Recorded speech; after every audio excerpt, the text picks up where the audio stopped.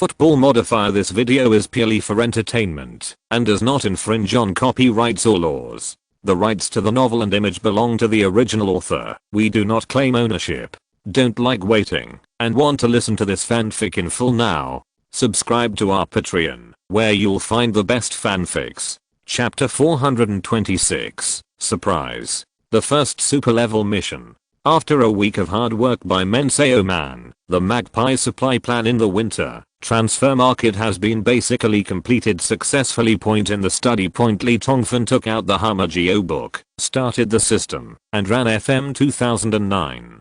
After loading the archive, there was a continuous sound of ding dong on the LCD screen as usual, and system reminder boxes kept popping up. Ding dong, player Lee Tongfan, because you were selected as the world's best coach in the 2008 FIFA selection, the system will award 50 character points. Ding dong, player Lee Tongfan, because you have received gratitude from the 2008 world footballer David Beckham, the system will reward you with 10 character points. Ding dong, Lee Tongfan moved the mouse wildly, clicked the OK button, and after clearing all the system reminder boxes, he did a rough mental calculation. He obtained a total of 64 character points this time, plus the previous FM 2009 system. Of the remaining points, I currently have a total of 218 character points. In addition, there are 16 wish list points, 1 climate point, 2 crow's mouth points, 2 scandal points, 2 destruction points. Lee Tongfan grinned. At present, it seems that all Aoli's cheating methods are still extremely rich. If anyone doesn't have eyes, hey, come and kill one. Come and kill 2. After looking at the various point gains, Lee Tongfan adjusted the FM 2009 page to Newcastle's Lineup option and once again compared it with the Magpie Lineup and the system, carefully considering whether there were any problems that he had missed. If there is, it must be completed as soon as possible before the end of the winter transfer period. On the front line point, Newcastle now has the 4 great players of Irving, Ronaldo, Crespo and Shevchenko. If the rotation is proper and reasonable modifications are made using FM millimeters, the Magpie Legion's offensive power will definitely not be a problem. Midfield point, Alan Smith, Juan Mata, Podolski, Arshavin, Fernando Gago, Kedira, Moussa Sissoko, Makalal, Pastor. This kind of staffing supports the iron backbone of the Magpies, which is no worse than any team in the Premier League. Defender line point, David Thornton, Manziani, Senderos, Stephen Taylor, Gareth Bale, Marcelo. If there are no large-scale injuries, the Magpies' backyard can be guaranteed to be worry-free. Goalkeepers Shay Given and Hugo Lloris are also famous players. Lee Tongfan went back and forth and carefully observed and thought for a long time, and finally decided that this kind of staffing would be able to support the Magpies in the next half of the season in the 4 fronts of the Premier League, English League Cup, FA Cup and UEFA Cup. Make it to the end in one breath. Absolutely no problem. In this case, Newcastle's winter transfer can be closed early. Thinking of this, Lee started to move the mouse to switch between various system interfaces to see if there were any new discoveries. He accidentally clicked to enter the System Tasks interface, glanced at it casually, and was confused. There is a mission, big mission, giant bull level system mission. Lee Tongfan didn't even bother to look at anything else. Just seeing the mission backbone of the latest mission that appeared on the System Tasks interface, his liver began to tremble. Let me go. His second uncle's. This is a giant bull level. Even though Aoli had completed so many system tasks before, he could still be considered a veteran. However, facing this sudden giant level system task, it was definitely a big girl getting on the sedan for the first time. Let's not talk about anything else. I just want to talk about the system task, Glory on top of Europe, that occurred in the 2008 European Cup. It was just a big cow system task, and it almost drove Aoli to death. But this time, a giant bull level actually appeared. How difficult would it be? Lee Tongfan closed his eyes and greeted all the gods, Buddhas, gods, and Allah in his heart one by one. Then he opened his eyes tremblingly and carefully looked at the mission of this giant bull level system. Giant level system mission. Cultivation of a superstar. Ding dong. Player Lee Tongfan, you have triggered the giant system task, cultivation of a superstar. This task is an irresistible task. If the task fails, you will be severely punished by the FM system. Complete the task. You will get extremely mysterious super rewards from the FM system. Extremely harsh super punishment. Extremely mysterious super reward. Lee Tongfan lamented. The treatment of failure and success is really like fire and ice. Move the mouse and click on the task. Details. This mission requires Newcastle player Nicholas Gigi has been selected by the system as a candidate for the future world-class superstar. Gamer Lee Tongfan, you need to train Gigi within 5 years to become an unprecedented world-class player, a superstar. This giant bull level system mission belongs to a series of missions. It is divided into 5 closely related phase missions. The first phase of this giant bull level system mission is called Rise to Fame. Players need to help Nicholas Gigi increase his personal, domestic reputation, and international reputation values within the next year. By 2000 points, the player is guaranteed to have a certain reputation in international football. After the first phase, Rise to Fame, is completed, the second phase of the mission will automatically start. If the player cannot complete the first phase of the mission within 1 year, the subsequent 4 phase missions will disappear, and the FM system will regard it as a great player. The level system task, cultivation of superstars, failed overall, and a missed execution will be punished immediately. Lee Tongfan carefully read all the mission instructions, and he probably had some understanding in his heart. It seems that this so-called big bull level system mission, like the previous big bull level, Glory on Top of Europe, is also a series of missions. The so-called series of tasks means that the entire task process will be split into several small tasks. If the player wants to complete the task of this giant system, he must complete these small tasks one by one in order, because they are all related to each other. As long as one of the small tasks fails, then the opening cannot be obtained.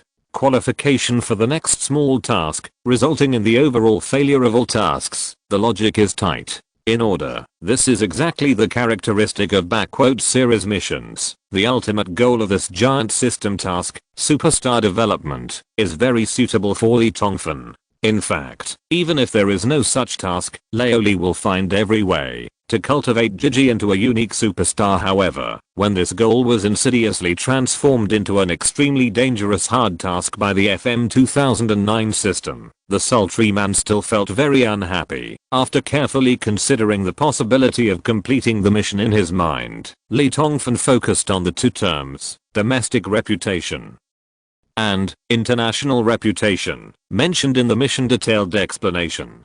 If he guessed correctly, then they are the key to completing the entire series of missions. The points should be in these 2 aspects. Thinking of this, Lee Tongfan didn't dare to have the slightest excuse and immediately clicked the mouse to enter the database of the FM 2009 system. After 3 to 5 minutes of inquiry, Lee quickly learned Gigi's values in these 2 aspects: domestic reputation, 1124 points. International reputation, 785 points. Such a value is still far from the 2000 point requirement for the first stage mission, Rise to Fame, but considering that the time span of this mission is 1 year, it should still be enough. Thinking of this, Lee Tongfan suddenly regretted loaning Gigi to Macmillan Point. If it were in Newcastle, as long as Gigi gets a few limelights in key battles through a series of cheating methods, coupled with the star-making English media's exaggeration, it is estimated that the little guy's reputation will skyrocket. But now that the matter has come to this, even regrets are of no use. The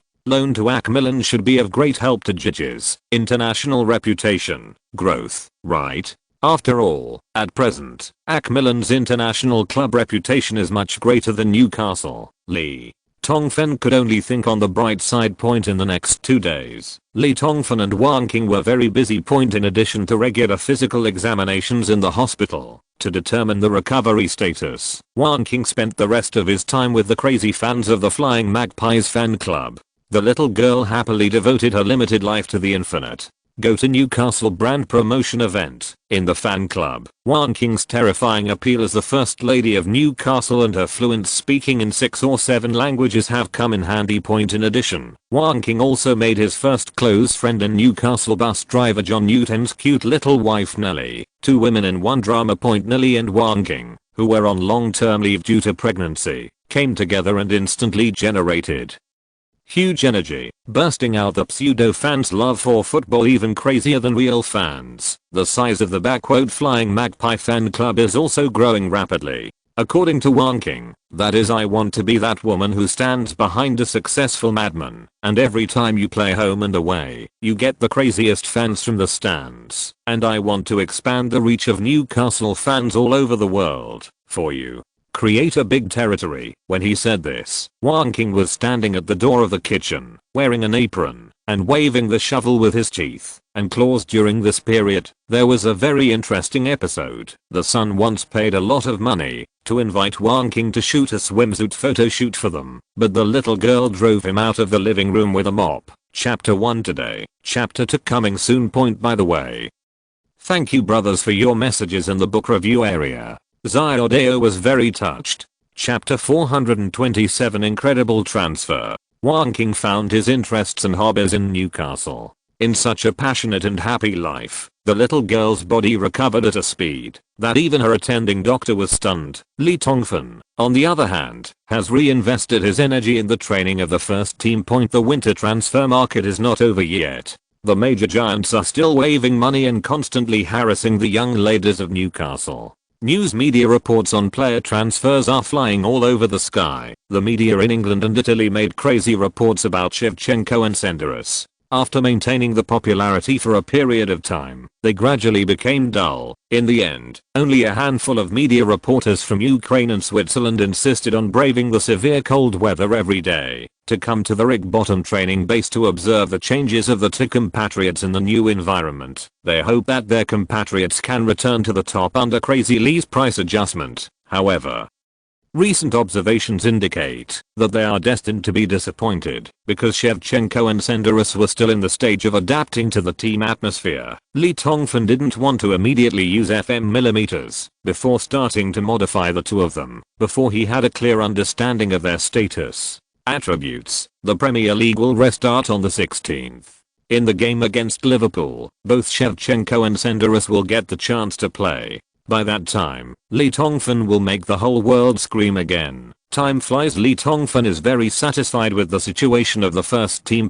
However, at this time, something that even Lee Tongfan himself had not thought of suddenly happened. Irish goalkeeper Given found Leo Lee during a break in training. Boss, I want to transfer.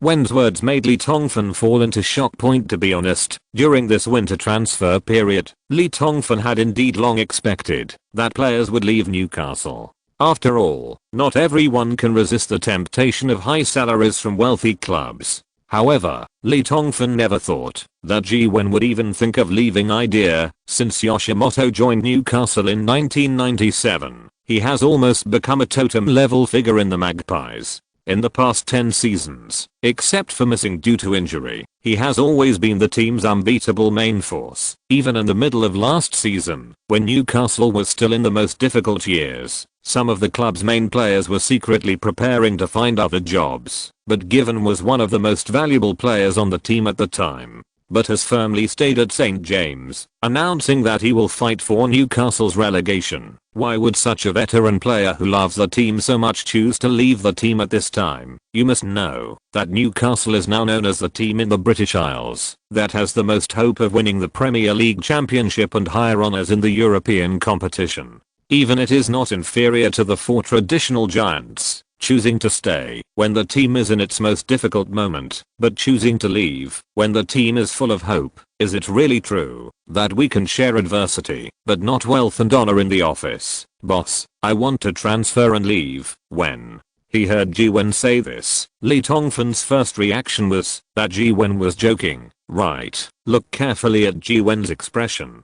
He is very serious, without any intention of joking. Point is that you think the salary is low. Thinking about it again, Leo Lee shouldn't. Given's weekly salary is currently £80,000. This salary is considered top-level treatment for Newcastle, and this contract was newly signed in the summer of 2008, and it is only just over a month. According to Lee Tongfan's understanding of Ji Wen, the Irishman should not be the kind of person who threatens the club to increase his salary by retreating in order to advance. Then, why? I want to go to a team where I can play the main position. As if seeing through Lee Tongfan's confusion, Ji Wen calmly expressed his thoughts. In the past 10 years, except for being injured and unable to participate in the game, I have been the starting goalkeeper of St. James. Here, I have been the starting goalkeeper in the past 10 years. For 36-50 days, I stood proudly on the goal line and enjoyed the roaring cheers of the fans. I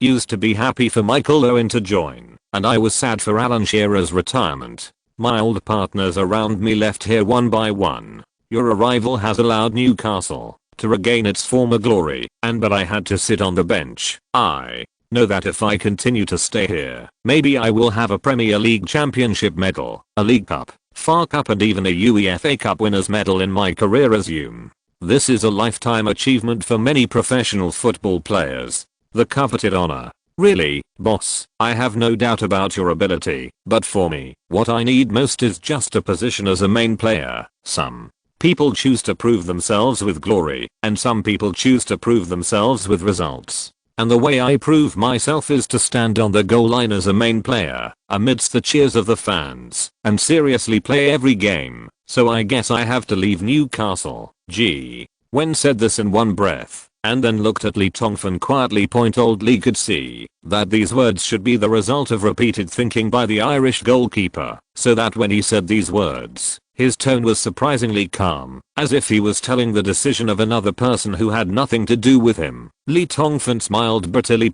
Yes, this sultry man always had a lewd smile, a mean smile, a treacherous smile, a sly smile, a slutty smile, and a slutty smile. But this time, he could only smile bitterly. If Sakho's betrayal made Lee Tongfan angry to the bone, then at this moment, when Given calmly stated his decision, Lee Tongfan could only have a deep regret and a sense of powerlessness. To be fair, between Hugo Lloris and Given, old Lee does prefer the young Lloris for many reasons. First of all, whether it is the actual ability value of the FM system or the data comparison generated in the real game.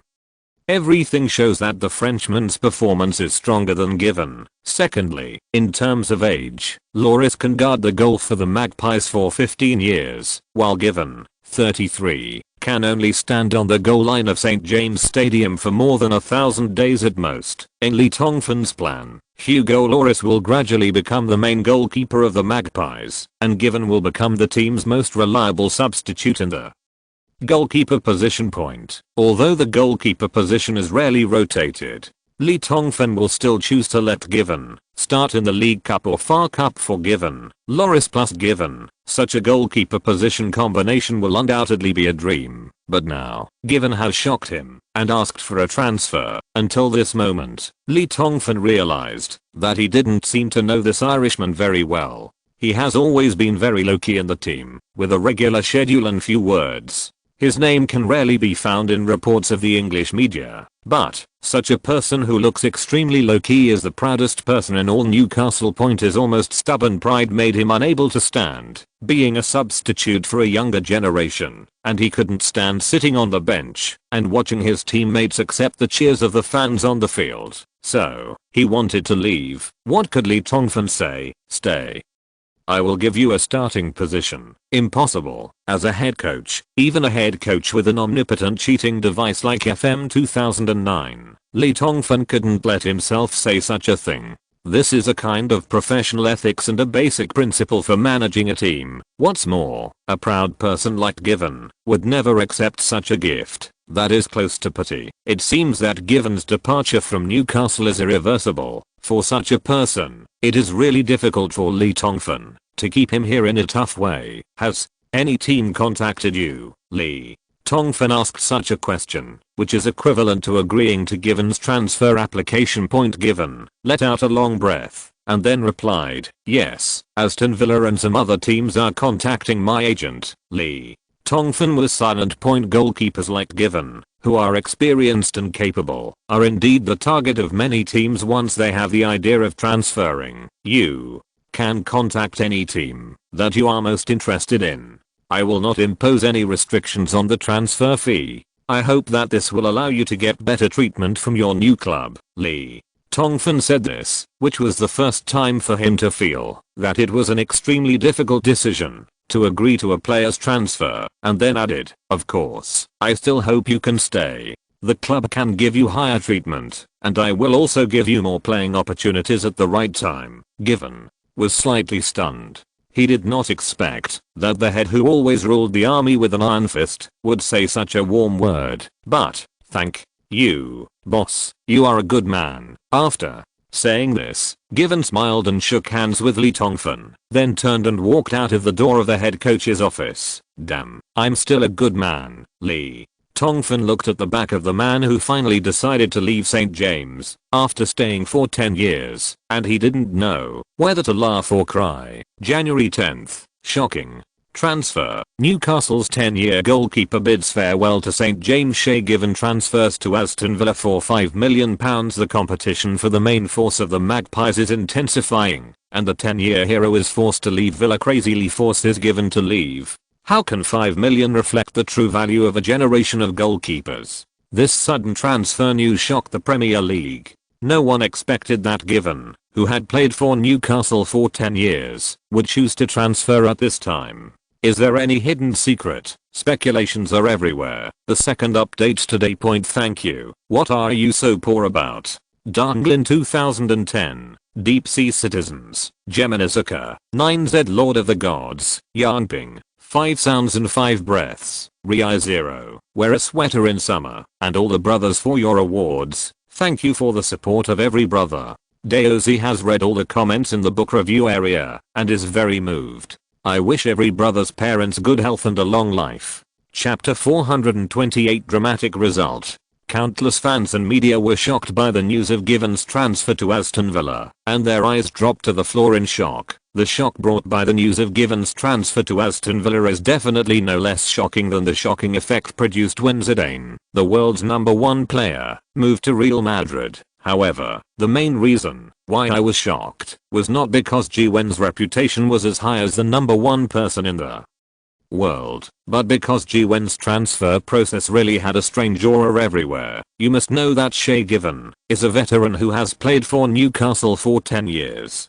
With his contribution to Newcastle, it is not impossible to retire and join the Newcastle management for retirement, and in fact, in the eyes of most people, only that ending can be considered a perfect destination, whether it is Newcastle or Given himself. But now, what was the reason that made old Minister Given choose to leave Newcastle? At this moment, many people thought of the way Crazy Lee used iron-blooded tactics to defeat the traitor Sakho, almost mercilessly ruining the career of the French central defender.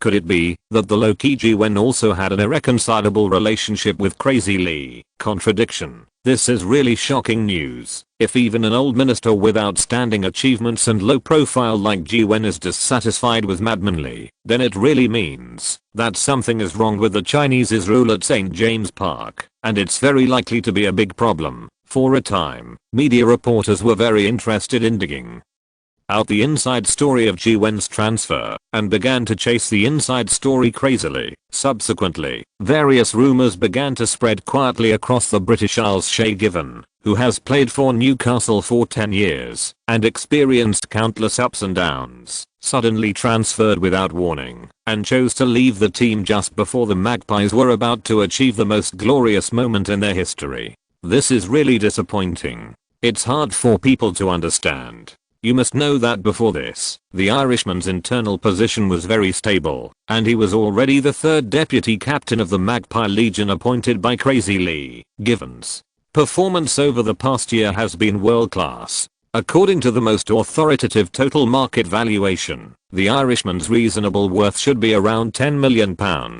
However, what is surprising is that he has always been robbing people. Crazy Lee, who does not use a knife, actually agreed to use Aston Villa to bring Given to Villa Park for £5 million. This is really incredible. I think Shay Given must be like Sakho. For some unknown reasons, he offended Newcastle's weird and moody tyrant Madman Lee, so he was sold at a low price. Yes, Madman Lee is a tyrant. Crazy. Lee's approach has really chilled the hearts of some old players. A transaction that is incomprehensible. The Chinese has been coaching Newcastle for less than a year, but except for Owen, Smith and Taylor, he has driven out all the veterans of Newcastle. People are making malicious speculations without any reason, and the bad nature of human nature is fully reflected in this incident. In the end, the mysteries brought about by Given's transfer were so many and so fascinating that many people with ulterior motives began to deliberately make the problem more serious. The representative figure among them is Bruce Barbara, a female reporter from The Sun, who has long been enemies with Madman Lee. This woman righteously questioned in her latest column that Given's transfer was an unexpected move. The shady story, strongly calling on the Football Association to investigate the inside story of the transfer. The storm was about to come, and Given's transfer caused unexpected waves. However, although Lee Tongfan was ridiculed and slandered by some people with ulterior motives, facts have proved that the high prestige that the European Cup Championship brought to Lee Tongfan in the British Isles has not faded much after 6 months before the sultry man himself had time to make a just rebuttal to Bruce Barbara's remarks. Tens of millions of fans living at the bottom of society jumped out angrily and used various actions to defend their beloved. The Idol complained. 6 hours later outside the headquarters of The Sun, countless fans wearing Newcastle and England team uniforms lined up to hold protest banners, demanding that Barbara apologise to the greatest manager in England's history. Barbara, the old maid, come out and apologise. The Sun sacks that big-breasted brainless woman. Protest. We protest. Protest against all actions that slander crazily. I want all fans to promise that the Football Association will never doubt the professional integrity of the greatest manager in the history of the Three Lions. However, in line with the principle of fairness, we will investigate. In the end, even Fark O'Brien Barwick stood up to speak for Lee Tongfan. Who would have known that the FAR investigation had not yet begun, but one person took the initiative to come forward to clear Lee Tongfan's grievance. Shay Given, who was portrayed as a victim by the media, took the initiative through his agent to contact the famous football expert David Critter of the Times for an exclusive interview.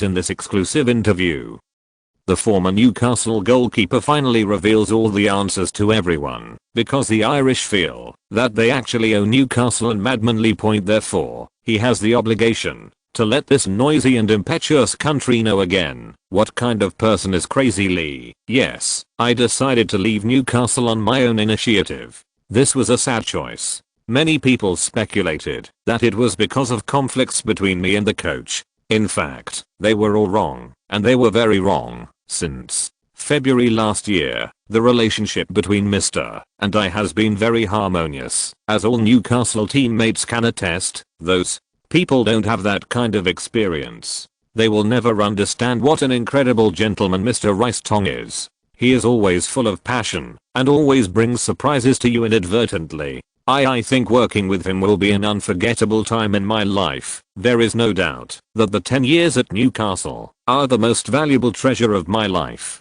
However, I need a starting position, and Hugo did a better job there than me, which is why I left Newcastle. It's that simple. To have so many people question the transfer fee and even question the fairness of the deal is the stupidest idea I've ever seen. The truth of the matter is, I played for St. James for 10 years, and for that, the club's board of directors decided to compensate me for leaving.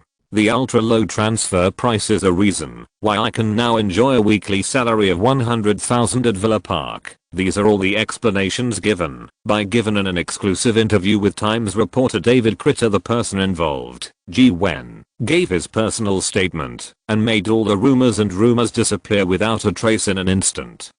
Just like the thin snow caught in the scorching sun.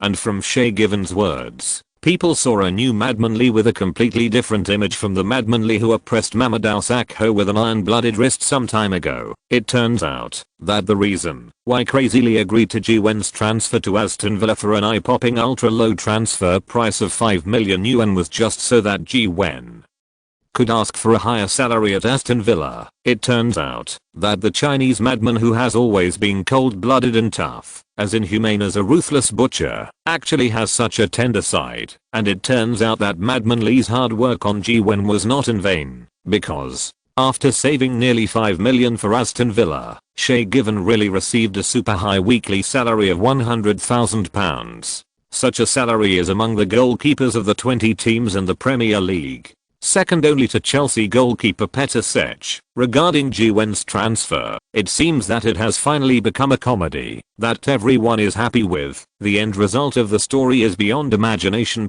Soon after, the person involved, Ji-Wen, personally explained, the trend of media public opinion changed 180 degrees. In a short period of time, more praises and praises poured in. Today, as dribbling becomes more and more commercial, it is rare to see such a humane scene. Many club owners are racking their brains and planning how to squeeze a player's value to the last drop. Crazy Lee's gentle and contrary approach has obviously brought a refreshing and warm spring breeze to this impetuous green world. In this way, not only Newcastle's own players were enamored by the boss, but even players from rival competing clubs had an endless yearning to become a member of Crazy Lee's team. Obviously, although the sultry man wanted to keep a low profile for once, the fact is that he was praised again. Time passes by like a fleeting moment.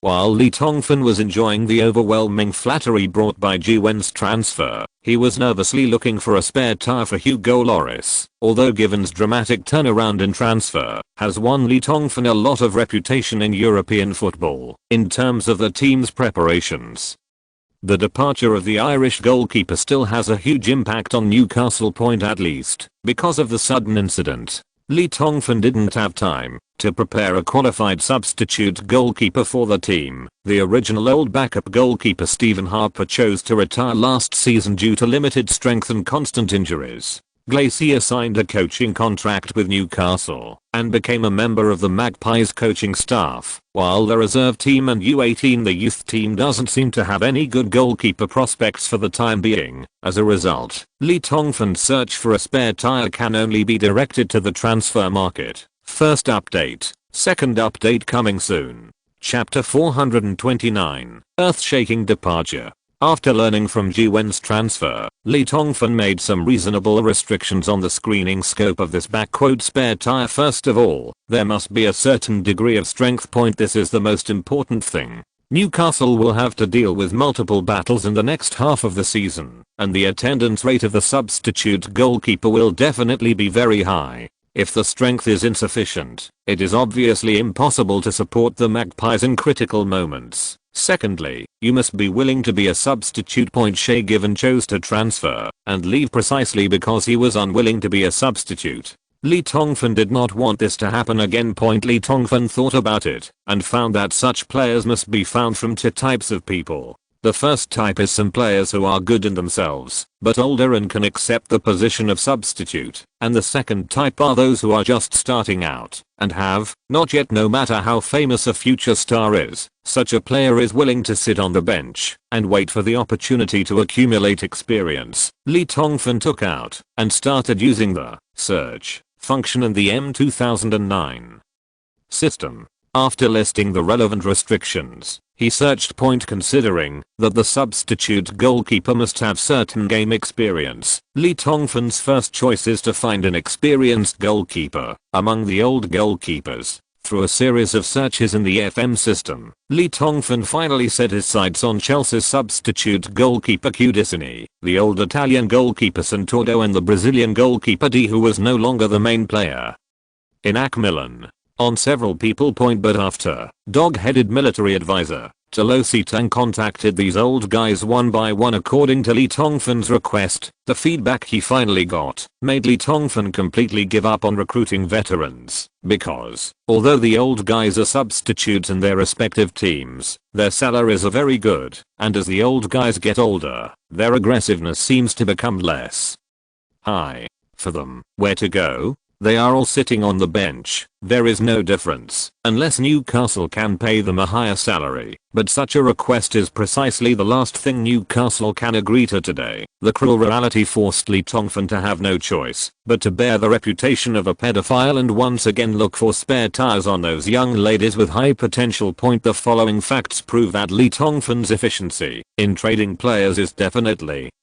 second to none among countless head coaches in world football today. January 13th. Newcastle's official website announced that the team has introduced 17-year-old Spanish goalkeeper David De Gea from Atletico Madrid for €3.5 million. This is unbelievable. My original dream was just to play one La Liga game for Atletico Madrid's first team, but God gave me more. When my agent conveyed the invitation from Crazy Mr. Lee to me, I couldn't believe it, and then agreed without delaying a second. You can't understand the yearning and admiration of young Spanish players like me for Crazy Mr. Lee. I will contact you diligently and patiently wait for the opportunity to show my best to Newcastle fans' side. This is what the 17-year-old David De Gea said with excitement and bubbling excitement when facing dozens of reporters at the signing press conference. However, the football media in continental Europe obviously did not take this 17-year-old kid too seriously. The only thing that can arouse people's interest is what kind of story and ability does this little guy named De Gea have that would actually cost crazily €4 million. Soon, 100 generations of De Gea's ancestors were dug up by the all-pervasive English media. Until this time, people didn't know that this guy was just a goalkeeper for Atletico Madrid's B team. Before that, he had not even played in any top league on behalf of his home team.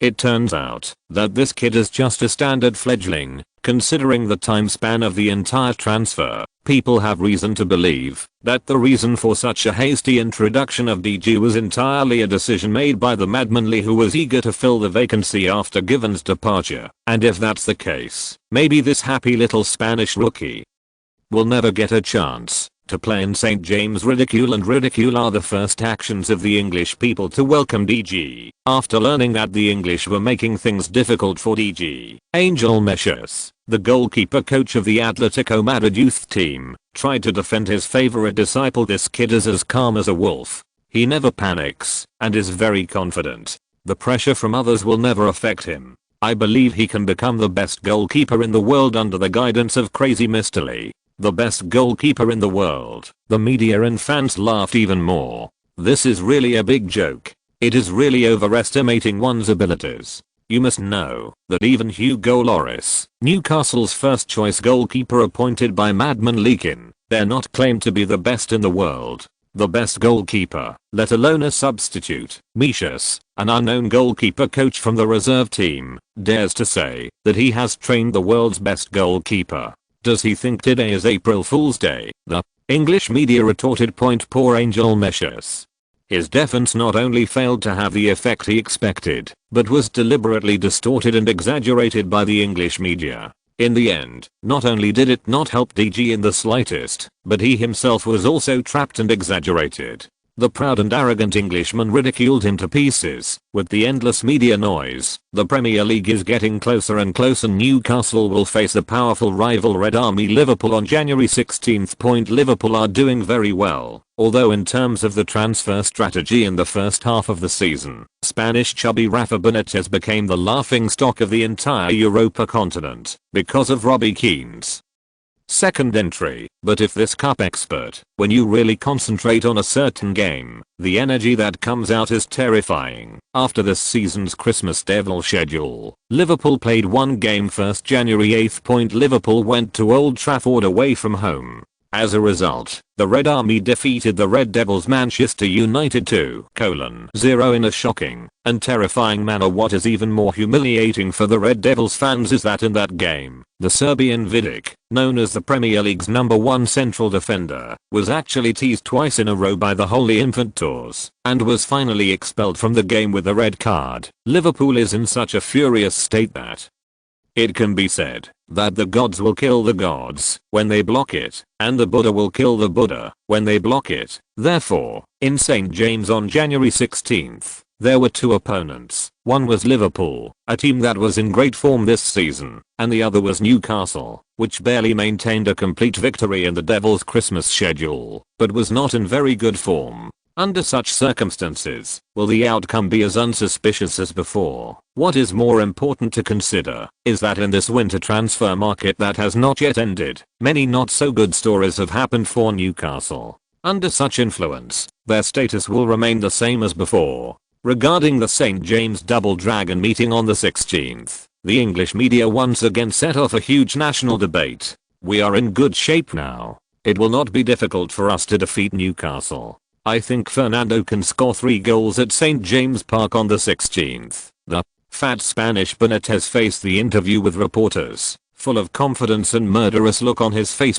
Time flies, the day of the war is getting closer and closer. Newcastle's players were also aroused by the arrogance of their opponents. Every hammer can't wait for the arrival of the match day to teach those opponents who don't know how high the sky is. The newly joined Shevchenko and Senderos were shocked by the exciting atmosphere of the Magpies' first team and the infected. However, at this moment, a sudden news confused everyone. The coach, Madman Lee, suddenly encountered an emergency and took a temporary leave to return to China. After Crazy Lee left, all matters concerning Newcastle's first team were temporarily handed over to assistant coach Alan Shearer. Crazy Lee's relatives are in trouble. He must return to China to deal with his own affairs.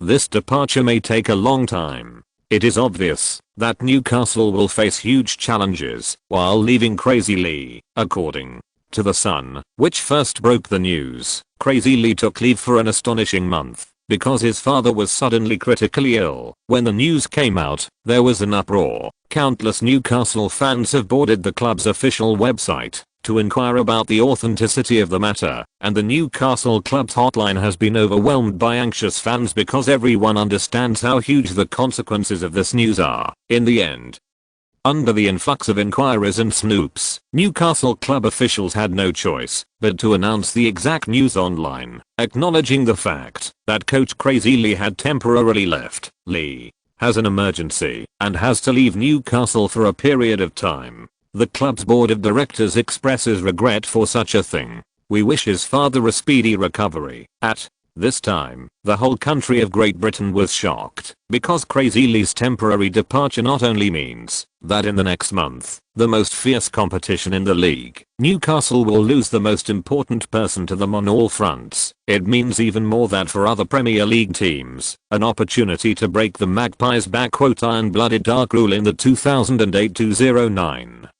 Premier League is coming. Thanks to XMQXJ, I love 888, Yixio, 9Z Lord of the Gods, Zendao Deo, Daisy Seed, Mala, Wang Feng Snail and several brothers for their support. Thank you brothers.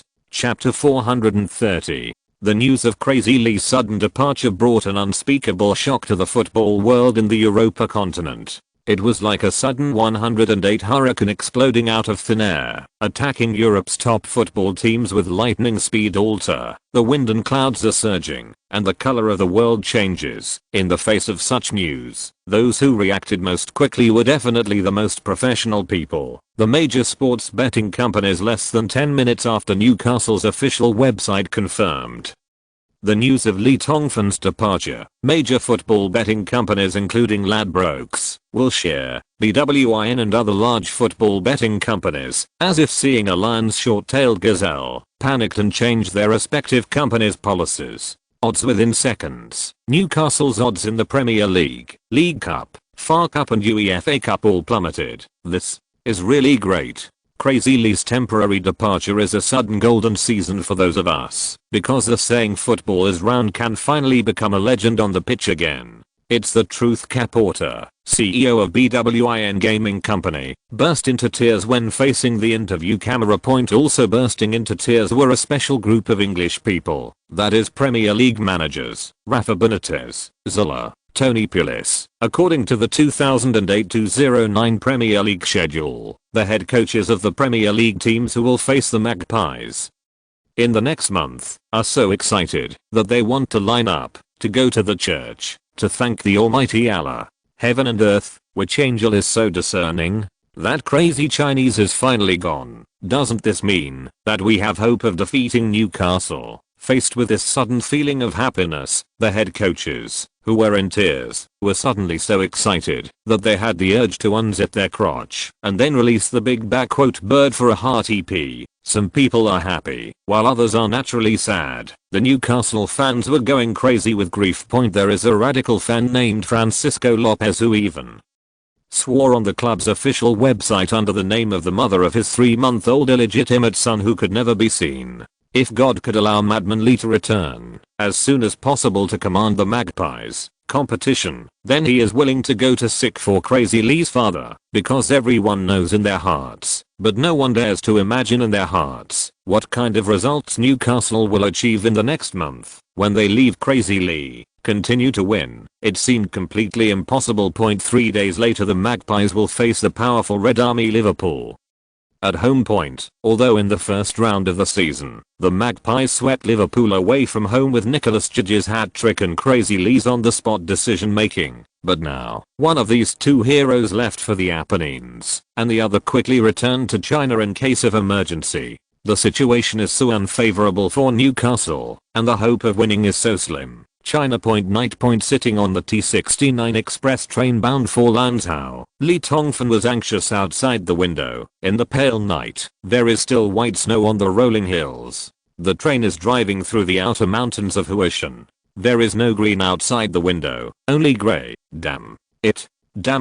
In fact, I should have thought of it a long time ago. The lights in the luxurious soft sleeper box had long been extinguished. Wan King, who was on the opposite bunk and insisted on returning home with Li Tongfan regardless of his physical weakness, had already fallen asleep. The dog-headed military advisor, Tolosi Tang in the upper bunk also made a slight noise snore. However, Li Tongfan stared blankly at the boring and single night scene outside the window, filled with self-blame. Li Tongfan clearly remembers that as early December 2008, his mother He Feng had asked Li Tongfan to go home in a very subtle way when she called him point, but at that time, Leo Li didn't notice anything strange about it, considering that the team needed to prepare for the next crucial Devil's Christmas schedule. He reluctantly refused. After that, Father Li Ying and Mother He Feng took the initiative to call Li Tongfan more often. Especially my father, Li Ying, always makes 3 or 4 phone calls every day.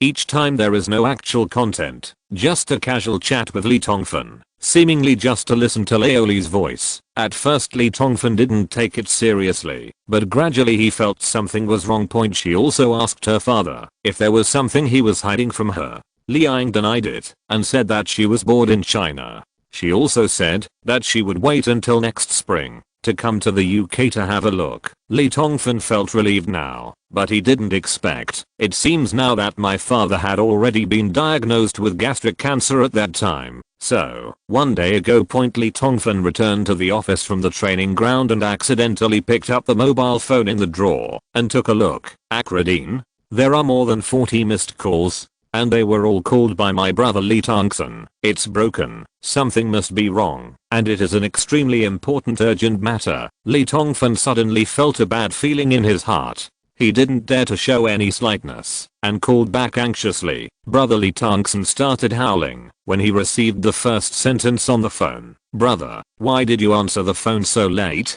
Dad was diagnosed with stomach cancer and is hospitalized. One sentence made Li Tongfan stunned. For the next period of time, Li Tongfan didn't know how he got through it. Gastric cancer, what a terrible disease. In Li Tongfan's poor medical knowledge, any disease that was related to the terrible word cancer was equivalent to having made an appointment with Marks 40 in advance. I have to go back immediately. When he thought of his father who had worked hard for more than 30 years and raised him up with great difficulty, and saw that his brother had a little bit of success but had not had time to enjoy a good life, but now he was lying on a cold hospital bed enduring painful torment. Li Tongfan wished he could grow wings and fly back immediately. But what about the team? Li Tongfan, after staying there for a quarter of an hour, he suddenly thought of a solution. He hurriedly drove home, took out the Hamageo book, quickly ran the game to load the save file, and then entered the vacation page. Ding. Done. The vacation function is enabled. Please select the length of the vacation. Lee Tongfan thought about it and directly selected a month in one breath. Ding. Done. A month of vacation. The time span is from January 13th, 2009 to February 14th, 2009. According to the intensity of Newcastle's games within the time span, this vacation will consume a total of 10 character points. Are you sure? Confirmed. Ding. Done. Vacation. Setting completed.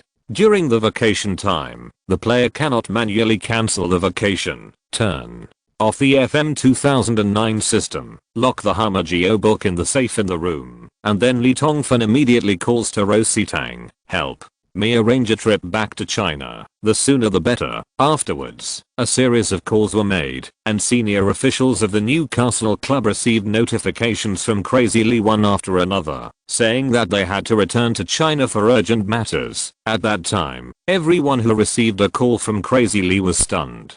If he left the team at this time, what would happen to the next game? Lee Tongfan could no longer care about so much. Taking advantage of the last time, he carefully recalled the recent status display of each team in the FM 2009 system, as well as the physical strength, status, and other data of the Hammers of the Newcastle first team, and compiled a detailed tactical concept for dealing with the Red Army, Liverpool and other teams that Newcastle will encounter in the next month. Then, Leoli hurriedly drove back to the Rigburton training base and handed over everything about the team to assistant coach Alan Shearer. Alan, congratulations, you now have the opportunity to dominate a team. No kidding. Work hard. I hope that, when I come back, our Magpies will still be at the top of the standings. After leaving these words, Alan Shearer has not recovered from the shock, and Lee Tongfan hurriedly waved and left. January 15th. Lee Tongfan finally arrived at the Lansdowne Military Region General Hospital. The New Year's Day just passed in LZ City, and the streets and alleys are still filled with the festive atmosphere of the festival.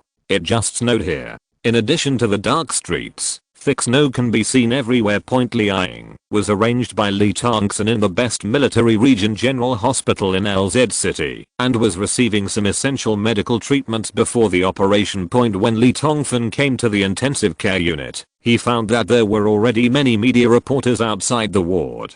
Because Lee Tongfan's return to China was widely hyped and reported by the English media, the itinerary was not kept secret, and China had known about it for a long time. Seeing the legendary madman Li Zhen appear in front of them, the reporters were shocked. All of them seemed to be suddenly injected with chicken blood, and they all surrounded him in a rush. Mr.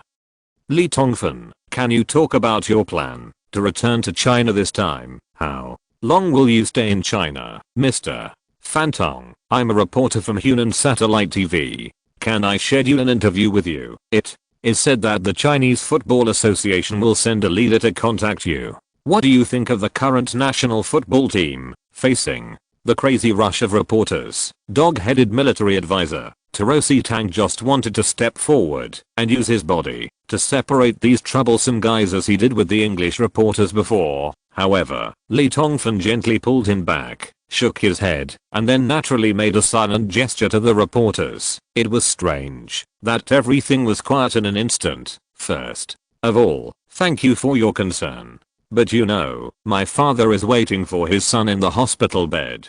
I think you won't mind waiting for me to see my father first, and then take some time to have a good chat with you, right? Rosie Tang understands Chinese, so this dog-headed military advisor naturally heard everything Lee Tongfan said clearly, but according to the habits of English reporters, he didn't think that a few light words like this could get rid of this group of crazy reporters. First update. Second update is coming soon. Chapter 431, the first match in private jet. But what Rosie Tang didn't expect was that the reality was completely opposite to what he imagined.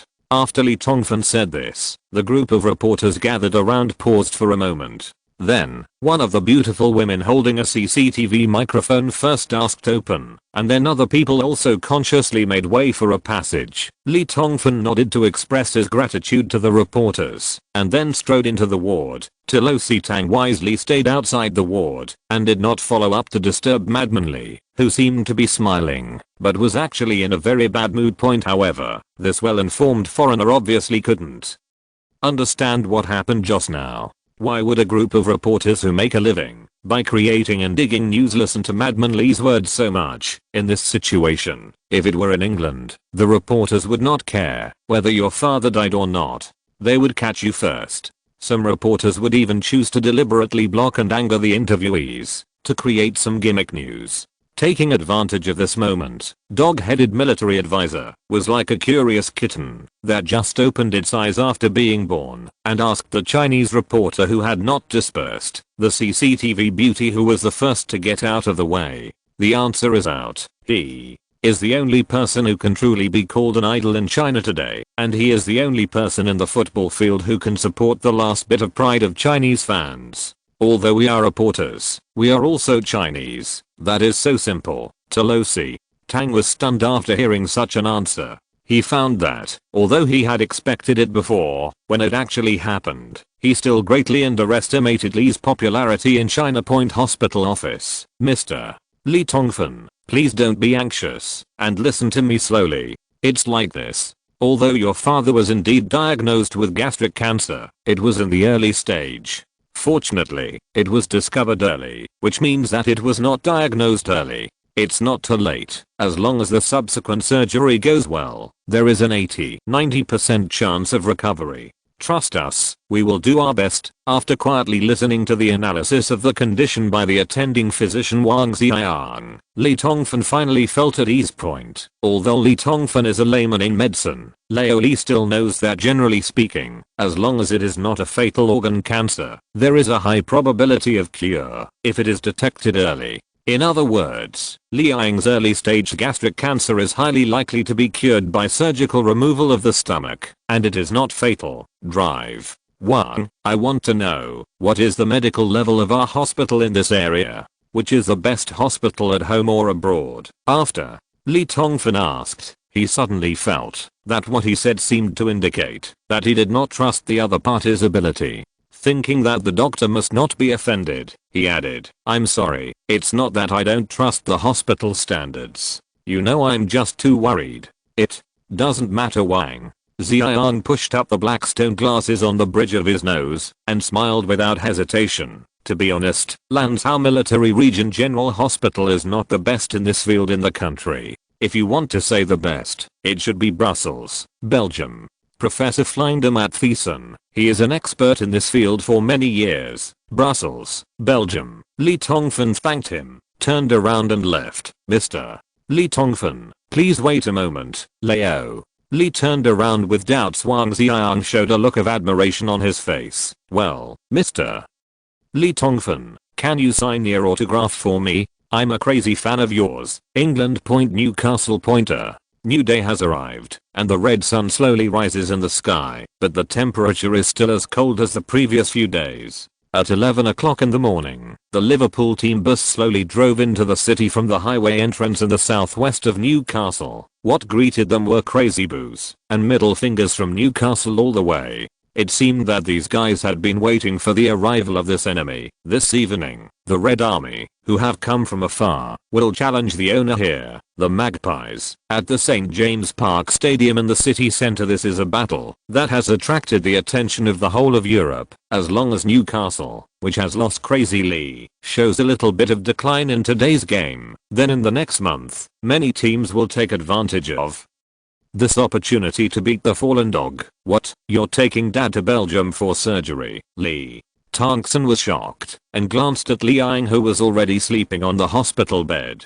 He quickly lowered his voice and whispered, but, brother, the attending doctor has said that according to the original plan, the pre-operative physical therapy is almost over, and dad must undergo the operation within 3 days. If you go to Belgium, the time will be. Lee Tongfan waved his hand. I'll figure this out. You arrange for someone to apply for your parents' visas as soon as possible. In addition, it's best to hire some senior nursing staff who are proficient in foreign languages. Quickly, snap pop pop pop pop. More than 20 strong lights on the ceiling of St. James's were turned on instantly, illuminating the green lawn in the center of the stadium. The brilliant piece of green emerald will be the scene for the Red Army and the Magpies to celebrate their respective honors 10 minutes later. And the sheer battlefield where the fighting started. In the stands, the craziest ones were the Liverpool fans who came from afar. More than 10,000 Liverpool fans wearing red uniforms outside their down jackets dyed the northwest stand of St. James's crimson. They all stood up and sang "You Never Walk Along," stealing the show. And the Newcastle fans, whose number was 3 or 4 times that of Liverpool fans, seemed a little lacking in spirit today for some reason. Everyone looked in the direction of the team's coaching seats from time to time, as if waiting for something. Forced. Guys, the game has started.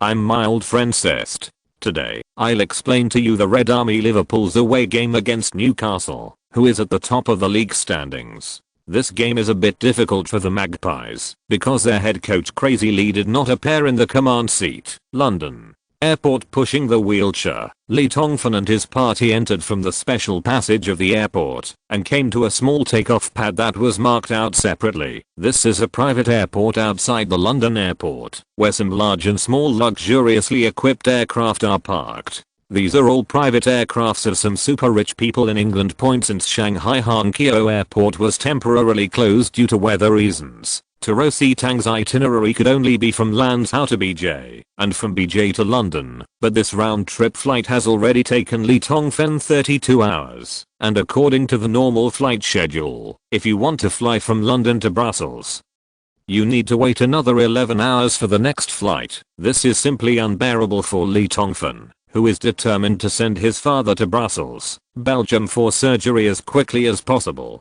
because, according to the advice of the doctor of Lanzhou Military Medical General Hospital, Li Ying should undergo surgery within 3 days after receiving all pre-operative physical therapy, so as to ensure the success rate and effect of the surgery. Faced with such an urgent situation, Lee Tongfan can only think of another way and focus on private aircraft that are not subject to time restrictions. Lee Tongfan relied on his connections in England, and after some contacts, he actually borrowed a private plane. In a small airport. A group of people did not dare to delay at all. Under the guidance of the staff who had been waiting here for a long time, they went straight to a huge plane that had been waiting for takeoff and started boarding. This is a very magnificent Boeing 767-300 model private plane.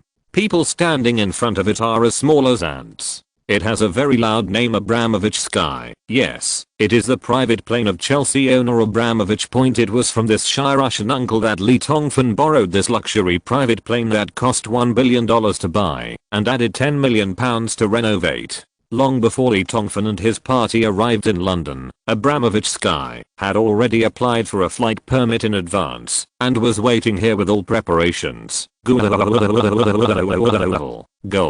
Michael Owen. He is worthy of being the #1 killer of Newcastle now. Less than 10 minutes after the start of the game, he took advantage of an offside to score a single goal. It seems that without Crazy Lee, Newcastle's attack is still sharp. Street James is like a pot of boiling water heated to more than 100 degrees Celsius, and it has fallen into a violent boiling. The silent worry in the hearts of Newcastle fans seems to disappear without a trace with Owen's powerful shot to break Liverpool's ball. On the field, Owen warmly embraced Fernando Gago, who had made a through pass for him, and then ran to the sidelines where Newcastle fans gathered, raising his arms to stir up the fans' emotions. In the days when the boss was away, as the captain, Michael Owen understood what kind of situation the team was in. Not only did the fans have various concerns in their hearts, but even his teammates seemed to be distracted, so he felt that he should try his best to fulfill the duties of a qualified captain at this critical moment.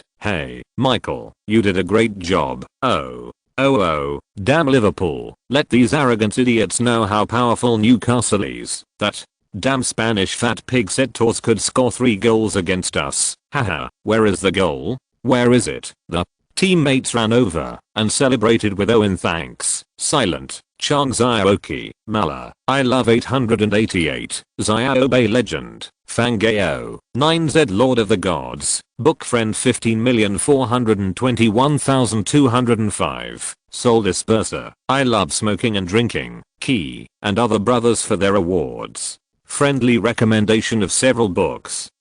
1. Competitive I'm Brandon Roy, a very touching basketball book. 2. Infinite Shadow Street, very smooth. 3. Farming, Super Tech Power. If you're listening to this novel on a channel other than Fanfic World, it means they downloaded and uploaded it without effort. We cordially invite you to visit our channel, Mundo Fanfic Novelos. There you'll find the original version of this story and you can explore many other novels of various genres. We're waiting for you to immerse yourself in a world of incredible novels. Chapter 432. Same time, different scenes. Courtside Point. Newcastle's Dugout Point acting head coach Alan Shearer shook his fists excitedly. He determined the team's starting lineup and tactical arrangements based on the information Lee Tongfan gave him before leaving, and what happened now finally proves that, even though he is no longer on the scene, Lee Tongfan still has a very thorough analysis of the combat effectiveness and status of the Liverpool team in front of him. The attack just now caught Liverpool's transition from offense to defense. The gap revealed in an instant, a fatal blow. Slowly, he reached into his pocket and tightly held the notebook left by Lee Tongfan. Alan Shearer suddenly felt confident about winning this game. Moreover, when a person feels all this man whose love for football has penetrated deep into his bones, gradually begins to enjoy this feeling of being in control of everything. That's what it feels like to be a real head coach. On the coaching bench on the other side, Point Spanish chubby Benitez's red face couldn't help but change again and again because of Michael Owen's sudden goal. Point I don't know why, the moment Newcastle blocked that attack and scored, the Spaniard suddenly felt a familiar feeling. It felt as if the terrifying Chinese had not left, but was standing on the sidelines, like many before. Just like the first time they fought, he commanded and controlled everything from a high position. Then, could it be a tactic arranged by Crazy Lee in advance? Benitez is not a fool, so he quickly guessed the little secret involved. However, after understanding it, he suddenly smiled happily. Haha, you actually want to defeat me with some dead things that you have prepared long ago. Crazy Lee, have you been so blown away by the noisy media that you really think you are God? Question mark? The game has just begun, but time is still going on. Looking at the Newcastle players celebrating wildly on the field, looking at the Magpies fans jumping up and down in the stands like waves of excitement, and then turning to look at the opponent's coaching bench not far away, Alan Shearer, who was wearing a black windbreaker and had a high-spirited face. There was a sneer on the face of Spanish Fat Benitez. Wait, haha, Lee, I know you will be surprised, but I have to say, it's great to see you again. After Lee Tongfan arranged his already very tired relatives to the luxuriously decorated sleeping cabin of Abramovich, he went to the restaurant of the plane under the guidance of the beautiful stewardess. The Russian uncle with a shy smile appeared in the restaurant of this $1 billion Sky Palace, which surprised Lee Tongfan. Leo Lee did not expect that this famous uncle on the world's richest list was actually on the plane. I heard from the staff that you haven't eaten yet. How about it? Do you mind having dinner with me? Abramovich pointed to the sumptuous meal on the table in front of him and extended an invitation with a smile. Point at this time, can Lee Tongfan say no? Cannot. So, Leo Lee also sat down with a smile. Night owls come to stay at home when they have nothing to do. Lee Tongfan himself also knows that a romantic figure like the Russian uncle, who can make tens of millions per second, will never be bored enough to fly back and forth from London to Brussels in his own private jet. Now that he has appeared here, there must be something wrong with me. However, considering that this uncle did help him a lot this time, and to be honest, Lee Tongfan has always had a good feeling towards Abramovich, after contacting him a few times, at least better than Calderon and Migrams Ashley and his ilk are 1,000 times stronger. Therefore, Lee Tongfan still wanted to know what the uncle wanted to do with him. After sitting down, Leo Lee was not polite, opened his cheeks, and started to eat.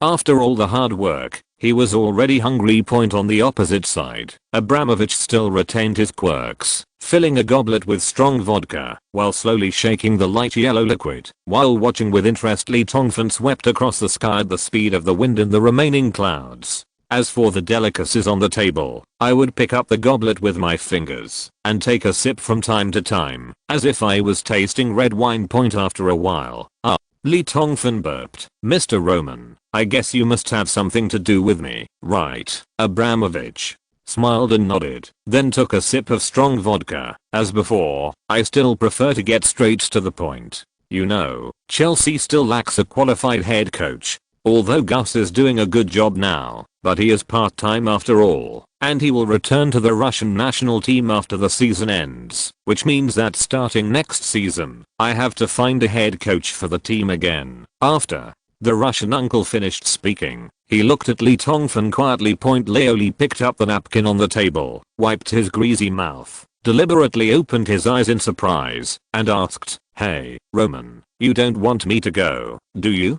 You know, I'm not only the head coach now, and even more, so the owner of Newcastle. If he goes to Chelsea, wouldn't he be fighting against himself? Nothing is absolutely impossible in the world, Lee.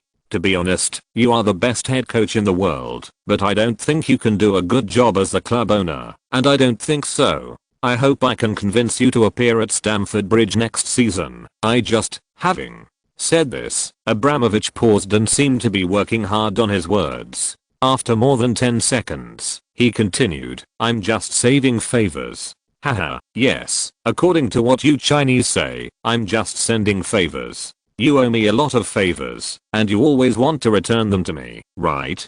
Haha, I know you are the kind of person who pays more attention to friendship. Abramovich smiled proudly. And Li Tongfan was also dumbfounded by the Russian uncle's frankness. If you really think about it, Li Tongfan does owe a lot of favors to this uncle from the Siberian wilderness. After the first Stamford Bridge battle in 2006, Abramovich invited Leoli, and the two even reached a tacit verbal understanding. However, the madman Mourinho performed well in the second half of the season, and Abramovich and Lee they all deliberately avoided the verbal agreement, but strictly speaking, Leoli broke his promise once.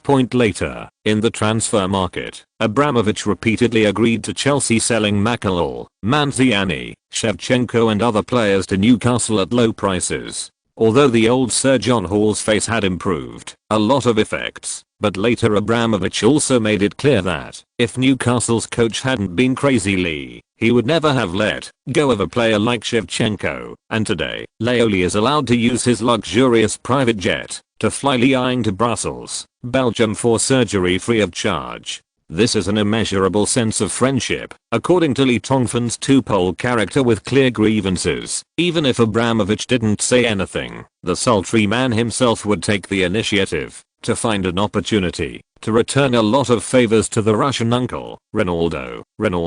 He used fake moves to get rid of Carragher's defense. His iconic cycling action. Is he about to shoot? Agger and Scott blocked all the shots. The angle of the shot. Oh, no. It's a pass. Juan Mata. He received a pass from Ronaldo. A small angle. A long shot. Goal. Incredible 30-degree angle shot. Exclamation mark. Juan Mata. It's 2:0. Exclamation point. Newcastle leads the Red Army. Liverpool 2:0 at home. Assistant coach Alan Shearer did a great job. He continued Crazy Lee's tradition of complete victory. The game has reached the 43rd minute of the first half. The aggressive Liverpool did not show the energy they said before the game. They are vulnerable. Street James Park Stadium. As the onside commentator shouted throughout the audience, more than 50,000 Newcastle people in the stands fell into boundless madness. Once the goal was scored, they felt even more relieved. Although that person is no longer in front of the coaching bench, the team's performance is as outstanding as ever. For more than 40 minutes in the first half, the Magpies occupied the leading position in terms of ball control, shooting, passing, and threatening balls, and defense. A huge advantage. If the situation continues like this, no one doubts that they will not be able to win this game. Interim acting coach Alan Shearer was so excited that he spun 720 degrees on one foot, then opened his arms and listened to the cheers from the stands. In a short period of time, he had become deeply obsessed with it. This feeling, at this moment, more than 10,000 Liverpool fans in the stands, who came with high momentum before the game and claimed to see the tragic fall of St. James with their own eyes, were all stunned and confused. They didn't expect that when there wasn't that damn scary black figure in front of the opponent's coaching bench. Why would the team still lose so miserably? Among the more than 60,000 people in the audience, only one fat Spanish guy with a red face showed a proud smile on Liverpool's side. Is this all your tactical changes? Then, I won't be polite. Then, how do you want me to repay your favor, Lee?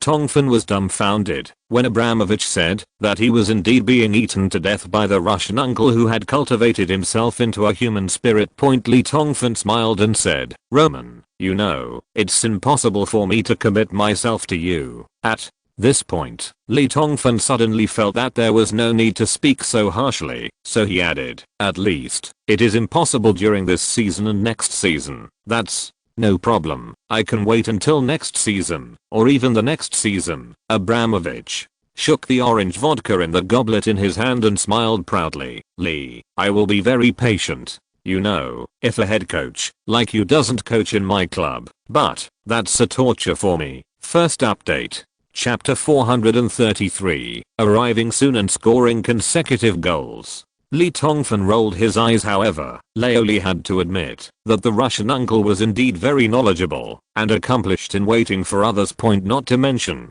take Andriy Shevchenko as an example. Abramovich tirelessly pursued the Ukrainian nuclear warhead for 4 seasons and finally brought Shevchenko from San Siro to Stamford Bridge. The completion of this seemingly most impossible transfer shows the patience of this Russian uncle in waiting for someone. However, in comparison, what Lee Tongfan admires more is Abramovich's attitude towards Shevchenko. Even though Shevchenko quickly fell into decline after arriving at Stamford Bridge, the Russian uncle has always taken good care of him. And when Shevchenko wanted to go to Milan on loan, Abramovich accepted Milan's request to pay only a normal weekly salary and let Shevchenko go. And when Shevchenko wanted to come to Newcastle, Abramovich finally ended up with a mere salary. With a net worth of 5 million euros, Shiva left, even though he himself was called the biggest bully in history by the English media. If he really joins Chelsea, will this shy Russian uncle treat him the same way he treated Shevchenko? Hey, guys, I gotta say you did a fucking great job, and I'm crazy about you. Street James's home team dressing room. Alan Shearer is trying to imitate what Lee Tongfan always does in the halftime lounge, using his most familiar tone and tone to boost the morale of the Hammers. I guarantee it, the bastards at Liverpool never thought of it. Even if it is, even if Lee is not here, we will be much stronger than them. The Hammers nodded and laughed. Alan Shearer perfectly imitated everything Lee Tongfan did during the halftime break, but in the eyes of Ronaldo and others, there was always a faint feeling that something was missing. Visiting Team Liverpool's dressing room, Newcastle. People were lucky in the first half of the game, but in the second half, we will give them a huge surprise. Benitez's red, fat face had a sinister smile. The guy who temporarily commanded the team was imitating Crazy Lee, but if Crazy Lee is so easy to imitate, he will be an invincible coach all over the world. In that half, we changed our tactics. Steven, we need a strong center, so you have to return to the center from the right. Dirk, you come and take Steven's position. At the front, we only need one forward. That's it. Benitez quickly outlined the tactics the Red Army would adopt in the second half on the tactical board. Jared and Kuit, whose names were called, looked at the coach's tactical changes seriously and nodded to express their understanding. Perhaps I can recommend a suitable head coach to you, Lee. Tongfan reached out and took the mouthwash from the hand of the beautiful flight attendant. After rinsing his mouth, he suggested to Abramovich, how about I return a small favor to you first? I reject. The Russian uncle shook his head simply, and his smile was even more sinister than the fat Spanish Benitez who was in St. James at the moment. Lee, If you want to repay the favors I have accumulated with great difficulty, you must pay them back at once. Force. The second half started. Oh, let's see. Liverpool changed their formation. They changed from 4-4-2 in the first half to 4-5-1. It seems that Benitez's tactics for the team changes were made, and Newcastle still maintained their position in the first half. Courtside point Alan Shearer was slightly stunned after seeing his opponent change his tactics. What is this for? 5 midfielders. Could it be that Liverpool has been frightened by our strong attack and turned to strengthen the defense and counter-attack in the midfield? Shearer thought for a long time, but couldn't see the effect of Liverpool's change to a 5 midfielder, so he lowered his head and took out the black notebook Tongfan gave him from his pocket and opened it carefully. If Benitez changes his formation, there is a 70% chance that he will choose to strengthen Liverpool's offensive power so that they can get more shooting opportunities. Strengthen the offense. Alan Shearer was stunned. Things seemed to be different from the notes left by Tongfan. Benitez adjusted the strikers from 2 to 1. Is this considered strengthening the offense? It seems that Lee sometimes miscalculates. Interim acting head coach Alan Shearer thought for a while and finally came to this conclusion point. Therefore, in order to prevent being caught by Liverpool's defensive counter-attack, he imitated Tongfan and rushed to the sidelines, shouting loudly, asking the Hammers to retreat slightly and wait for opportunities to attack on the basis of solid defense. After all, Newcastle still has a 2-goal lead at this time. Benitez, who was not far away, saw this scene. After being stunned for a moment, his eyes shone with surprise. After conversing with Abramovich, Tongfan quietly returned to the sleeping cabin of this palace in the sky. It must be said that Abramovich's expenditure of $1 billion and £10 million was not unfair at all. This Boeing 747-300, produced in 1994, has been renovated by the aircraft interior decoration giant Jet Aviation at a cost of £10 million. In addition to a luxurious restaurant that can accommodate more than 30 people for dining at the same time, the owner's sleeping cabin. There are VIP sleeping cabins and various functional areas. The sleeping cabin where Liang was located was about 10 square meters, and it was said to be the largest one in the entire sky. The furnishings in the room and the inlays on the wall all showed the noble and elegant style unique to the Russian imperial palace. At this time, the lights in the sleeping cabin had been turned off. Liang had been receiving pre-operative drug therapy for several consecutive days, so her body was very weak. She drank some liquid food for a week and fell asleep. A fair-skinned and pretty nurse was sitting on a chair beside the bed, staring at several small instruments intently. When Tongfan came in, the nurse was about to speak, but Tongfan waved his hand to stop her. This nurse was called Xiang Xianli, a nurse specially hired by Tongfan from Lanzhou. There were a total of 4 nurses and doctors accompanying this trip, all of whom were hired from a special care company called Angel Wings in Lanzhou. The boss of the company knew from some unknown source that the customer was crazy Lee. This time, not only did he not charge any fees, he also selected the company's elites to come over and only asked Tongfan to say a few good words about the company after the matter was over. He was also a very shrewd person. Tongfan leaned against the door of the sleeping bunk, looking at his father's chest rising and falling in his sleep, the white hair that had sprung out of his temples, and his skinny face due to illness. One by one, Lee's own memories of father and son, which had already disappeared, suddenly came like a tide, unstoppable. At this time, Tongfan knew that his Newcastle was facing a dangerous and terrible opponent in St. James, but he didn't care about it at all, as long as the man lying on the bed in front of him could wake up healthy. Then for Tongfan, it would be like holding the whole world. It goes down the line. He uses a simple feints to shake off Marcelo and crosses the ball. Fernando Torres didn't shoot. God. Facing the double team of Mancini and Steven Taylor, Torres used his heel to knock the ball out of the penalty area. The ball came to Gerrard. Long shot. Lloris reacted and flew to save the ball. Lloris saved the ball. Oh no, he lost it. A fatal loss. A red body shadow struck like lightning. Make-up shot. The ball went in. It was Torres. The Spanish holy child made up for Gerrard's long-range shot into the Newcastle goal. The Score was 2:1 exclamation point. Less than 8 minutes into the second half, Liverpool knocked on Newcastle's goal after changing their formation. This was a perfect match between Jared and Tours. The Holy Child's heel pass was amazing. He deceived the entire Newcastle defense, and Jared got a chance to shoot. Before the game, Benitez said Tours could score 3 goals in this game, and now he's 2 goals short. 2:1 The score makes the game full of suspense again. Newcastle must be careful, accompanied by the voice of the onside commentator. More than 10,000 Liverpool fans in the northwest stand of St James once again turned the tables and shouted wildly. Alan Shearer touched the cold sweat on his forehead a little nervously.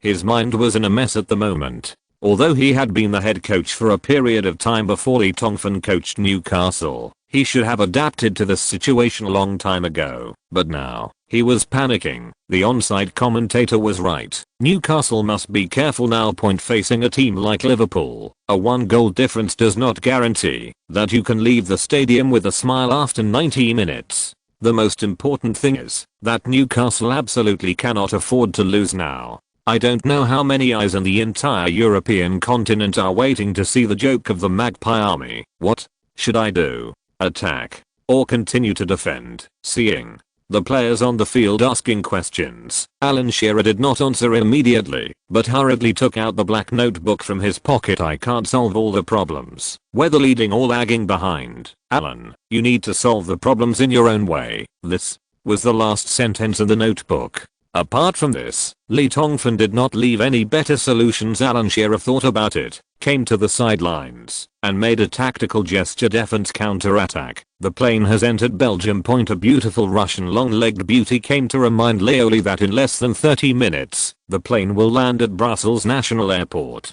All preparations on the ground have been arranged. As soon as it lands, you can take an ambulance directly to the hospital for surgery. Lee Tongfan raised his wrist and looked at it. There are still 30 minutes. It seems that the game between Newcastle and Liverpool will be over in 30 minutes. Right. Thanks, Fu 271. 9Z Lord of the Gods, Soul Disperser, Mala, Danglin 2010, Axon and other brothers for the rewards. Thank you. Brothers in the group, I miss you. Chapter 434 Arrival in Belgium and the competition in progress. Street. James in the crazy atmosphere. The onside commentator roared again. Street. James, on the other hand, was caught in a world of ice and fire. The more than 50,000 Newcastle people were as cold as if they were in the Arctic Ocean. The more than 10,000 Liverpool fans in fiery red uniforms were mainly visiting, and they were enjoying themselves and crazily release their energy. In Newcastle St James, a place almost classified as a forbidden area for away teams, the team they supported actually scored 2 goals in a row. Such great happiness was enough to make them excited for the next week. Fall asleep. Courtside. Alan Shearer opened his eyes wide and couldn't believe the scene in front of him, but on the electronic scoreboard hanging on the roof of the stadium, it read clearly, Newcastle 2:2 Liverpool. In the 61st minute of the game, Liverpool actually equalized. It was Tours who scored again. This time, the Red Army forward's number 1 killer got the ball on the left and used his best fake moves to continuously shake. The moment he pretended to go down, he suddenly reversed and crossed, and he directly kicked the ball near the corner of the penalty area. World wave. The world wave from Fernando Torres easily blasted through Hugo Lloris' goal. With such speed and angle, even God standing on the goal line can't do anything. On the field. The Newcastle players were so disappointed that they habitually looked to the sideline after losing the ball. However, to their disappointment, what appeared in their sight was not the figure who had always been calm and composed before and always had a way to bring the team out of trouble, but the stunned figure of assistant coach Alan Shearer. The Newcastle fans who had been silent for a long time in the stands also habitually cast their eyes in front of the coach's bench, but that person was not there when he was needed most. On the other side is the visiting team's coaching bench. Spanish chubby Rafa Benitez was so excited that he wanted to laugh to the sky because he knew this goal would happen when Alan Shearer decided to defend and counter-attack. Newcastle's lineup is obviously strong in offense and weak in defense. If Alan Shearer continues to follow the same tactics as in the first half, although he can break through the opponent's defense, it will never be as easy as it is now. But now, Tors's goal just now was precisely because Newcastle devoted its main energy to defense, which allowed Liverpool's midfielders to control the ball more easily. Alonso's long and accurate long pass helped Tors score. The Spanish fat man is very confident. If the game continues like this, then Liverpool will definitely win in the end. Crazy Lee is Crazy Lee, and Alan Shearer is Alan Shearer. The gap between these two people is really too big. If it were the Chinese standing on the sidelines, Liverpool would never score so easily. I don't know why, but after the excitement, Benitez felt a little bit of regret. It would be great if Crazy Lee was standing on the sidelines now, and he could defeat him in a dignified manner at St. James. On the other side, Alan Shearer's first reaction at this moment was not to think about how to solve the predicament at hand, but to reach into his pocket again and take out the small black notebook. Unfortunately, no matter how much he turned over and looked carefully, the notebook did not tell him how to adjust tactics. When the team was tied at 2:2, the last sentence was still the same. Alan, solve the problem in your own way. Through the oval window, you can already see a bright light appearing below, like the ethereal Milky Way falling in the world, with stars dotted and beautiful. Brussels, the capital of Belgium, is almost here. The luxury private jet is slowly descending. At this time, Liang woke up from her deep sleep. When she opened her eyes, she found that the little nurse who had been guarding her was no longer there, and her eldest son fell asleep quietly on the bedside at some unknown time. The slightest movement of his body, and the pain caused by the disease, immediately made this Northwest farmer who had worked hard for most of his life break out in a cold sweat. But he resisted, and did not make a sound so as not to disturb his sleeping son. Although Liang himself slept and woke up, he clearly knew that his eldest son had been here for the past 2 days. I haven't slept for more than 30 consecutive hours. After doing it a little bit and leaning on the cotton pillow, Liang didn't realize that he was looking at Li Tongfan with a gentle look that he had never seen before. This typical introverted old farmer from the Northwest feels a sense of pride like a dream when he thinks back on what has happened in the past 3 years. Like many farmer fathers who hope to have a successful son, he only hoped that his son could leave the Gobi Desert and live a life without worries about food and clothing, but he never thought that his son would be able to make a living as good as he is now. Since 3 years ago, Liang's life has changed dramatically. When he saw his eldest son appear on the news broadcast for the first time on TV, he was so shocked that he didn't even notice that his chopsticks fell to the ground while he was eating dinner. Since then, leaders from all levels, reporters from all over, relatives and friends have come to his house one by one to flatter him. Those who used to treat him coldly suddenly came uninvited. Those who used to not interact with him now come to him with their warm faces. Some young people wearing strange team uniforms came all the way from BJ to Shanghai just to use TV to shoot their old house, where they have lived for more than 10 years, and then rushed to take photos with their old couple. In their words, it was to pay homage to their rightful former residence and feel the place where the hero grew up. Everyone in the surrounding villages who saw this dark-skinned country bumpkin had to stand up and say, "Oldly, I can't believe that you, an old country bumpkin, actually gave birth to an amazing son." Of course, when people become famous, there are more right and wrong. It is right to help relatives and friends. But some people who cheat money by offering discounts also come to him one after another. Some recommend players, some apply for donations to build football schools, and some fat football club bosses want to cooperate with their sons. Even some so-called leaders of the Chinese Football Association came to him and asked him to persuade his son to support Chinese football. Liang knew that he was just an honest farmer. Apart from farming, he didn't know anything. But he clearly understood one thing, that is, he must not bring trouble to his son. So no matter what kind of people came to him, he never paid any attention to them, and he never interfered in his son's affairs. What Liang did was to be proud of his son, that's all. With less than 10 minutes left in the game, Liverpool still had the advantage on the field. They were extremely active at St. James, while Newcastle, who played at home, easily gave the initiative to their opponents in the second half. Alan Shearer's team was defending and counter-attacking Street. James Red was besieging Black and White Point. This was a scenario that would never have happened in the previous 20 rounds of the league. Newcastle, who played at home, was beaten like a grandson by their opponents. The game was in the 80th minute, and the score was still 2:2!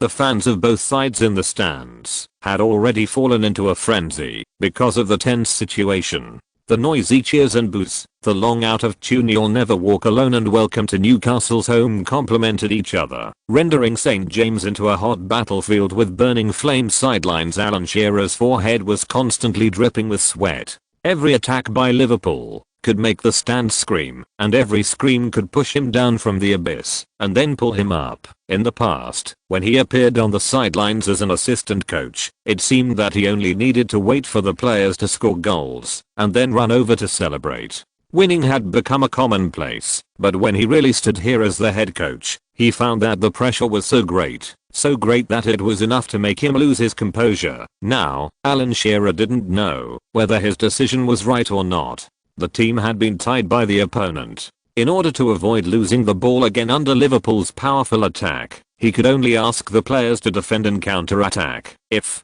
Lee was here, what would his decision be? Defense or attack? The plane began to descend rapidly. Outside the oval window, vehicles and pedestrians under the street lights below could be seen clearly. The Brussels National Airport not far away was brightly lit and busy. Boom, the fuselage shook, and Lee Tongfan was awakened at this moment. He rubbed his eyes and looked at the bed and found that his father Lee Ying had woken up a long time ago. After a minute or two, the accompanying nurses and doctors also knocked on the door and entered the room. "Mr. Lee, the plane has landed. Let's get ready and get off the plane." The little nurse Xiang Xiaoli spoke eloquently, explained some things that needed attention, and then began to help Li Ying sit in the wheelchair. Wang Qing, his mother Hifeng, and his brother Li Tongxin also walked out of their sleeping cabins one after another.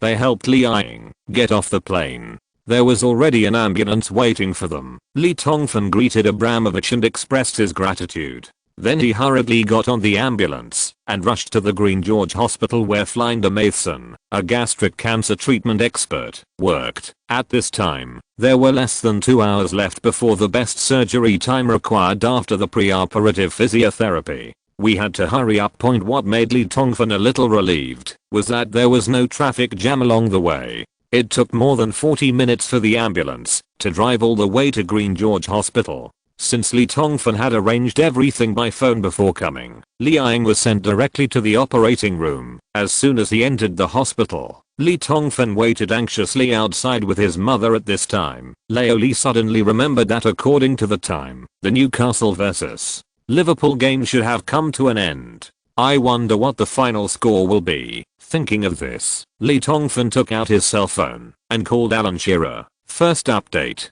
Chapter 435. Changes brought by a phone call. 3:2!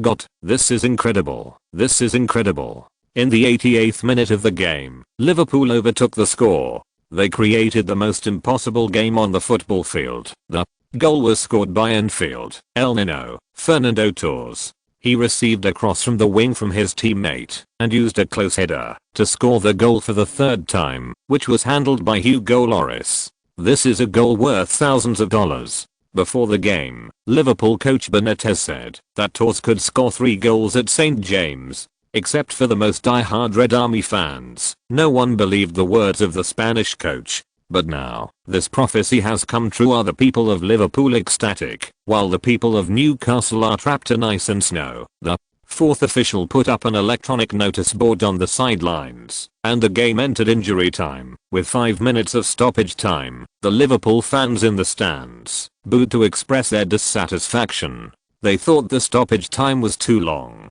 For Newcastle, they have to try to score 2 goals in the next time to continue their myth of victory, but at this moment their sole man Madman Lee is not on the sidelines. This task is very important for the assistant coach.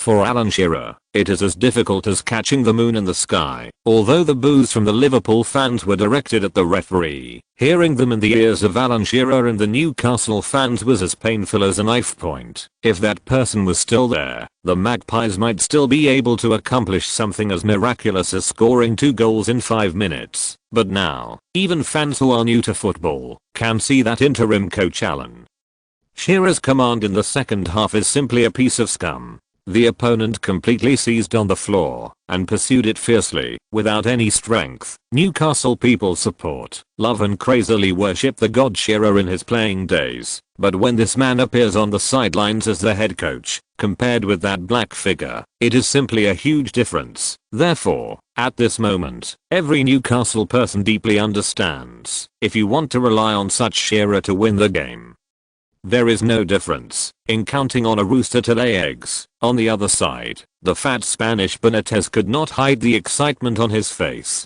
He extended his hand early to shake hands with the assistants around him to celebrate the victory. Even he himself did not expect that. He just said casually to boost morale that Torres could score 3 goals in St. James. Unexpectedly, the Spanish forward actually performed a hat-trick, and it was this hat-trick that helped Liverpool. We must win a victory that will be recorded in the history of football. This ending is so dreamy. If there was a flaw, it would be that Crazy Lee was not present. If the Chinese himself were standing on the sidelines, then for Benitez, this game would be perfect without any flaws. Alan Shearer looked at the electronic scoreboard at the top of St. James Stadium, his mind at a loss. The game actually lost. At this moment, Shearer could not wait to pray to the omnipotent God to let his father replace Crazy Lee's father when he is sick, and then ask for leave to go to the trouble and let Crazy Lee appear on the sidelines at this moment to direct the game. Losing this game will definitely be an unbearable burden for Newcastle,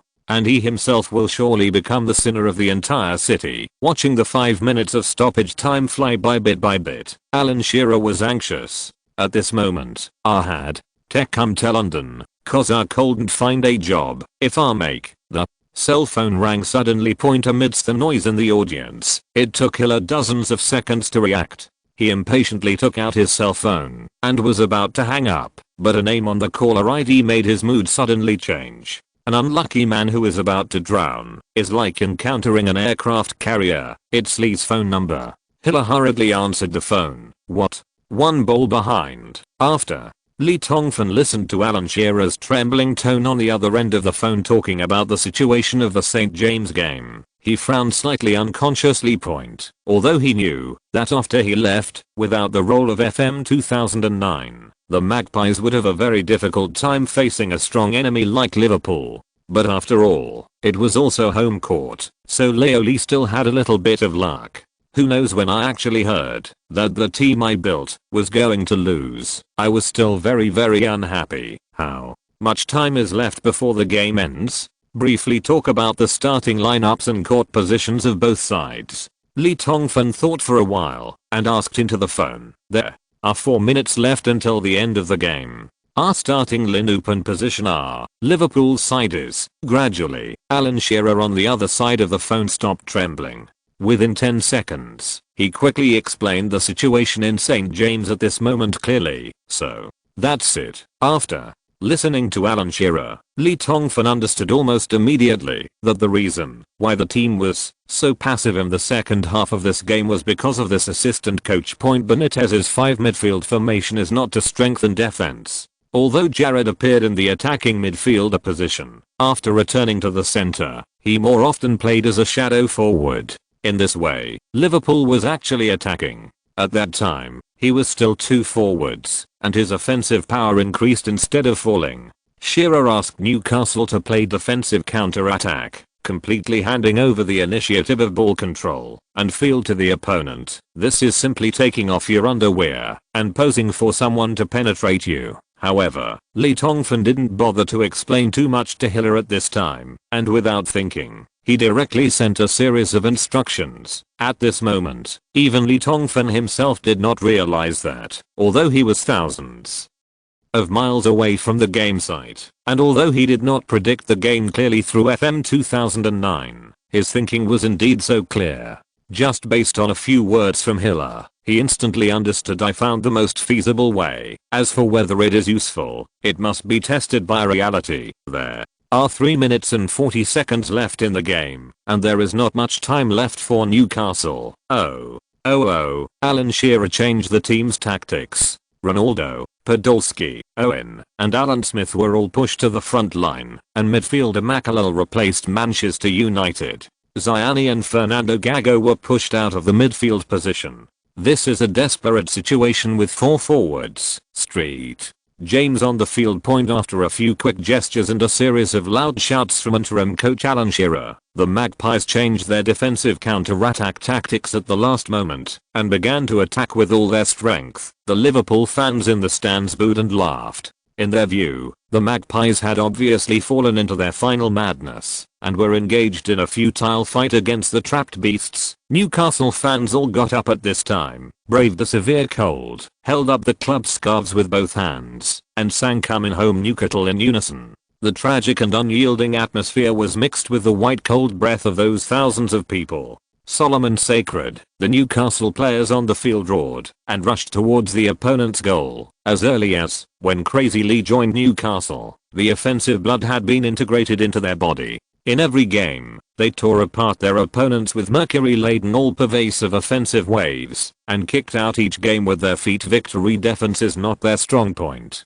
During the 45 minutes of defensive counter-attack in the second half, they were like a fish out of water, feeling suffocated. The strict tactical odds they have developed have allowed them to firmly implement Alan Shearer's defensive tactics, and now they can finally charge for victory in the way they are best at. The formation of 4 forwards happened to bypass Liverpool's heavily fortified midfield and directly hit the opponent's most lethal place, while Gago and Makalal began to stir up the midfield again. The situation on the scene changed instantly. Alan Shearer's change of formation had an immediate effect. Newcastle regained the initiative in the last minute. Ronaldo was in control of the ball, broke through Carragher, passed the ball. Irving fought for the top. The ball went out of the penalty area. Podolski, the German forward's long shot, was magically saved by Reina, and Newcastle got a corner kick.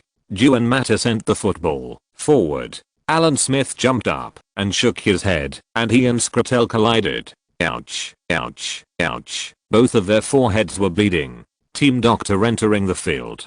Alan Smith stood up and walked outside the field. He didn't want to delay the game, but Skrtel was lying on the spot rolling back and forth. Alan Smith roared and rushed into the field again. Ouch. He forced Scott to be dragged off. The Liverpool players gathered around to express their dissatisfaction, and the referee gave Smith a yellow card. The game continues, with 1 minute and 18 seconds left. Newcastle is in possession of the ball. At this time, Liverpool retreated across the board, and their penalty area was full of people. It was difficult for Newcastle to send the football into Liverpool's penalty area through small cooperation. It's a long time coming, but it's a pity that Newcastle woke up too late. The referee is checking his watch frequently. There are less than 30 seconds left before the 5-minute injury time. However, because Alan Smith and Skrtel were injured just now and were delayed a lot of time, so the referee should have given it no more than a minute. Second update point: thanks to 9Z Lord of the Gods, the Silent One, I love 888, Fangao, I'm not a guest, Mala, Book Friends 101,127,194,556,008, The Unparalleled Evil God and several brothers for their awards. I reward Ziodeo every day. And Ziodeo is grateful. In 2 days, Ziodeo will take his father to Lansau Hospital for a physical checkup, so the update time will be unstable. I have been traveling back and forth in the past 2 days, and I have almost exhausted the manuscript storage. I will try my best to save more, to avoid making my brothers wait. Chapter 436: The Final Moment. St. James. The passion and tragedy of more than 50,000 Newcastle people has lasted until the last 30 seconds, like a tide, while the boos and noises of the red Liverpool fans in the northwest stands gradually became inaudible in such an environment. On the field, the Magpies are still trying their best. Courtside point: the Spanish fat man, who had just shaken hands with his assistants in advance, To celebrate the victory, his eyes became serious at this time point. In fact, Benitez had had a strange feeling from the moment Alan Shearer changed the Magpies' tactics 4 minutes earlier. The Spaniard can be sure that, even if he is forced to a dead end, with the style of Alan Shearer he has studied, he will never put on this crazy 4-forward approach. Benitez, I have only felt it in a few opponents. He had the illusion that that person suddenly came back. This feeling of uneasiness made it difficult for Knights to remain calm. The famous Spanish coach rushed to the sidelines and kept shouting.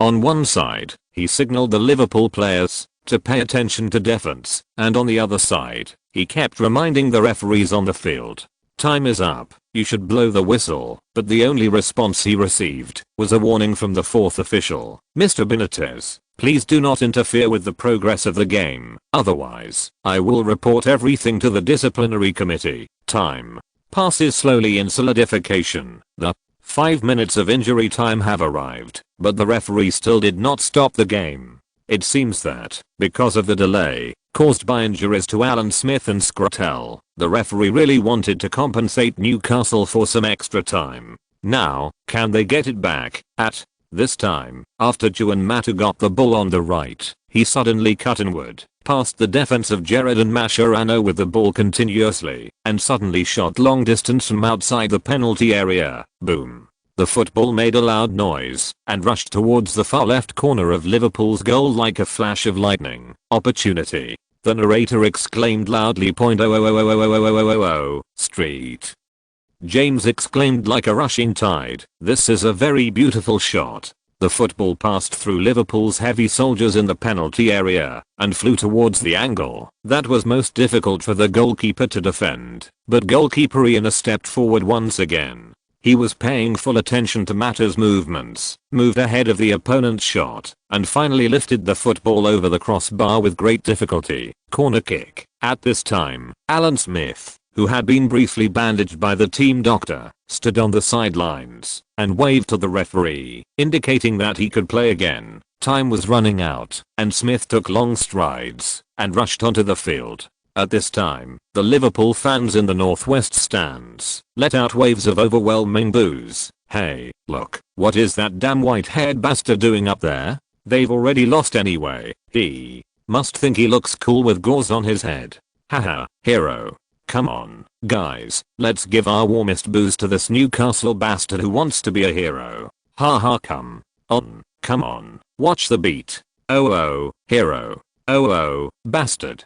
Haha, Alan. Smith obviously heard the insults from the opposing fans. His running pace on the pitch slowed down slightly, but soon, he continued running towards Liverpool's penalty area. Alan Smith swore that, if at another time and place, any bastard dared to insult him like this, then he would definitely rush over without hesitation, and give those bastards a volley like what Canton once did. The scissor legs make those bastards want to go inside my mother's belly and recreate them, but not now, because Newcastle are running out of time. The injury time has ended long ago. It is estimated that after this corner kick is taken, the referee will blow the whistle to end the game. He must fight to the last moment for the glory of the team. Force the referee blew the whistle for the corner kick. Juan Mata did not dare to hesitate at all. He raised his right hand high towards the penalty area, made a strange gesture, and then stepped back slightly to prepare for a corner kick. In the penalty area, offensive players and defensive players huddled together. Juan Mata took a run up, and then at the moment of kicking the ball, he suddenly and gently pushed the football out.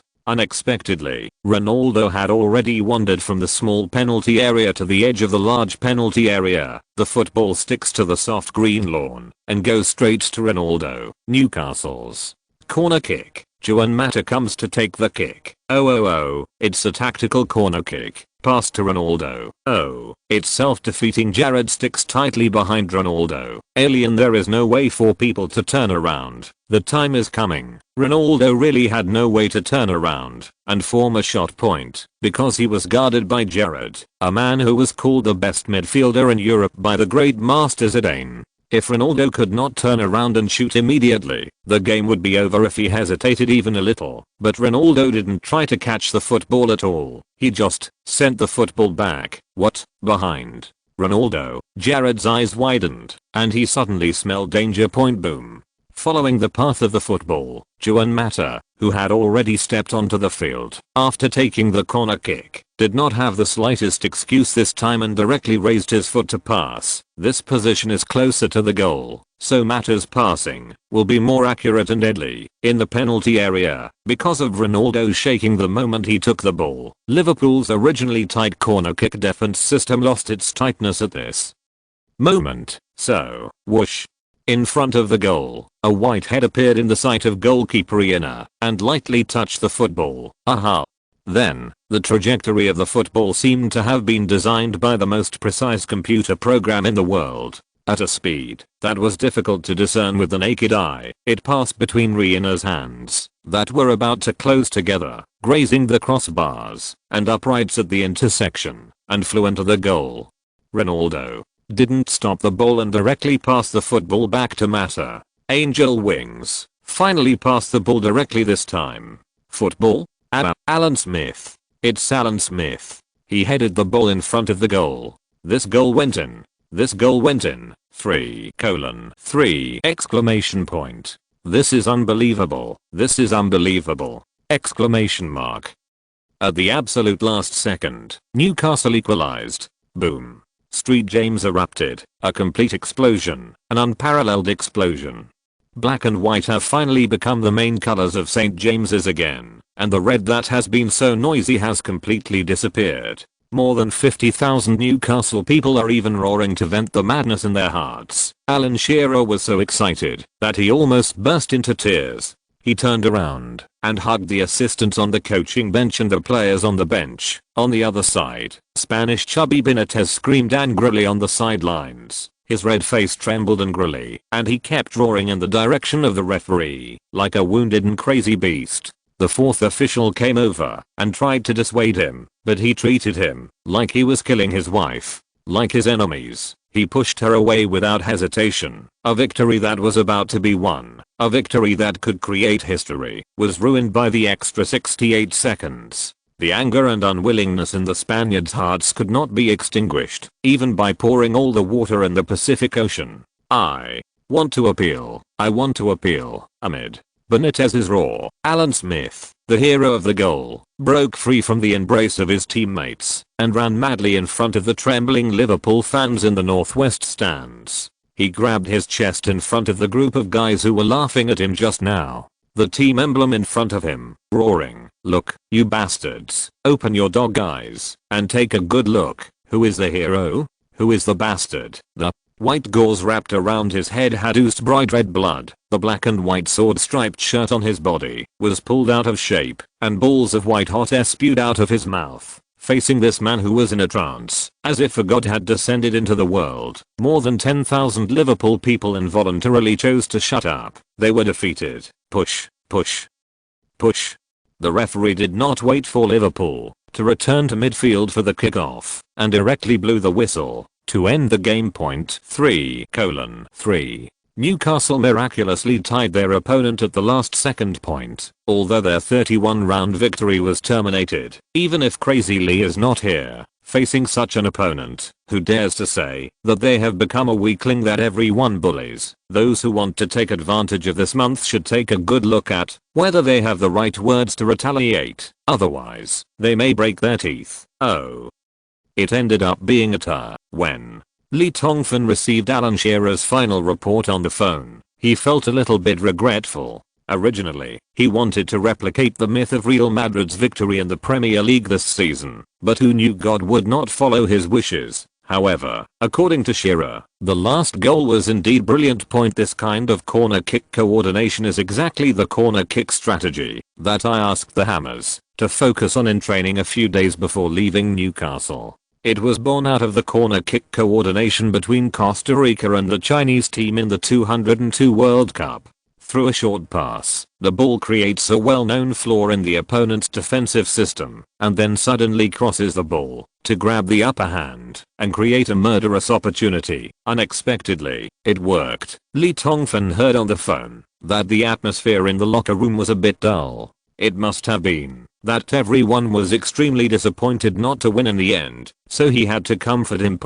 After hanging up the phone, I looked up and saw that the lights in the operating room were still on. Feng and Wang Qing insisted on sitting in front of the operating room and waiting, refusing to go to bed until 9 o'clock. Li Tongfen no longer thought about the game at this time. This draw would definitely cause endless chaos in the Europa continent. There are waves of things happening, but what Li is most worried about is his father Liang, who is undergoing surgery. The media can say whatever they want. When I get back, let them pick up everything they said and swallow them back. I'm going to Lan's house soon. This chapter was rushed out. Daozi did not expect that there would be so many things to do after returning home, and saving manuscripts would not be a waste at all. It really fulfilled that sentence. Saving manuscripts was like eating shit, and spending money on manuscripts was like diarrhea. I will arrive in Lan's house tomorrow and accompany my father to a big hospital for a physical examination. I guess I will have even less time to write. Daozi broke his promise. I have only written about 3,000 words a day in the past 4 days. I will make up for it starting from the 20th of this month. Brothers, please forgive Daozi. I broke my promise this time. I had no choice but to do it. I'm very ashamed. When I return from this trip to Lanzhou, I guess Daozi will be poor by then. I must write hard to make money. Brothers in the group, Daozi is like you. Chapter 437. Who is being tested by Madman Li's departure? 3 hours to the two people waiting in front of the operating room was as long as millions of centuries. An hour later, to Lo Sitang, who had been arranged to book a hotel room by Li Tongfen, came back with a lot of hot drinks and fast food. Li Tongfen woke up his mother and Wang Qing, who had fallen asleep on the chair, and they all ate something. Keep waiting. Finally, at 1 o'clock in the morning, the door to the operating room finally opened. Flying Mattis, the surgeon expert with a beard longer than his hair, came out of the door, explained something to the nurse beside him, then took off his gloves and walked over to Li Tongfen and others. Boom, boom, boom, boom. Li Tongfen could hear his heart beating violently. This feeling was the same as when facing the final penalty kick of the European Cup final at the Ernst Happel Stadium on July 4, 2008.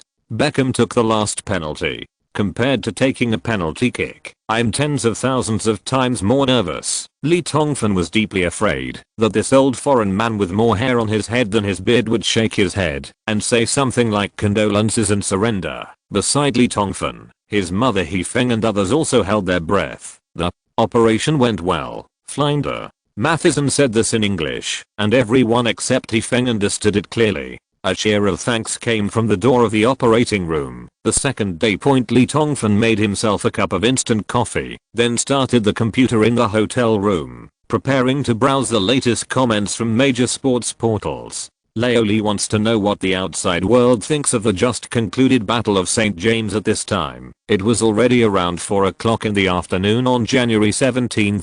After the operation yesterday, Liang went through the hospitalization procedures at Green George Hospital and received observation and treatment. With professional nurses taking care of her, Li Tongfen and others finally took time to have a good sleep. Li Tongfen first browsed the sports channels of several major news portals in England. When entering the homepage of the Times website, the first thing you see is a picture that surprises Li Tongfen. Alan Smith has gauze wrapped around his head.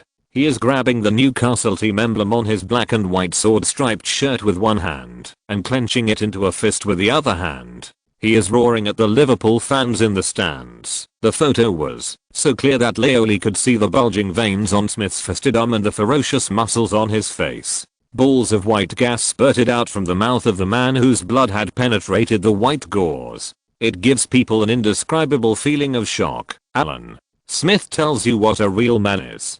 Faced with humiliation, he hit back at his opponent in the sharpest way and saved Newcastle. This is the slogan that the Times attached to this clear picture. After roughly browsing all the news in the Times, Li Tongfen discovered that this media, which has great influence in England, had mostly praise for the Battle of St. James on the 16th. There were a few quality comments, and it seemed that the words none of them made a big fuss about the fact that the Magpies' unbeatable record was ended by Liverpool. Li Tongfen's heart moved, and he clicked the mouse. to enter the web pages of several other mainstream English football media. Alan redeems Alan's mistake. Smith lets Shearer escape from the cliff of sinner. Even if Crazy Lee is not on the sidelines, the Magpies are still tenacious. The last second of redemption. The influence of Madman Lee is everywhere. The powerful Newcastle dynasty is taking shape. Exclamation mark. A perfect first half and the last 5 minutes. Newcastle is still difficult to beat. Newcastle's peerless warrior recreates miracles. He once made the Germans despair. Most mainstream media highly praised Newcastle's combat effectiveness in the match on the 16th.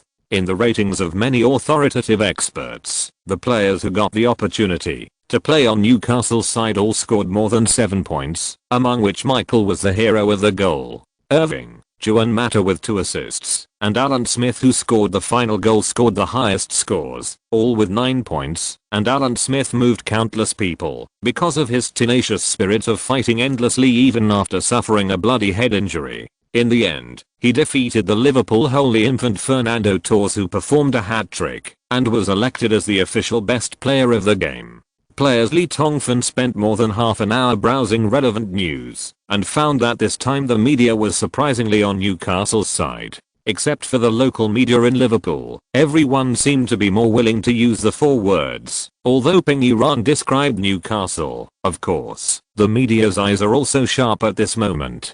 The only person in Newcastle's team who has been criticized in turn is interim acting head coach Alan Shearer. There is no doubt that Shearer has not yet realized what he is doing as a head coach. His on-the-spot command in the second half was a devastating disaster for Newcastle. It is said that even the only bright spot of the game, that change of formation at that time, was also a decision made after Madman Lee called from far away in Belgium. Alan Shearer is not ready, yet no one is born as a coach except Crazy Lee, and Shearer still needs to work hard the next 6 games. The severe test Alan Hilaldo faces will be tested by the departure of Crazy Lee. Of course, among all the people, the one who was most dissatisfied with the result of the game was naturally Liverpool head coach Benitez. According to media reports, the Spanish fatty showed no restraint or grace at the post-match press conference. Once he roared, "The game time has ended long ago. Why didn't the referee stop the game?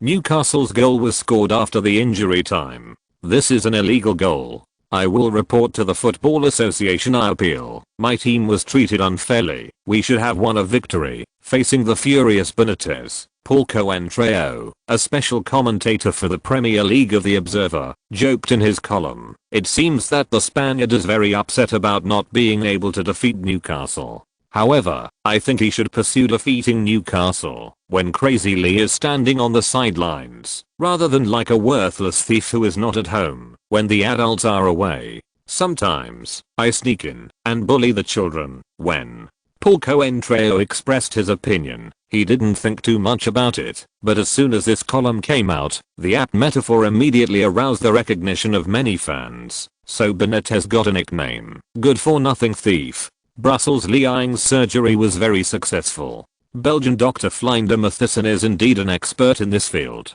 After a 24-hour observation period, Liang was transferred out of the intensive observation room and entered the VIP special care unit. Hospital expenses of €300 a day and other medical expenses of nearly tens of thousands of euros are no longer a problem for 2 wealthy brothers, Lee Tongfan and Lee Tongson Point. However, if this was done 3 years ago, let alone coming to Belgium for surgery, even if it was at the Landshou Military Region General Hospital, I'm afraid that the old Lee family would not be able to afford it if they bought all their belongings. Due to the torture of illness recently, Liang has obviously lost a lot of weight. She is as thin as a bamboo pole. Her mother He Feng is very distressed. She is trying to make something delicious for her wife, but the doctor stops her. After just having a gastrectomy, you must wait 48 hours until intestinal peristalsis recovers and the anus begins to pass gas, before you can stop injecting glucose nutrient solution and eat a small amount of liquid food, such as rice soup, etc. However, after Liang regained consciousness, she had to rush Lee Tongfan back to England, too busy with her work. But how could Lee Tongfan be willing to follow him? "Dad, this time, I will never be busy with any bullshit work again. I swear, I will stay by your side until you fully recover. Work is not important. Really, nothing is as important as you, Lee. Ying's eyes widened, and she was about to lose her temper, but looking at the tears that couldn't help but remain in her son's eyes, she finally sighed, saying that she could never get angry again. It has been 20 years since 7-year-old Lee Tongfan cried once when he broke his arm while practicing riding a bicycle. As a father, this is the first time that he has seen his eldest son shed tears again. Lee Tongfan was overjoyed when he saw that his father was no longer angry. What he just said was the truth. At this moment, even if the sky falls, he must stay by Li Ying's side. People who have never experienced such a life and death farewell will never understand the fear and regret in Li's heart. Li Ying's illness gave Lee Tongfan too many insights in the past 3 years. I have spent too much time on the team, but I have inadvertently ignored the feelings of my loved ones around me, and almost let the tragedy of a child who wants to support him, but cannot be cared for happen before his eyes. Career and family. Love are all things that must be cherished and cared for. Alan Shearer is a bit annoyed these days. The Battle of St. James on January 16th allowed him to clearly see the huge gap between himself and Madman Lee. The man solved the problem with a phone call, but he himself thought hard for 45 minutes without getting an answer. What makes him even more distressed is that in the coming time, he will still need to withstand huge pressure and lead the Magpies for at least 6 games as the head coach before he can wait until that damn bastard returns to Ridgelba, Dayton training base. Alan, I have to stay in Brussels until my father's condition improves. I'll leave the rest to you. If you don't win for me in the next games, then you can wait to be fired by me. This is what Lee Tongfan said to Alan Shearer on the phone. The assistant coach, a tough guy who is not afraid of anything, was almost angered to death by Lee Tongfan's irresponsible words. Well, since you don't come, then I will find you. Alan Shearer simply booked a flight with Lee Tongfan, and he decided to talk to Lee Tongfan about the next game.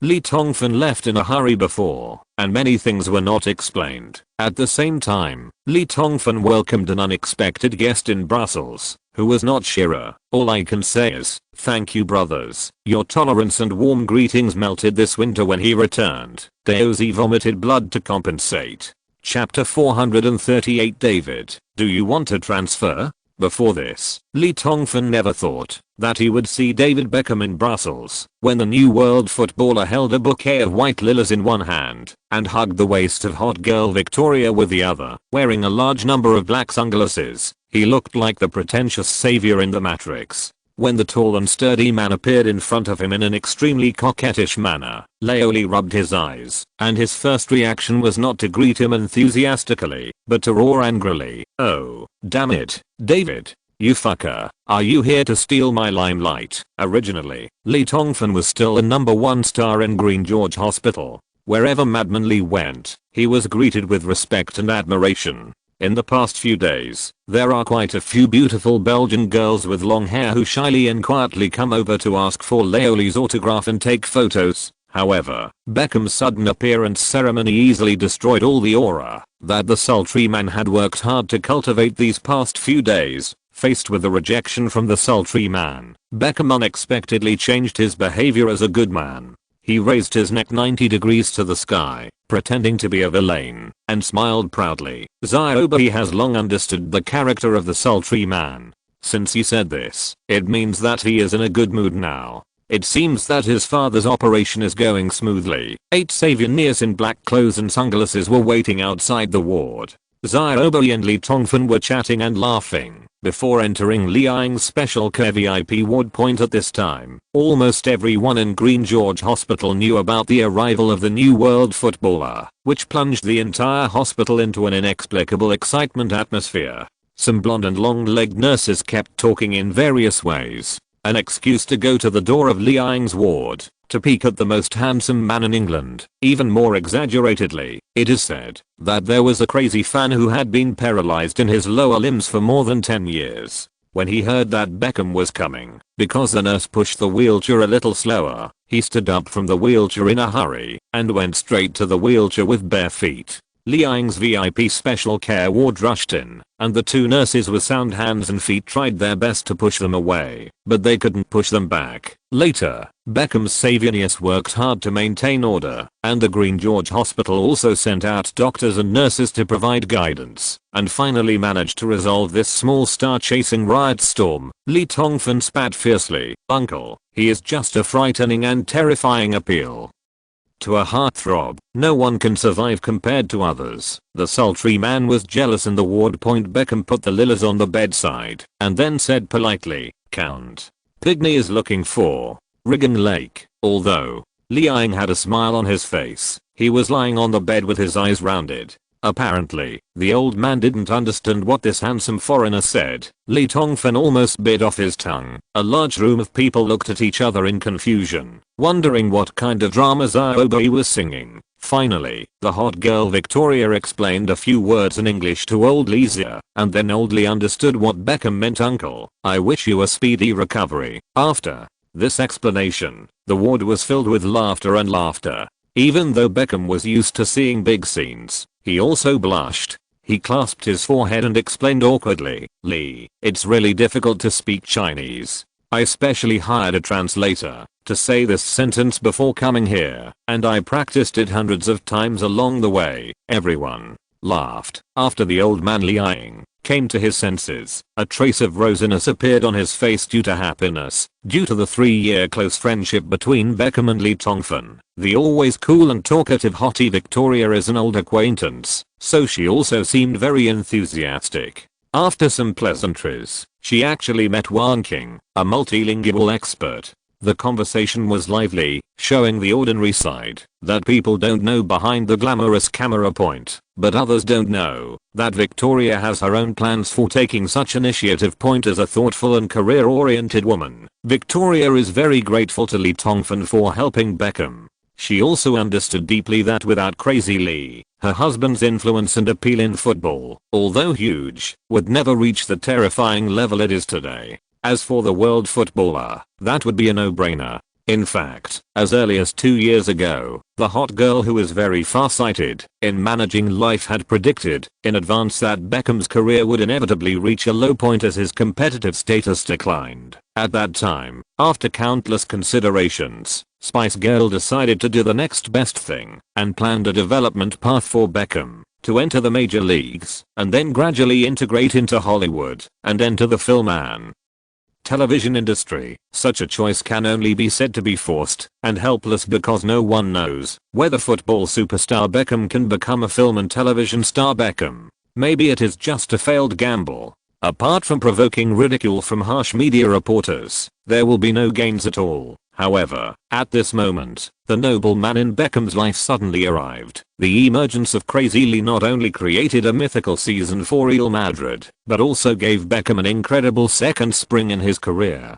After 2 seasons, Beckham not only gained great strength and fame at the same time, but also led the Three Lions to the top of the European Cup in 2008, becoming England's national hero in one fell swoop. And, just a dozen days ago, like a dream, at the end of his career, he lifted the World Footballer trophy that Beckham had dreamed of for more than 10 years. Ferguson made Beckham famous, but Crazy Lee made Beckham great. I don't know who said this first, but it has become a universally recognized truth in world football. Through this series of miraculous things, the smart Victoria was shocked by Crazy Lee's terrifying energy, and at the same time she became more determined to maintain a close friendship with Crazy Lee. So, this time when she heard that Crazy Lee's father was seriously ill and undergoing surgery, Victoria realized that an opportunity had come. Although the friendship between Beckham and Crazy Lee was already well known around the world, no matter how good the friendship was, it also needed constant development maintained, so they appeared here. However, what Victoria didn't expect was that in the ward, he met another person who interested her very much. Wang King. This Chinese girl has become the trend of becoming the first lady of England again, because of her relationship with Crazy Lee and her crazy performance of raising her middle finger to lead Newcastle fans to boo the Arsenal players in that peak game. As smart as Victoria, she saw almost instantly that this Chinese girl, whom the English media called Wang King, contained unimaginable huge commercial value. Maybe I should talk to this girl about cooperation. Therefore, under the deliberate friendship of the hot girl with flexible social skills, the two women soon became passionate. By the way, the two old people in the ward were also translated by Wang King, and they continued to laugh. Seeing this unexpectedly harmonious scene, Lee Tongfan gave Beckham a wink, and the two quietly exited the ward. Outside the ward, it is finally clean. Tell me, how come you, this guy, have time to steal my limelight? Lee Tongfan was very curious. At this time, the winter break of La Liga has long ended. The league is in full swing. Real Madrid and Barcelona are fighting fiercely. How can an absolute main force like Ziobi have time to come here at this time? Brussels touring. Does this kid not want to hang out at the Bernabeu? Beckham spread his hands and explained. Only then did Leoli know that Beckham had to sit out for 2 weeks due to a strain on his thigh muscle in the last game between Real Madrid and Zaragoza. It happened to be this time. After hearing the explosive news about Crazy Lee asking for leave, he made a special trip to ask for leave from the club and came to Belgium to check on Lee Ying's condition. Lee, actually, I have something to do when I come to Brussels this time. I want to hear your opinion. There was a hint of embarrassment on Zioban's face point. It turns out that, although Beckham is the new world footballer, his performance in Real Madrid this season is difficult to maintain to the level of previous seasons. Moreover, due to the decline in physical fitness with age, he can no longer adapt to the fierce competition. The defensive midfielder position was assigned to the old position of the right midfielder by coach Schuster. After 20 rounds of La Liga, Beckham handed over 5 assists and 1 goal. Although the report card is not too bad, it does not reach the height expected by fans for the world footballer, let alone to recreate the same state as in the 2008 European Cup. Beckham's performance aroused the dissatisfaction of some fierce Real Madrid fans. They believed that Beckham lacked the spirit of contribution to Real Madrid and deliberately did not work hard at the Bernabeu. Moreover, coach Schuster does not seem to be interested in the favorite of the Crazy Lee era point. The Germans are gradually weakening Beckham's influence at the Bernabeu by taking advantage of the topic. If it weren't for the fact that Chairman Florentino valued Beckham's business influence and forced Schuster to ensure that Beckham's main position, I'm afraid that the new world football sir, he is going to sit on the bench. In fact, Beckham has an excellent team of agents. They are like think tanks who make the most reasonable plans for Beckham's career. Moreover, Beckham's career success so far also proves the strength of this team. The marketing concept is successful. However, this time, Beckham feels that he should listen to Lee Tongfan's opinions. David, do you want to transfer? As Lee Tongfan asked, he turned around and opened the window in front of him. A gust of cold wind blew in, making the two of them clear-headed. I rushed to finish the manuscript in the middle of the night. Today's 3,000 words, brothers. The weather is getting cold, so be careful to put on more clothes. Land's house dripping water turns into ice. If you're listening to this novel on a channel other than Fanfic World, it means they downloaded and uploaded it without effort. We cordially invite you to visit our channel, Mundo Fanfic Novelos. There you'll find the original version of this story and you can explore many other novels of various genres. We're waiting for you to immerse yourself in a world of incredible novels. Chapter 439, The Secret of Victory. Transfer. Beckham was stunned. Lee, you mean, you suggest that I transfer? Lee Tongfan did not answer directly, but turned around and stood on the 6th floor, looking condescendingly out the window at the vehicles and pedestrians coming and going on the street near the hospital. He muttered intentionally or unintentionally, anyway, I feel that if you are unhappy in one place, you will be unhappy. Let's move to another place that cherishes you. Beckham lowered his head, thoughtfully. What Lee Tongfan just said was indeed earth-shattering for Beckham. Because the suggestion of transfer was something that his think tank had never dared to think about. Almost the whole world is accustomed to believe that Beckham, the most commercially successful player, should play for Real Madrid, the most commercially successful club. Apart from Real Madrid, which other club is worthy of Beckham? Even Beckham himself thinks so. However, what Lee Tongfan said just now was like a naughty little monkey reaching out to fish out the moon in the water, but it instantly disturbed the calm water surface of the entire pond. But this kind of chaos made Beckham's eyes suddenly light up, and he suddenly discovered a new possibility. 3 days later, Upton Park Stadium. This is our once-in-a-lifetime opportunity to get a miraculous victory, create a myth, and show the world what we are really capable of. Guys, forget about friendship and bullshit style. I need you to do what you do best, to play football. Nothing else matters except winning. In the home team's locker room, Zala was impassioned. He is clenching his fists and spitting on his tactical ideas to the Hammers players. In the new round of Premier League matches that will start soon, they will face the Magpies Newcastle at home. As Zala said, this game is an opportunity for them. Because that crazy Chinese man known as the god on the sidelines of football will not appear at Upton Park. And Shearer. Zala was not an arrogant person, but he definitely believed that a poor kid like himself who had suffered a lot was definitely better than a rich second generation like Hilla who grew up in Crazy Lee's greenhouse. 20 minutes later, the game has begun. Foul. Ronaldo fell to the ground in pain while holding his right leg. He was kicked head-on by the 23-year-old Swiss international Beremy on the cast tibia. This has been the first time since West Ham United started the game. It was the 7th foul, and the referee Hawk showed a yellow card. Ronaldo was helped to the sideline by the team doctor for treatment. The camera lens captured that after the alien took off his socks and shin guards, 3 shocking deep blood grooves appeared on his hairy legs. They were obviously left by the kick from West Ham player Beremy just now. Mark Shearer rushed to the sidelines angrily and yelled at the referee and rushed to the 4th official to complain.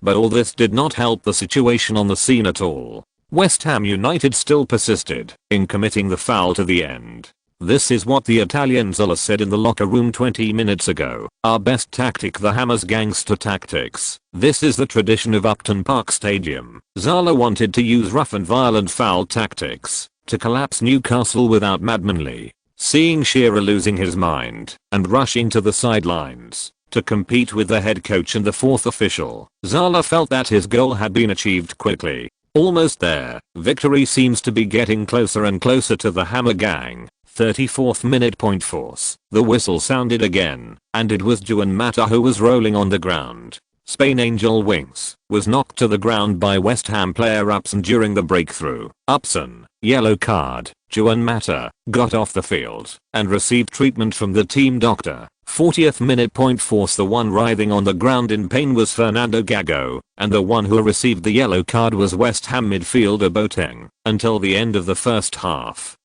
the score was still tied at 0-0. 4 West Ham players received yellow cards, and Newcastle had already used 2 substitutions. Defensive midfielder Fernando Gago was injured and dislocated due to an arm injury, and was replaced by German teenager Sami Khedira, while Russian Tsar Andrei Arshavin was beaten by Hammers villain Lucas Neighbor due to a breakthrough. Weir stepped on his toe and ended sadly. The first half of the game was like an American heavyweight boxing championship.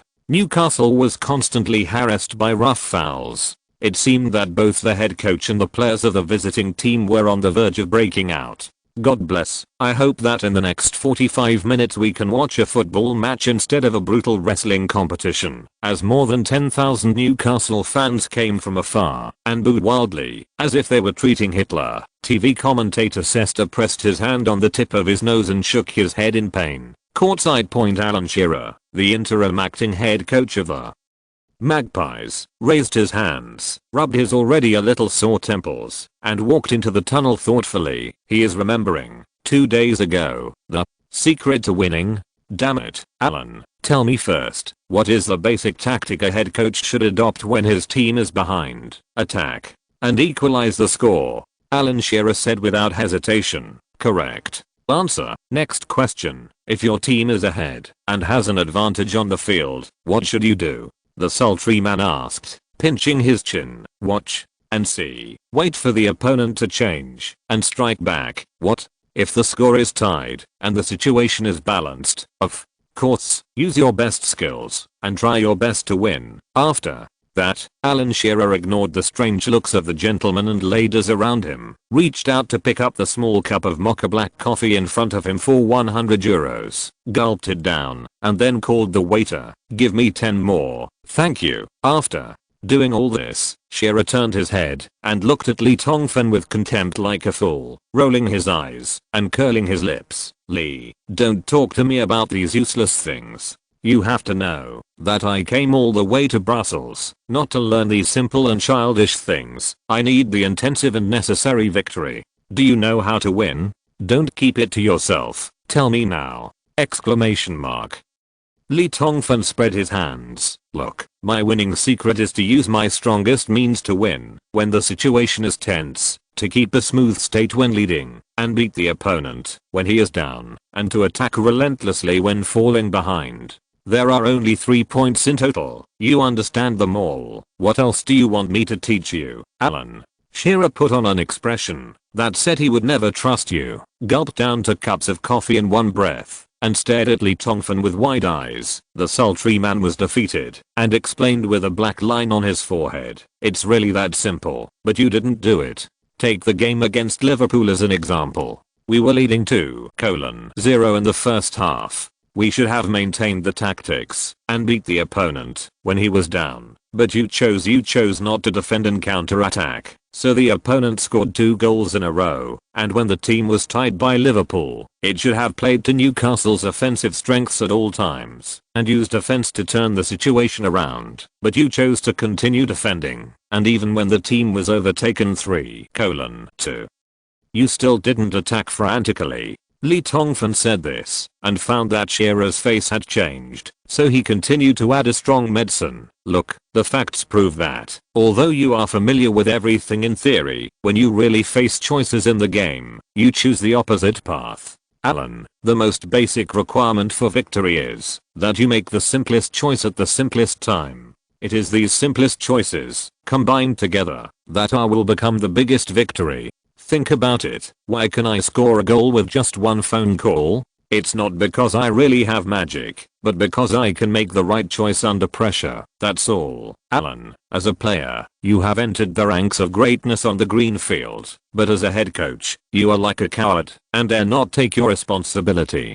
But don't worry, Alan. Now, I decide to give you one last chance to prove that you are not a coward. Are you willing to accept the test, Lee?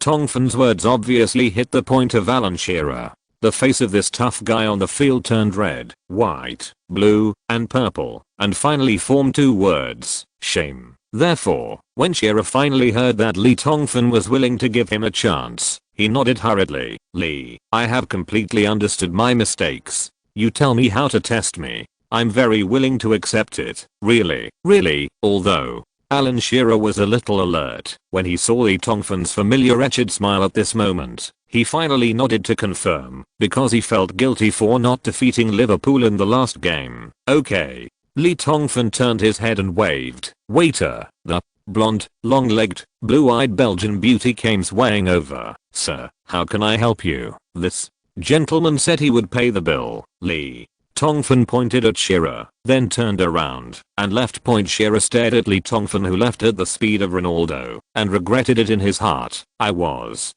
fooled. Damn it, I should have known not to order 10 copies. Now I have lost 1,200 euros outside the restaurant. Damn it, you dare to order 10 mocha black coffees. Do you think I'm a sucker? A certain sultry man who escaped successfully was very proud. Upton Park Stadium. The second half of the game between Newcastle and West Ham United began. Shearer stood on the sidelines, watching the fierce fight on the field, thinking about his tactical arrangements in the locker room, and slowly calmed down. When the situation is stalemate, can you use your best way to surpass the score? Lee, I have made the right choice. Although he was cheated of 1,200 euros of huge coffee fees by Lee Tongfan in Brussels, Belgium, this money was not spent in vain in Shearer's eyes, because the madman did teach him a lot of things in his laughter and scolding. On the field. West Ham United's actions are still rough, but Shearer is no longer furious. The weather in Human is more than 5 degrees below zero, and I'm almost freezing to death riding a motorcycle. I just got home today, but the wireless network card is not working. I continue to ride my motorcycle back and forth. Starting from the day after tomorrow, I will try to write more words every day to repay my brother's support, because tomorrow I have to start taking medicine for my father according to the doctor's instructions. Chapter 440. Will he play? January 22nd. Newcastle's away game against the Hammers West Ham United ended with a 2-0 victory by the Magpies. Michael Owen's 2 goals in the 64th and 88th minutes of the game allowed Alan Shearer to score. First win as acting head coach in the game, whether it was from the starting lineup of the full offensive formation, or from the calm and composed on-the-spot command performance in the face of rough and lethal tactics. The interim acting head coach Alan Shearer was as good as the last game against the Red Army Liverpool in St James. In comparison, the changes are so great, it's like being reborn. Such a game-ending and process finally allowed the English media to change their minds about Alan Shearer's previously ridiculed comments. The Times believes that Shearer gained experience from the draw with Liverpool. The Observer described Shearer as finally finding the feeling of being a head coach. The Sunday Express believes that Shearer learned the secret of winning games from Madmanly. The Sun newspaper titled "Shearer travelled to Belgium overnight. Crazy Lee pointed out the secret to the draw, detailing how Alan Shearer went to Brussels, Belgium to seek advice from Crazy Lee after playing against Liverpool. Our reporter Bruce Barbara observed that Shearer once flew to Brussels, Belgium, and the two people discussed and communicated for 2 hours and 30 minutes in a cafe near Green George. In the end, Alan Shearer took leaving Brussels with a satisfied look. However, at the end of the article, Bruce Barbara tried to put forward such a view. If a native of Newcastle like Alan Shearer leads the Magpies to ultimate glory, wouldn't it be more appropriate than Crazy Lee? After all, Crazy Lee is not a pure-blooded Englishman, and Shearer is now showing all the qualities of a good manager, even though the conflict between Bruce Barbara and Madmanly is already well known, and anyone with a discerning eye can see that this vicious spinster is sowing discord. There are still some extreme national arrogances who are opposed to such a proposal. My heart is beating. The most typical example is Daily News editor-in-chief Den Little, who has always called himself a noble gentleman. In his column, he strongly agreed with Barbara's proposal. Crazy Lee's contribution to English football is undeniable, but I also agree with Ms. Barbara's point of view. From the perspective of children's pedagogy, if we want English football to truly develop, Crazy Lee must let go and let it learn to walk on its own. January 25th. The English League Cup quarter-finals kick off in St James's after 90 minutes of fierce battle. Newcastle easily defeated their opponent Middlesbrough 3-0. The goals for the team were the alien fat man Ronaldo, Michael Owen and Juan Mata. This victory sent the whole of Newcastle into a boil. If the last game against West Ham United was considered lucky, then the 3-0 sweep of Middlesbrough was definitely deserved. The Magpies have firmly taken the advantage since the first minute of the game, with 66% ball possession, 27 shots, 12 corner kicks, and 7 free kicks in front of the penalty area. All these statistics were witnessed on the 25th, and St James's Magpie army is so powerful. The victory allowed Newcastle people to put aside the worries caused by the departure of Crazy Lee. Even losses such as Ronaldo and Juan Mata being injured and leaving the field during the game were selectively ignored by fans and the media and put on the back burner aside. There is no doubt that the victory once again earned Alan Shearer a flood of praise. If after the game against Liverpool, the media wanted to hang Alan Shearer, the sinner who caused the Magpies to lose their season-winning streak, then after the League Cup quarter-finals,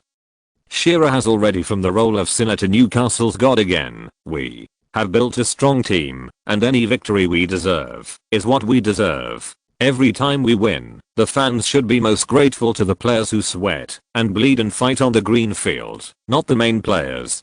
Coach, this is what Alan Shearer said when interviewed by reporters at the post-match press conference. Originally, Shearer meant to praise the players for their brave performance in the game and did not dare to take credit for himself. However, the bad thing was that his identity at this time was a bit special. As soon as he said this, he was immediately criticized. Many people with ulterior motives have misinterpreted it. The Sun female reporter Bruce Barbara jumped out again. She spent a lot of time in her column to explain Shearer's words. Mr. Alan Shearer is absolutely right when he says that the most important credit for the team's victory should go to the players, because it is these people who really determine the outcome of the game. The head coach's credit always goes to exaggerated, just like how we treated Crazy Lee in the past. Every time Newcastle wins, people are always used to singing praises to Crazy Lee immediately. This is obviously stupid. As Alan Shearer said, I think we should focus more on the players, they are the ones who really deserve respect. Before Shearer had time to defend himself, he was quickly drowned out by the media's praise and continued misinterpretation. Alan Shearer thinks people have over-exaggerated the role of madmanly. Alan Shearer believes he is better than madly. Alan Shearer hopes to be the head coach of the team forever. Alan Shearer believes that the fundamental reason for the team's victory lies in the strength of the players. Alan Shearer believes that Newcastle no longer needs madly. Alan Shearer calls on Newcastle fans to boycott madly. Alan Shearer found that he might have stirred up a hornet's nest. No matter how he explained and refuted the rumors in front of the media, the newspapers and websites still published a series of overwhelming troublemaking. Poor Shearer felt that he should make a phone call to explain to the madman far away in Brussels. Speaking of which, these media are really stupid. They said that I bombarded Madly. Isn't this bullshit? Madly is the major shareholder who controls 51% of the club's shares. How can he be driven away by just a random appeal? Hey, Alan, you bastard, don't you know I'm on vacation? Oh, no, vacation. You're calling me again to harass me. After the call was connected, Alan Shearer found that Lee Tongfan's figure coming from the receiver of the mobile phone was a little angry, and he was shocked. Could it be that this guy was really provoked by the media and got angry? Thinking of this, Alan Shearer felt that he had to explain it even more and hurriedly said, Lee, about what the media said, you big-headed ghost. Do you think I'm a fool? I will believe the instigation of those sons of bitches who have no assholes when giving birth to children. Speaking of this, the other end of the phone paused for a while and suddenly changed to a heartless and strange tone and laughed. I say, Alan, do you really think that I will doubt you? Ayo. In that case, you are really a damn bastard. Don't you believe in our great friendship? Great friendship. Alan Shearer was black. Oh, by the way, let's talk about something reliable. How are the injuries of Fatty and Matter? Hearing Lee Tongfan asking this, Shearer quickly replied, Matter's injury is not serious. He has a slight ankle contusion. He will be fine after a week of rest. However, Ronaldo's injury is more serious. His physique is not very good. This time the injured part is the knee. The team Dr. Nugent estimates that Ronaldo needs to rest for 1.5 months. After the call, Shearer put his heart back in his stomach. In fact, Shearer put down the phone and thought about it again. Although Lee Tongfan, the madman, is a bastard, he is definitely not the kind of narrow-minded person who will take revenge for a slight grievance. Shearer found that he was judging others by his own meanness. After solving this worry, the pleasure of winning streak surged into Shearer's heart again. He was full of confidence in the next Premier League match against the home team of the Premier League, Stoke City. For me, defeating Stoke City is as easy as holding my hand. Brussels, Belgium and the hotel. After Lee Tongfan answered Shearer's call, he turned the hotel's TV to the paid channel of the Serie A League. The game that was about to start was AC Milan vs Sampdoria, which was very important to Leoli, because, after missing the Rossoneri's league game list for 2 consecutive games, Nicolas Gigi, the mixed blood glutton who was loaned to San Siro from Newcastle, finally entered the AC Milan game list for the first time today. On the TV screen, the game started soon. As Lee Tongfan expected, although Gigi entered the list, the conservative Ancelotti did not put the 18-year-old mixed blood glutton and the starting lineup, and Gigi had to sit on the bench and wait for the opportunity. However, among Sampdoria's starting players, Lee Tongfan saw another old acquaintance, Anthony Cassano. The Italian bad boy had worked with Lee Tongfan for a period of time during the Real Madrid era. Although Cassano was an unruly and hopeless despicable boy in the eyes of many media and fans, Cassano's performance during the period of cooperation with Lee Tongfan was still very good. At least Leoli could see that this bad boy had a true love for football. It seems that he learned a lesson during the Real Madrid era. After transferring back to Serie A, Cassano performed well and is now the absolute core of Sampdoria. So far in the 08-09 season, Cassano has assisted 14 times and scored 6 goals in the league, which is an excellent performance. In this game, Cassano's performance was also excellent. In the 25th minute, the bad boy broke through a Beatriz door with an incredible overhead shot, opening the record for Sampdoria, who played at home. In the 44th minute, it was Cassano again, with a Ronaldinho style feinting to the east and attacking to the west pass, assisting teammate Bucero to shoot and score. The first half of the game was not over yet, and AC Milan was 2 goals behind. The broadcast camera lens was aimed at Ancelotti, who looked anxious on the sidelines, and then began to scan back and forth on the Rossoneri's bench, and finally fixed on the young Nicolas Gigi's immature face. Will he play? Today is the last 3,000 words, and things are almost done. Tomorrow at least 6,000, and the day after tomorrow we'll strive for more. On the Gobi grassland, I rode a motorcycle in the biting cold wind for 30 minutes. The knife was almost frozen into a popsicle, but I was happy, because I finally had time to write a story for everyone. Thank you for not abandoning the knife again when I was in the most difficult time. The story will definitely be more exciting. Chapter 441 Horror. Cartel light frequency conversion escape technique. The player who appeared in the camera was number 18 player Nicolas Gigi, a young player on loan from Newcastle. It is said that AC Milan ended the loan contracts of Shevchenko and Senderos in order to get this 18-year-old player. Gigi performed extremely well in the first half of the Premier League season. He scored a total of 10 goals for Newcastle in limited substitute time. This young player has a strong ability to seize opportunities. His style of play is very similar to that of Milan's famous player Filippo Inzaghi, the fox in the penalty area. He has long been favored by many experts and media. With Inzaghi injured, I think Ancelotti should now consider replacing this young and powerful player. Bucero is too clumsy, and he can't seize the shooting opportunities created by Ronaldinho and Kaká. The voice of the TV commentator kept reaching Lee Tongfan's ears at this time. Lee also thought that Gigi could be substituted, but unlike the commentator, Lee Tongfan thought that Gigi should replace Pato instead of Bucero, because the Brazilian teenager Pato was obviously not in the best condition in this game, and the tall Bucero could create more scoring opportunities for players like Gigi. Outside the hotel window, the night gradually deepened. Lee Tongfan had already refilled 4 or 5 cups of coffee while lying on the bed, and the time icon on the TV screen showed that the game had reached the 65th minute. Finally, seeing that the team's situation had not improved, Ancelotti, who began to worry, made a substitution adjustment, exactly as Lee Tongfan thought. The tactical master, Fatian, really replaced Pato with Nicolas Gigi. Haha, little guy, go ahead and prove your strength to the world. Seeing this scene, Lee Tongfan was shocked. On the TV screen, the mixed-blood kid gently bent down, gently stroked the grass, kissed it, and then rushed to the green court.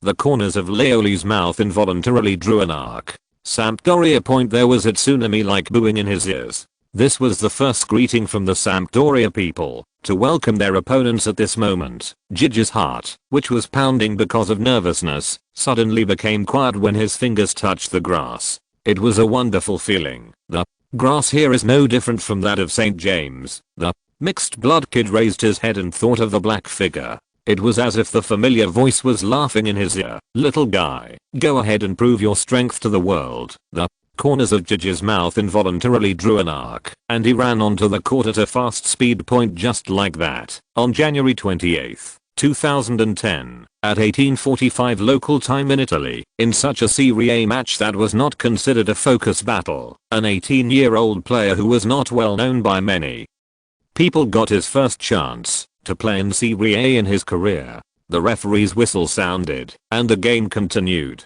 Under the deliberate request of coach Ancelotti, AC Milan's tactics began to become fierce, and the team's offensive continuously tilted to the front court. However, unlike what many people expected, whether it was the brain Pirlo, the soul of the midfield Kaká, or the magician Ronaldinho, the first point of everyone's pass was not Gigi, who was just sent on the field, but Bucero, who only had one shot in the whole game.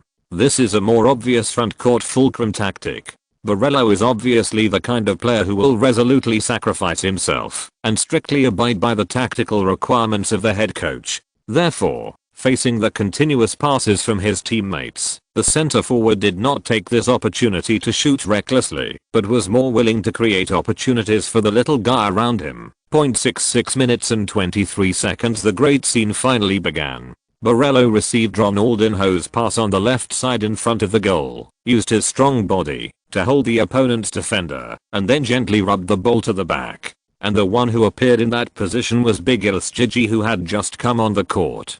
Gigi's long hair fluttered backwards as she ran at high speed, and the panicked Sampdoria defender Asina could only pull and tug at Gigi from behind. The red and black striped shirt number 18 was deformed, but this could not stop the mixed blood kid from touching the ball for the first time in the Serie A league. Gigi's upper body was pulled backwards while running, but at the moment he fell to the ground, he stretched out his toes and lightly tapped the flying football. At this moment, Gigi's whole body remained parallel to the ground, like a sword shot out, with his toes stretched straight. It was an arrow flashing with deadly cold light. Bang! In the winter night, there was a crisp sound. The football turned into a white thunderbolt and instantly pierced the Sampdoria goal. Goalkeeper Anthony was stunned. The ball went in. 1:2! Exclamation mark. AC Milan scored a goal back. The broadcast camera swept across, and the AC Milan fans in the stands were in a frenzy. Ancelotti waved his fist excitedly on the sidelines, and Seedorf and Ambrosini on the bench jumped up with ecstasy on their faces. On the field, Gigi, the hero of the goal, lifted his red and black striped shirt and ran all the way. His long black hair looked like dancing black flames on the green field at night. Gigi was releasing his joy and excitement to the fullest. Nicolas Gigi, with his first touch of the ball in this game, he scored his first goal in Serie A. This is incredible. This is incredible. Ancelotti's substitution had a magical effect. AC Milan tied the score to 1:2. With more than 20 minutes left in the game, the suspense of victory is back. The commentator's crazy roar came from the TV. Lee Tongfan smiled and looked at the wanton and wild young man on the screen. He did not expect that this young man's first touch of the ball in his Serie A game was a great one. However, Leoli is willing to bet that this commentator must be a supporter of AC Milan. If he were the commentator of Sampdoria, Gigi would definitely be treated differently. In fact, Lee Tongfan's guess was not wrong at all. The Milan people are cheering. Don't these damn bastards know that they are still one goal behind? Or do they naively think that the hairy number 18 is really lucky enough to win next? In more than 20 minutes, they scored 2 goals to lead the score? Haha, God, that is really a wonderful adult fairy tale. This was a mockery from the onside commentator. In fact, at Sampdoria's home court, except for a small number of poor AC Milan fans, no one would give Gigi even a trace of appreciation. Therefore, boos are the best reward for the visiting team's scorer. Force Cassano kicked the football to a teammate behind him, and the game continued. After conceding the ball, Sampdoria tried to counter-attack. They tried to take advantage of the gaps left by their opponents after they scored, but the experienced AC Milan only used 4 minutes of intensive defense to defeat Sampdoria. The high morale aroused after Yaron lost the ball was easily dissipated. This is a horror of AC Milan. Although the personnel structure with an average age of over 30 years old has caused the Rossoneri to lose its youthful sharpness, it is true that this team has become more rational and mature. In this world, at any time, and at any place, experience is a rare and precious asset. There are too many peerless generals in the AC Milan lineup. Although they are already in their twilight years, their battlefield experience can let AC Milan make the fewest mistakes and seize the few opportunities for the opponent to make mistakes with a fatal blow. The terrifying experience of the Rossoneri is exactly why Lee Tongfan loaned Gigi to San Siro.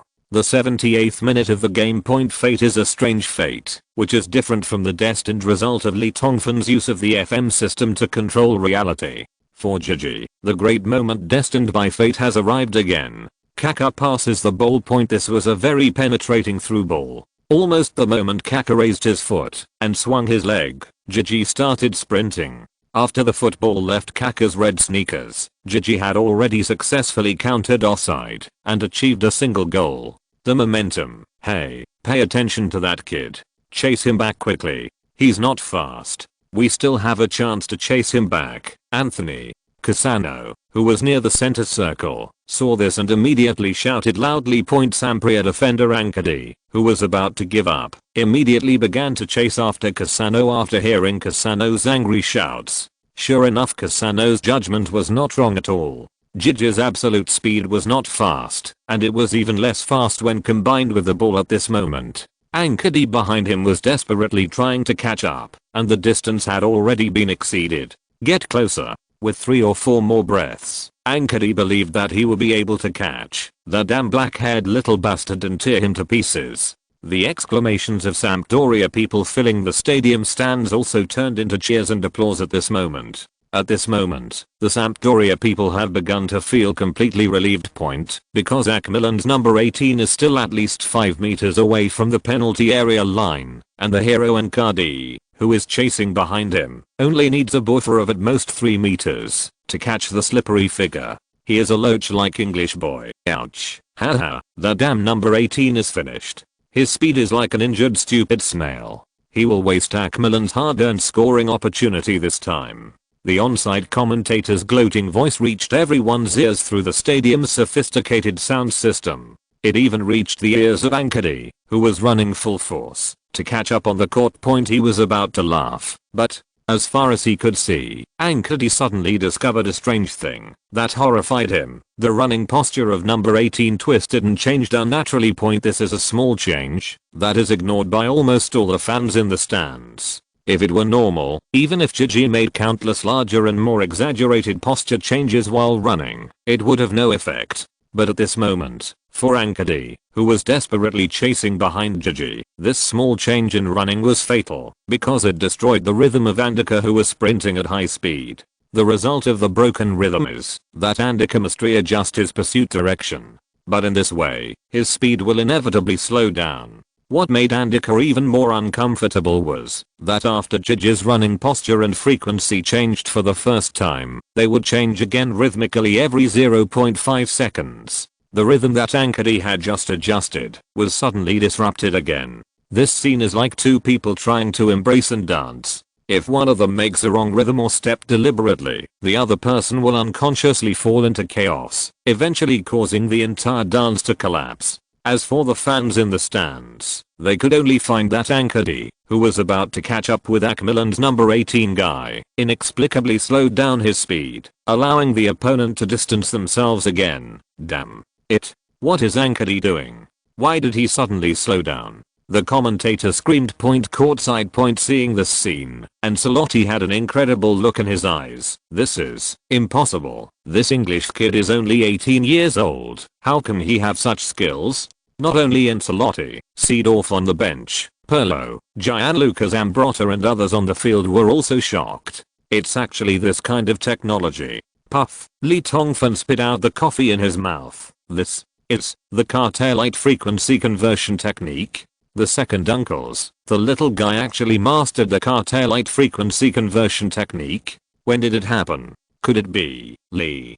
Tongfan was so excited that he stood up from the bed and ran to the TV in 2 steps. His mind was still shocked. When was it? When did Gigi master this technique? Could it be the apprenticeship system in the FM 2009 system? However, Lee Tongfan remembered clearly that he did not arrange for Gigi to learn this ultra difficult single blade escape technique in the FM 2009 system at that time. Tail-light frequency conversion technology, as the name suggests, is a technology used after a breakthrough to get rid of the opponent's pursuit behind you. The name is taken from an interesting phenomenon in the F1 racing competition. When you are in the lead, you can change the speed and left-right trajectory of your car to block the overtaking space and speed of the vehicle behind you, so that no matter how hard your opponents try, they can only see the taillights in front of you forever. He was in despair before he could catch up with the taillights of the car. This technique can only be used by a few rhythm masters on the football field.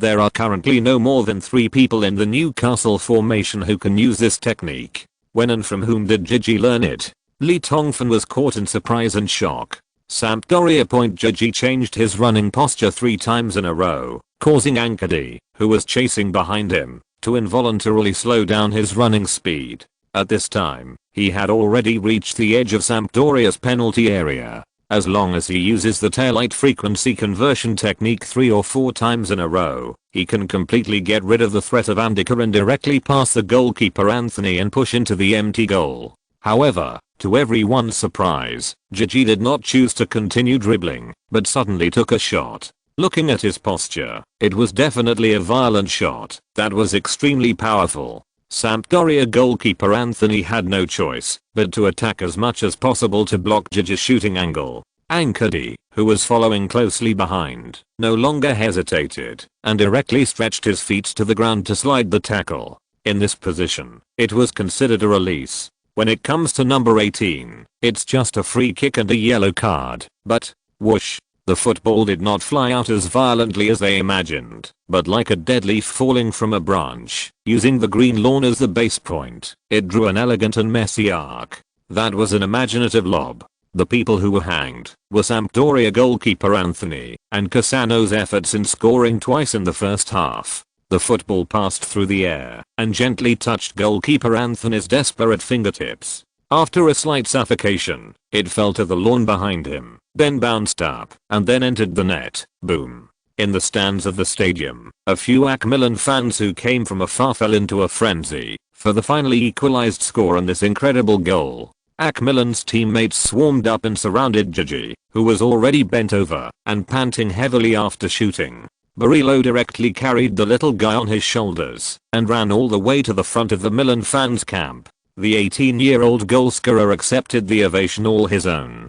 2 goals, each wonderful, especially the second one. Milan superstars know that there are many people who know the taillight frequency conversion technique, and naturally they also understand the difficulty of performing this technique. Therefore, at this time, they finally recognized and accepted the 18-year-old guy Gigi as their teammate courtside. And Salotti clenched his fists tightly. Yes, it is indeed the taillight frequency conversion technique. It is incredible that an 18-year-old can use this kind of escape technique so skillfully. Such a player is definitely a genius, even though this little guy has poor congenital physical conditions, but his playing awareness is really amazing. No matter how much transfer fee is spent, such a player should stay in Milan. As a head coach, Ancelotti saw the potential of Gigi in an instant. He was thinking about how to convince general manager Galliani to buy out the 18-year-old boy after the end of the season, so much so that he forgot that for AC Milan, it was just a tie, and they needed to score another goal to win. In Sampdoria, there were not many people who really understood the power of Gigi's series of breakthroughs just now, and Antonio Cassano was one of them. He was known as the most spiritual player in Italy, and at this moment he was also aroused by his competitive spirit. I can do this kind of action too. I want to show you. Forced, the referee blew the whistle and the game continued. Once, twice, 3 times, 6 times, in a hotel room in Brussels, Belgium. After the shock, Tongfan lay back on the bed, leaning against the pillow lazily with his legs crossed like a dead dog. Not far away, the TV screen was playing a wonderful replay of Gigi's goal just now. Oldley was holding up his fingers, like a little kid in kindergarten, blinking his big eyes and carefully counting the number of times the mixed blood little glutton used the taillight frequency conversion technique. Well, although the little guy's limit is only 6 consecutive taillight frequency conversions, for an 18-year-old boy, such a frequency conversion technique is already a shocking achievement. Tongfan watched the slow motion and found more problems than others. It seems that 6 consecutive frequency conversions are already Gigi's limit. Otherwise, the little guy could have easily gotten rid of the entanglement of Sampdoria defender and Cardi behind him by continuous frequency conversion, and then easily deceived the goalkeeper and shot into the empty goal, without having to use such an extremely risky shooting method as lob shots. In that overhead shot, Sampdoria goalkeeper Anthony's fingers had already touched the ball. If his jumping ability was a little better, Gigi's shot might have been lifted out. Whether AC Milan wins or not has nothing to do with Tongfan. What Lee is concerned about now is Gigi's growth point. Although Gigi's attack just now was wonderful, it also exposed a lot of problems. The first and most direct one is that the explosive power and speed are too slow. Point. If Kaká's straight pass was replaced by a striker with super speed and explosive power like Owen, Torres, or David Villa, there would be no need to use the extremely difficult taillight frequency conversion technique, and the problem could be solved directly with absolute speed. For Gigi, if he wants to become the best striker, the first thing he must solve is to find a way to improve his speed and explosive power. Otherwise, his ultimate achievement will be limited. Second, although the taillight frequency conversion technique is used to get rid of pursuit, it is very demanding for the player who performs this technique. The continuous unnatural frequency conversion during high-speed running will cause great pressure on the knees. If it is not done well, it will cause serious injuries. This is the same as the knee injury that the pendulum-style dribbling brought to Ronaldo. Lee Tongfan lowered his head in thought, thinking about how to help Gigi improve his abilities. At this moment, a huge noise suddenly came from the TV. This is incredible. This is absolutely incredible. This is simply incredible. This time, even a biased live commentator used 3 incredible S in a row and couldn't help but fall into madness. It's that incredible number 18 again. He once again sent the ball into the goal behind Anthony. Hat trick. Oh my god. In the 88th minute of the game, Nicolas Gigi, an 18-year-old player who made his first appearance in the Serie A, created a miracle. He performed a hat trick in 23 minutes. You know, he was facing Sampdoria, which ranked 6th in the league standings, not some bottom-ranked team. Today's weather is better. After riding a motorcycle for 30 minutes, my hands are not frozen, and numb 6,000 words are presented. Daozi works hard every day. Brothers in the group, I miss you. Brothers who gave me rewards, thank you. I borrowed someone else's computer, so I won't say much. Chapter 442, The Two Greatest Heroes. In a hotel in Brussels, Belgium. Lee Tongfan, who was still thinking about how to enhance the various abilities of the mixed rice bucket, was awakened by the sudden noise from the TV. He turned his head to look, and was surprised to find that the score mark digital display on the upper right side of the LCD screen had changed to Sampdoria 2:3 AC Milan. Lee Tongfan was stunned. Milan overtook him.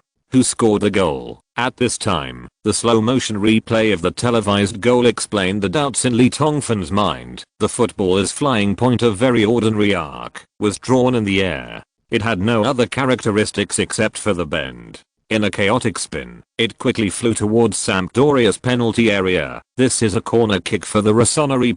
From the corner kick on the right by Ronaldinho. There was chaos in the Sampdoria penalty area. High center forward Bucero jumped high in the crowd, swung his short black hair like a steel needle and smashed his head against the flying football. Boom. The flight path of the football turned 90 degrees and flew towards Sampdoria's goal at lightning speed. Danger. Bucero got the first point. The onside commentator screamed loudly. But goalkeeper Anthony, who was humiliated twice by Nicolas Gigi, was like a god at this moment. He waved his hand subconsciously to block Bucero's shot. At this moment, his performance was like a forearm opened, a shadow of a palm. Beautiful. This is a Banks-like save. Anthony saved the team. The on-site commentator greatly praised the home team's goalkeeper's shitty save, but he quickly changed his tone of excitedly wanting to pee into a crying tone. The danger is not over yet. It's again. At this point, the onside commentator shut up, because by this time the whole world knew what he wanted to say. It's AC Milan's number 18 again. It's that dark-haired English boy again. The football saved by Anthony did not fly too far, or to put it another way, less than 3 seconds after it was saved by him, the football was pushed back by a head. Football is like a frightened rabbit that has been chased with no way to escape, but finally got into the net that belongs to it. The ball went in. Long black hair. That head belongs to Nicolas Gigi. The third goal was a header. First appearance. 23 minutes, an incredible hat trick. This is the first answer Nicolas Gigi handed over after he landed in Serie A. It is dazzling and cannot be looked at. Lee Tongfan was lying on the bed, smiling very happily. He thought that Gigi might gain a foothold in that distant team, that Gigi would shine in that strange country, and thought.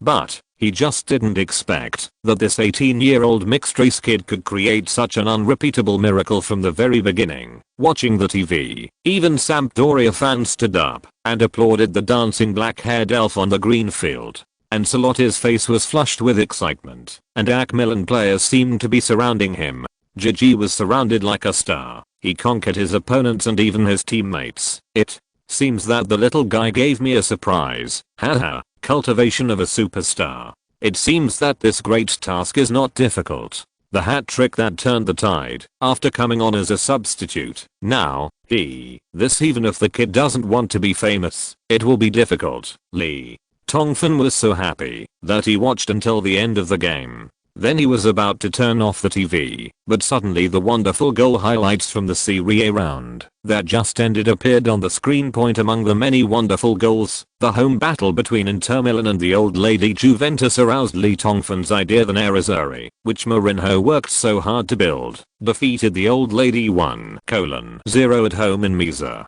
The one who contributed to Inter Milan was the 18-year-old French centre-back Mamadou, who just joined the team during this winter transfer period. Sacco, the French youngster, leapt high in the crowd with his header and smashed the corner kick taken by Irish winger Duff into the goal handled by the world's #1 goalkeeper Buffon. After scoring the goal, Sacco raised his fingers high and pointed towards the sky as if he was provoking something. When Lee Tongfan saw this scene, a strange thought suddenly came to his mind. In the Milan derby in the last game of this season, if Gigi and Sacco can both start and meet in the San Siro game, then who among these two will win? He is also a young 18-year-old who also shined in his first Serie A game.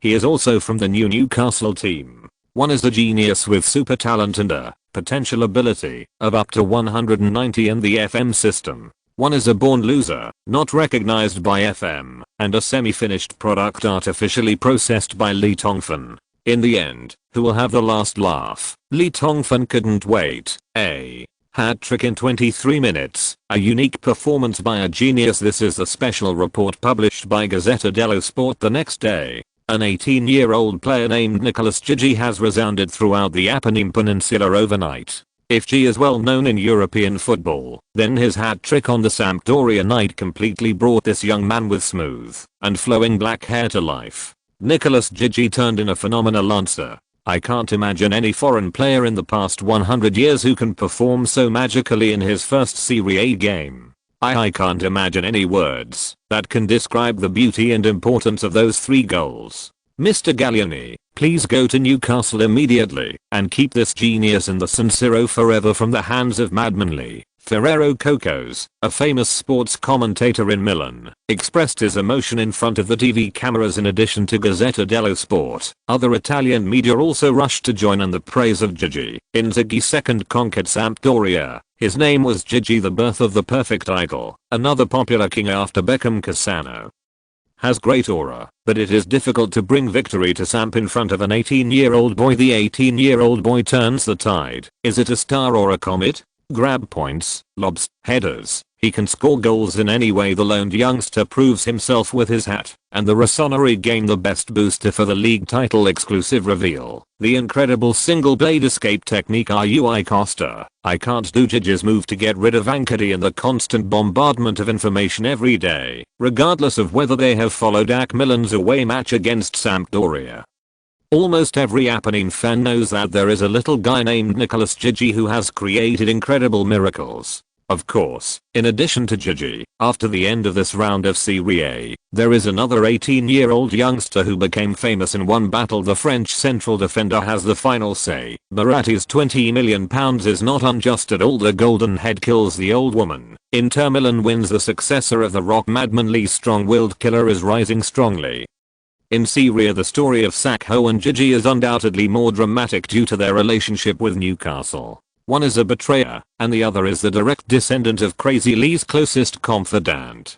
Just as Leoli thought in the Brussels hotel, almost everyone people who like stories will immediately connect the two people. There are still 19 rounds of Serie A. We are looking forward to the performance of the peerless double, especially the Milan City derby in the 25th round, which will be the match between these two teenagers, who have countless stories with crazily direct dialogue, and that direct dialogue also determines whether Crazy Lee's transfer strategy this winter is right or wrong. The words of Guarius, a famous reporter from Gazzetta dello Sport, obviously set a high starting point for the confrontation between Gigi and Sacco. Throughout the continent of Europa, some people were waiting for Sacco to slap Crazy Lee in the face, and some were waiting for Gigi to help Crazy Lee face. In short, things were so strange. Lee Tongfan woke up one night and found that his face was actually represented by someone else already. City of Milan. A high-end villa area. Mamadou Sakho placed the trophy for being the best player in the game in the most conspicuous place in the bedroom of the newly purchased luxury villa.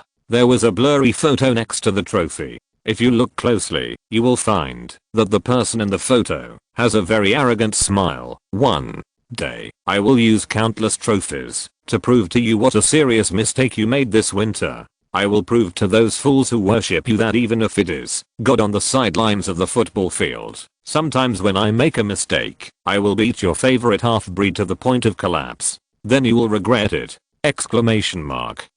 I, Mamadou Sakho, swear. Under the soft orange light, the young Frenchman's face looked so ferocious. Same moment. Milanello training base. Bang, bang, bang. The red sunset was about to sink into the distant horizon. A thin figure was still sweating profusely, causing a thin layer of heat to evaporate from his body on this winter evening. More than 20 footballs arranged side by side were used by him one by one with different styles way into the net. It's Nicolas Gigi, the Rossoneri's new idol. Finally finished playing all the football and then did 5 sets of return runs, constantly changing the frequency and posture during the running process. After doing all this, Gigi packed her things and dialed that special number while walking to the locker room. Hey, Mr. Ricetong, how was my performance in the game?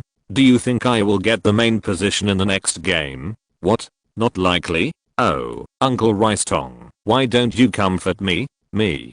Huh? You're not allowed to practice the tail light escape technique anymore? Oh, I understand, but Ronaldo said this technique is very cool. The young man was speaking loudly in Chinese, and his back was stretched so hard. At this time, the sun finally disappeared completely from the horizon, and darkness began to cover the earth. In the head coach's office not far away, Ancelotti opened the window blinds. Although he could not understand what language the handsome young man who saved the Rossoneri in Sampdoria was speaking, you can clearly feel his happiness and excitement. A hard-working genius, Ancelotti suddenly felt that he should give this young man more opportunities. Although he is not from Milan yet. England. St James Park Stadium. Alan Shearer, the new head coach of the Premier League, was dressed in a suit and leather shoes. He was standing in front of the tactical board in the home team's dressing room, spitting with his face flushed, and desperately encouraging the Hammers' morale. Wahaha, guys, today we are facing the super rookie Stoke City team. They are ranked 15th in the standings this season, scoring 21 goals and conceding 42 goals. Faced with their collapsed attack power and with such a broken defensive ability, I think for you, today's game is not a matter of winning, but a matter of winning a few goals. 96 minutes later, Shearer was also standing in front of the tactical board in the locker room, but his face was extremely defeated, as if he had been fucked by countless sluts suffering from AIDS and syphilis, and his voice was as low as infrasound. This is like this. Although we lost the game in the end, I'm still quite satisfied with your performance. We are still first in the standings. As long as we win and the next play well in the competition, the championship, yes, the championship will still be ours. Seeing the Hammers in the locker room as stunned as if they had swallowed a child to death, Shearer was finally speechless. He must admit that what he did in this game was simply too frustrating. Losing, this word that seemed to be insulated from Newcastle, came to St. James at the most incredible time for everyone. 10 minutes later, the press conference room at St. James Park Point. When Alan Shearer walked in, the reporters who had been waiting here for a long time were like great white sharks smelling the smell of blood. They crowded in and swarmed in. The air in the entire hall became sticky at this moment. Mr. Shearer, do you have anything to say about Newcastle's 0:3 home defeat to a team like Stoke City? Mr. Shearer, did Crazy Lee contact you after the game? Mr. Shearer, who do you think is responsible for the loss of this game? When was the last time Newcastle lost? How do you feel about the record ending? Faced with such a group of crazy reporters who were killing people without blood, Hiller had the urge to grab his hair and yank it violently. But when he actually stretched his hands to his head, he suddenly remembered that in fact, his hair was there is no hair left on my forehead to grab. Brussels, Belgium. Lee Tongfan went to the hospital to visit his father Liang. His hands were so damn cheap. He picked up a newspaper that someone with no sense of ethics had thrown on the fence on the lawn by the roadside. He glanced at it casually, and then he started to suffer from epilepsy. Playing tricks in the same way. What was written in the newspaper was not when Newcastle lost, but world footballer Beckham bids farewell to Real Madrid and successfully transfers. Sorry, you were delayed due to urgent matters today. There are only 4,000 words. There will be at least 3 updates tomorrow to compensate. Chapter 443. The Wolf is coming. At this time, millions of fans will never know that the bitch they have been calling for, instead of worrying about Newcastle's tragic fate in recent rounds, is acting like a super pig who is not afraid of boiling water, with saliva dripping like a Huangoshu waterfall, watching wanking change, clothes one after another. Help me take a look. What do you think of this one? In the hotel room, Wanking wore a pink silk low-cut evening dress. Like a beautiful little butterfly flying among the flowers, she happily turned in a charming little circle, and the skirt swayed and rotated, like a peacock spreading its wings. This scene made Lee Tongfan, who was still lying down, to put on his clothes and prepare to watch TV, instantly felt that the male hormones in his body were going crazy, secreting at a speed of 80 miles per second. Faced with such a beautiful wife, what else could Lee Tongfan say? Of course I didn't bother to say anything. So Lee Tongfan drooled and opened his eyes wide. He didn't have time to speak at all. He only nodded like a woodpecker that saw bugs in the cracks of the wood. Wanking was very proud, and then he deliberately raised Bei Sheng Sheng's calf and kicked away the Mickey Bear cartoon slippers under his feet, slightly revealing his crystal clear and smooth thighs. He stepped on the edge of the bed and made an extremely seductive posture, and then his body measurements suddenly became convex and concave. The room was outlined by a pink dress. Lee Tongfan covered his nose with one hand to prevent bleeding, and then began to look back and forth eagerly at the giraffe. What are you doing? Wanking gently held up the skirt of her skirt, frowned her pointed eyebrows, and had 2 words written on her white face. Curiosity. Looking for the TV remote control. What are you looking for the remote control for? Nonsense. Can't you see that my blood is boiling? Find the remote control and turn off the TV. Let's quickly do some physical activities that are inappropriate for children. The shameless and sinister man actually said such lewd words in such a serious manner. Wanking's little face bloomed like a white jasmine flower in an instant, and then he rejected the boring man's constructive proposal in an astonishing, concise and powerful manner, with only 2 words. Get out. Lee Tongfan he had no choice but to stop looking for the TV remote control angrily. I decided to enter the entertainment industry. Wanking raised his finger of victory. Booth. Lee Tongfan almost fell on the bed and passed out, but before he officially passed out, the sultry man still managed to brace himself and asked in shock, as if someone had stabbed him in the anus, "You want to enter the entertainment industry?" "Yes." Victoria said that I'm very talented in this area, and we decided to form a new group to sweep across the continent of Europa. Wanking said. Wanking said, his hands kept moving, and soon put on another fiery red miniskirt, accompanied by black stockings. Under the stockings, you can vaguely see the white color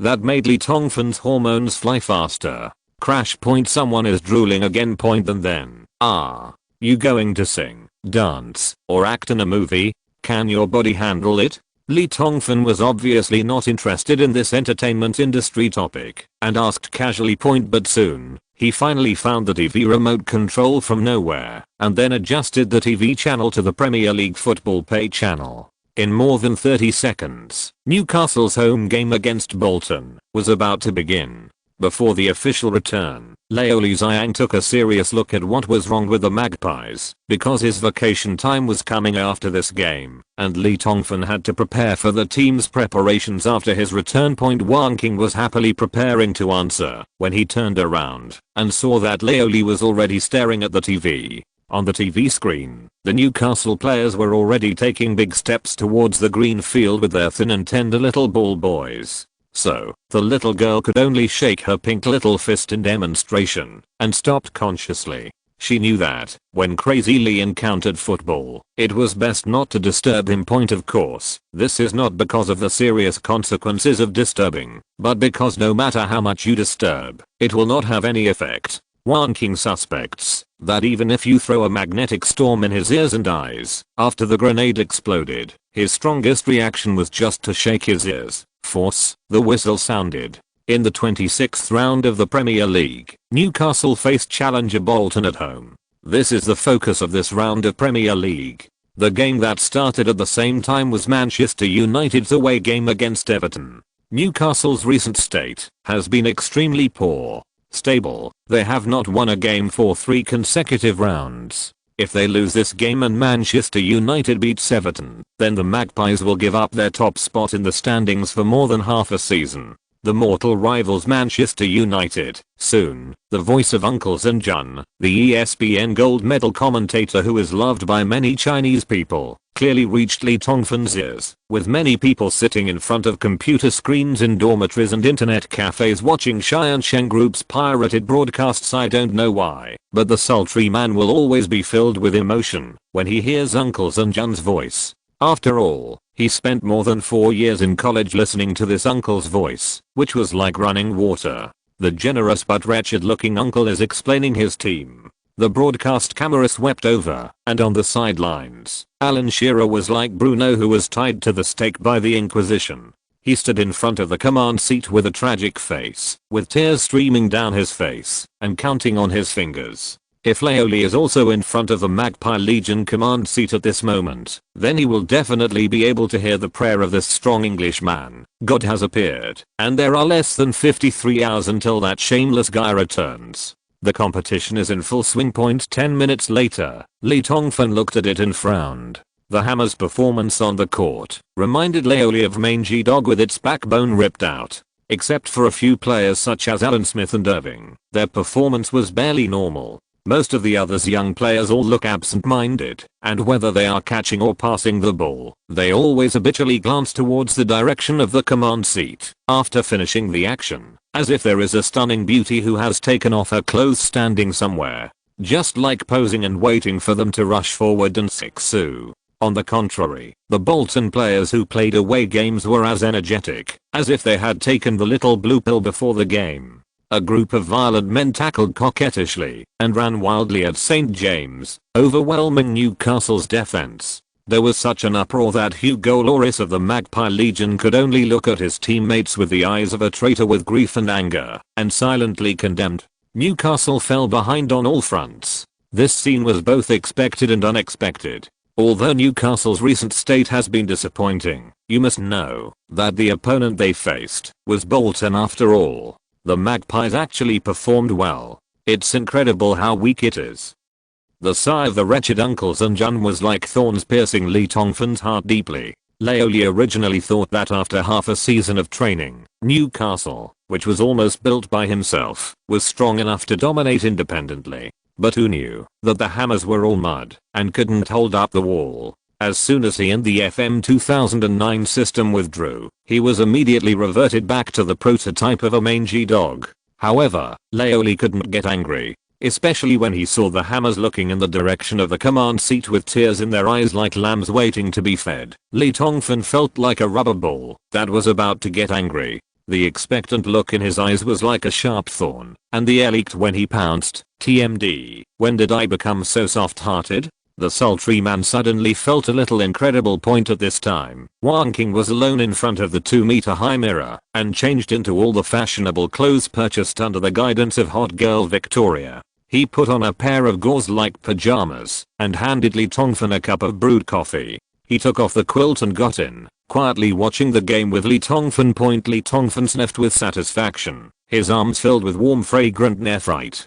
Time is like a monkey with its butt burned, disappearing around the corner in the blink of an eye. Soon the first half of the game was over, and the second half had begun. Until the 50th minute of the game, the score remained at 0:0. The fans in the stands were yawning and drowsy. At this moment, Alan Shearer, the acting head coach of the Magpies, who had been scolded for being completely damaged, finally made a substitution adjustment, replaced Michael Owen with newly joined player Andriy Shevchenko. Replaced Superboy Steven Tyler with Senderos. When the fourth official played the electronic substitution card on the sidelines, the Newcastle fans in the stands almost went crazy collectively. After joining Newcastle, Shevchenko played a total of 4 times as a substitute, without any assists or goals. And Senderos. The frightened Newcastle fans still remember that in the last game against Tottenham, it was Senderos who became the all-Russian forward Pavlyuchenko, giving Newcastle a substitute fat sheep a shameful title. Replacing the 2 core players Irving and Taylor, and replacing the 2 nuclear warheads in Senderos. Such a move by Alan Shearer is simply like talking to foreign countries. The seller is seeking glory, and he is struggling.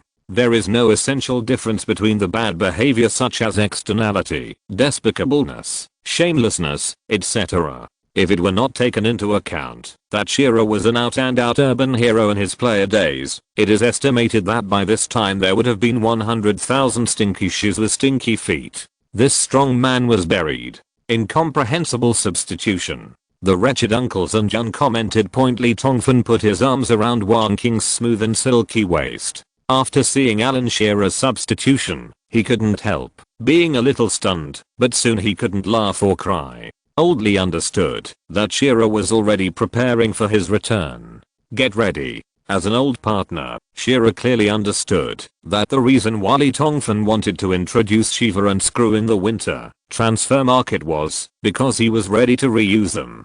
Although Shearer knows that his own abilities cannot restore these 2 famous players to their former glory, this does not prevent Alan Shearer from putting the 2 of them on the court to adapt to Newcastle's rhythm so that Li Tongfan can be faster and better after returning. Use Shiva and Screw. As for the outcome of this game, Shearer obviously doesn't care anymore. In Alan Shearer's view, even if Manchester United takes the first place in the league standings, it has nothing to do with the overall situation, because as long as Crazy Lee returns to Newcastle, it will be easy to replace Manchester United with Manchester United. Li Tongfan quickly figured out the key to this, but all he could do was sigh helplessly. The reason why Shearer did this must be because after experiencing the ups and downs in the position of acting head coach this month, he has been mentally tortured by the media and fans, and he has corrected his position and knows that he is not the one who calls the shots. The coaching material has obviously given up on taking over Newcastle in the future.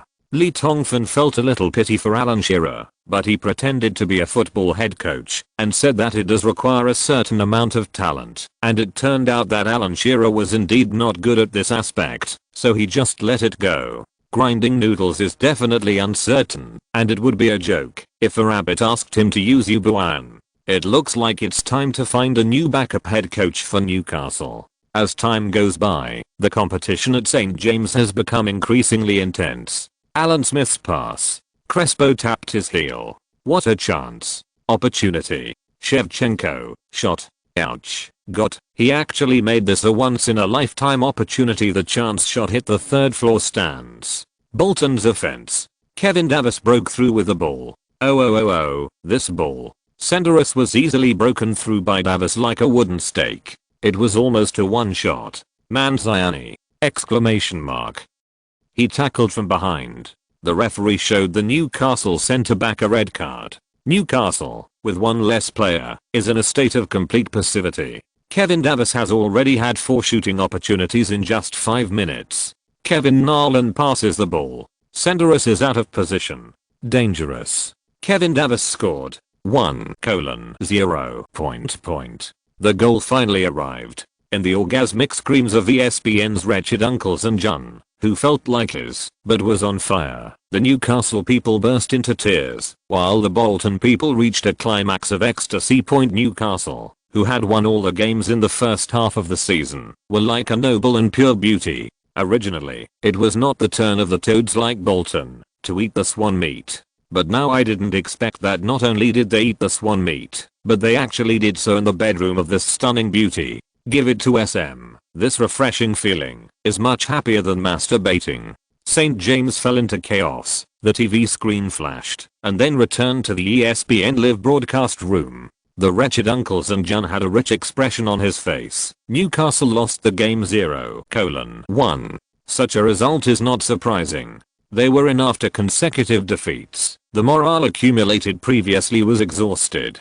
The news I just received is that Manchester United relied on Bulgarian striker Berbatov's goal at the last moment to beat Everton 1:0. This means that Ferguson's the team finally got its wish and climbed to the top of the league standings. Wow.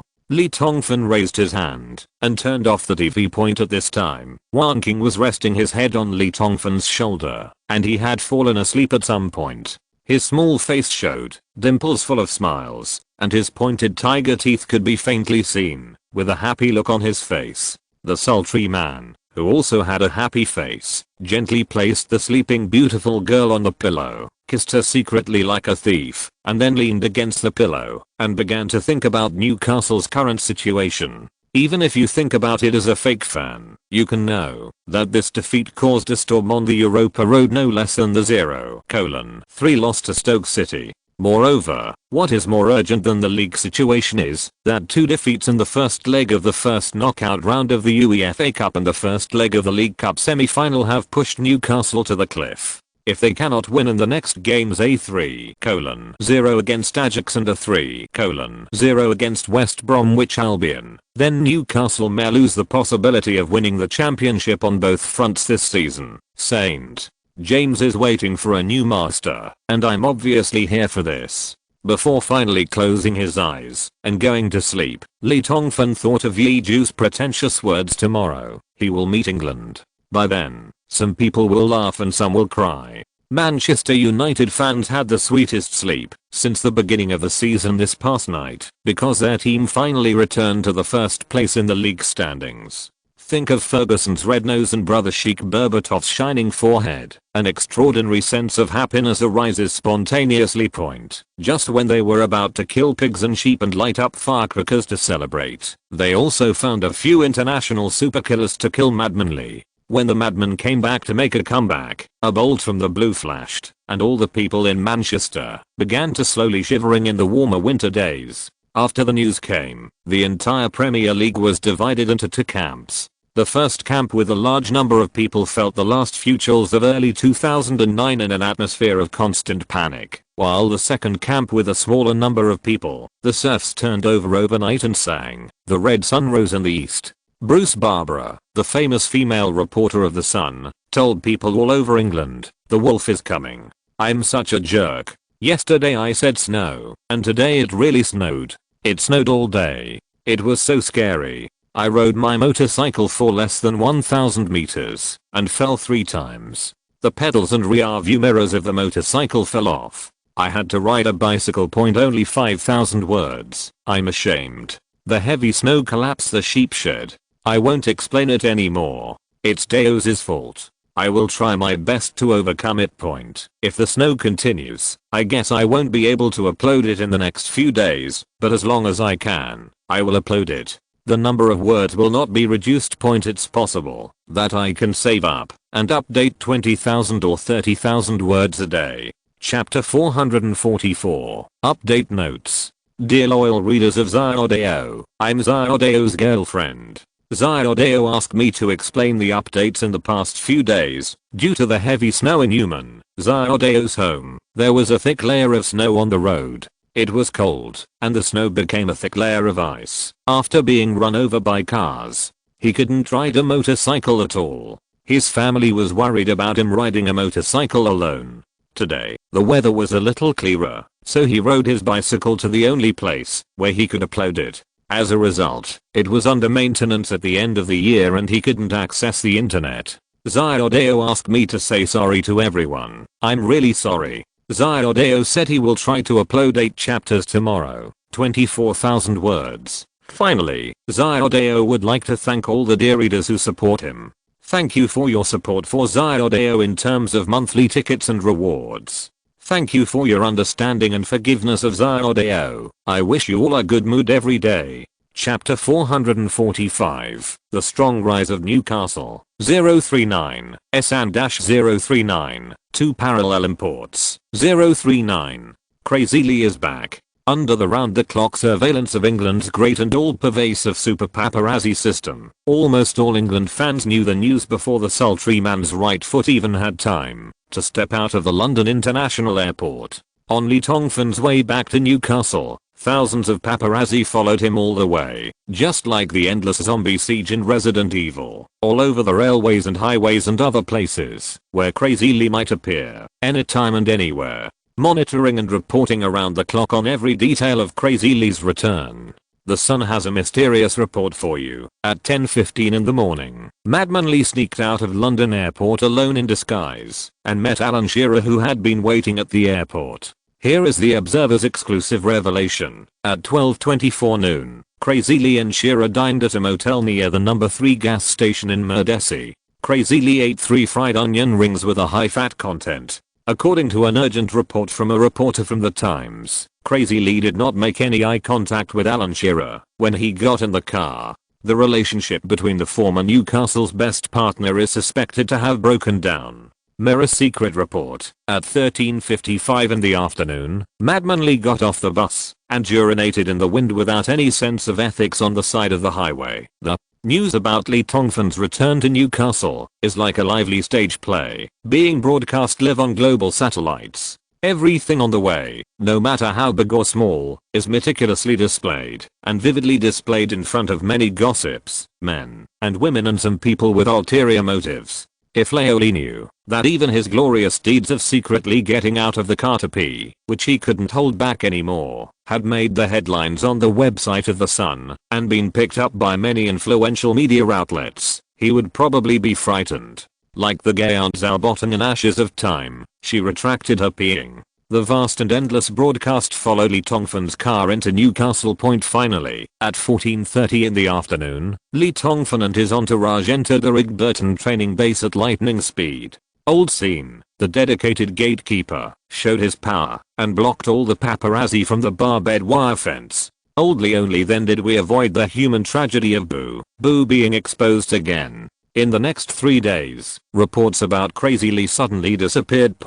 Since Crazily entered Newcastle's training base, reporters have tried their best to disguise themselves as weeders, collect heating bills, gas bills, etc., and tried every means to sneak into the base, but they have not been able to capture any clues about Crazily. Compared with the vigorous reports that followed him all the way 3 days ago, Madman Lee in these 3 days was like a fart that was put into the wind by a nameless homeless man. He stunk for a while, just for a while. After that, it quickly disappeared. Crazily, what the hell is this guy doing in large numbers? Thinking with lingering fear of all the human tragedies this Chinese lunatic has caused in major stadiums in the past, many people in Europe have raised such questions. Manchester United is first in the standings. No one can take away the glory of the Red Devils. The final trophy belongs to Old Trafford, there is no doubt about it. Mr. Ferguson's speech on the official website seems to be full of confidence, but after careful consideration,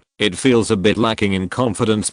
Everyone in the 5 major leagues knows that, whether it is home or away, the invincible Ferguson has never defeated Crazyly's team. This has become a well-known problem for the old Scotsman, and some people even speculated the reason why Ferguson has not retired is not because he wants another Champions League as he said, but because he wants to have a chance to defeat Madman Lee once. Crazily is back, so the chaos of the Premier League is about to end, because the tyrant from China is about to resume his iron-blooded rule in Great Britain. This is the comment made by England's traditional football TV program Green Green. Wenger said, Arsenal still has a chance, but the arrival of Crazy Lee made me, and the players feel the pressure. Benitez said, I ended Newcastle's complete victory. It's a pity that Crazy Lee was not there at that time, and now, maybe we will have a chance to meet again in the League Cup final. Liverpool and I are excited about the next meeting. Hiddink said, the reason why I chose to coach Chelsea on a temporary basis is because here I can directly talk to the best coaches in the world. Now that he is back, I can't wait. Moyes said, almost everyone related to football in the last 72 hours has been asked countless times by reporters about their opinion on the return of Crazy Lee. For a time, in the football world, it seems that this question is the only way to be asked. A symbol of identity and honor. Those who were not asked by reporters seemed extremely disappointed. However, no matter how people discuss it, no matter what happens in the outside world, in the past 3 days, it was at home that Madman Lee didn't even show his hair, and was back diving all the time. And many times, the more mysterious things are, the more attention they attract. Fans in the media are curious about Crazy Lee's evaporation, while those opponents who will face the challenge of Newcastle in the next game are more frightened because of the unknown. Really, my life is so hard. Really so hard. Uncle Van Basten, the head coach of Ajax and the Dutch version of Ziyang Sao, touched his newly shaved head and burst into tears. Oh God, why did you let that damn lunatic come back at this time instead of earlier or later? My Champions League quarterfinals, my Ajax revival plan, everything is hanging.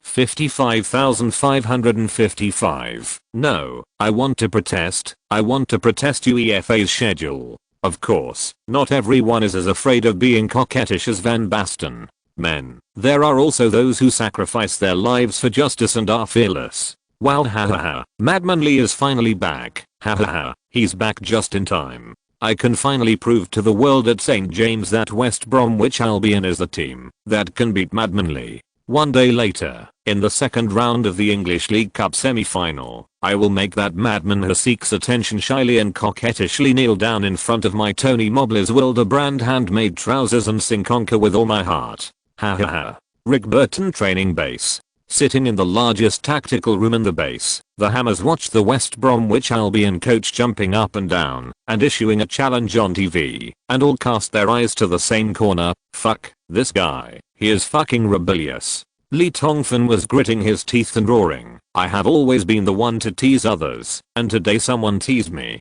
If I can't kill you, I will no longer be called Crazy Lee. The Hammers of the first team were sweating, watching the angry leader on the verge of a rage, and they all made a cross on their chests, and began to gloat over Tony Mobley, who was laughing triumphantly on the screen. 3 days later, St.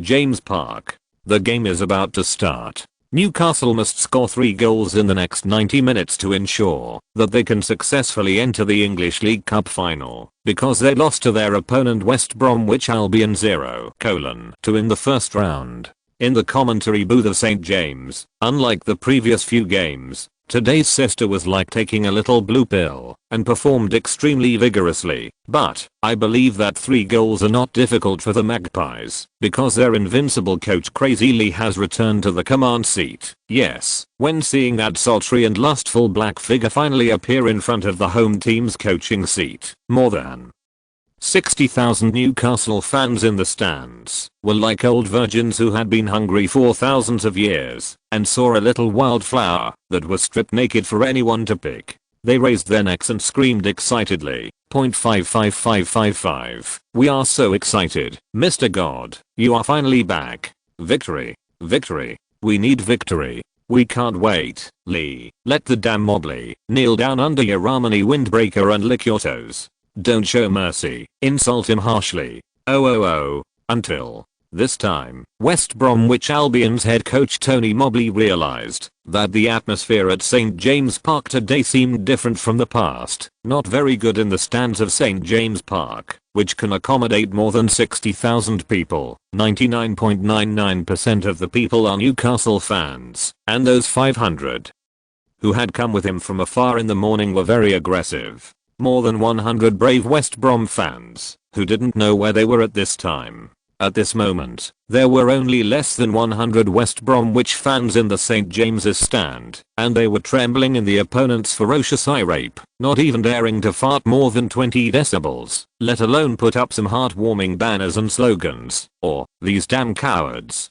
Tony Mobley could only curse fiercely to express his disappointment point, but he didn't know that the 5,000 plus cheering troops he brought with him didn't want to come, but simply couldn't come. At this moment, more than 5,000 people were still blocking the streets in Newcastle City. Fuck, what the hell is wrong with you guys?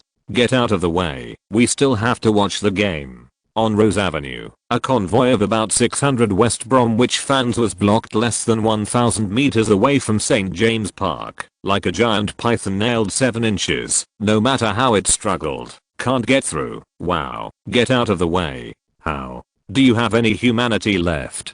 Didn't you see there was a car accident ahead? If you don't believe me, look for yourself. The blood is flowing, like free tap water, across. From the West Bromwich fans, a bald Newcastle man glared at them, his eyes burning with the fire of justice, staring at the West Bromwich fans so hard that they turned their heads away. Then, he turned around carefully and whispered to the young man next to him, "Hey, Newton, do you think this method will work?" The bus driver, John Newton, beat his chest loudly. "No problem, David, don't worry. The 4 main roads leading to the stadium are all blocked by us. Some people have been in car accidents and some are pregnant. There are miscarriages, there are middle school students fighting in groups, there are streaking, there are hanging, there are beating children, there are people selling me. There are all kinds of accidents. Keep these West Brom bastards. No one can enter the stadium. Cheering for that damn clown Tony Mobley, hero. My admiration for you is like a torrent of rain.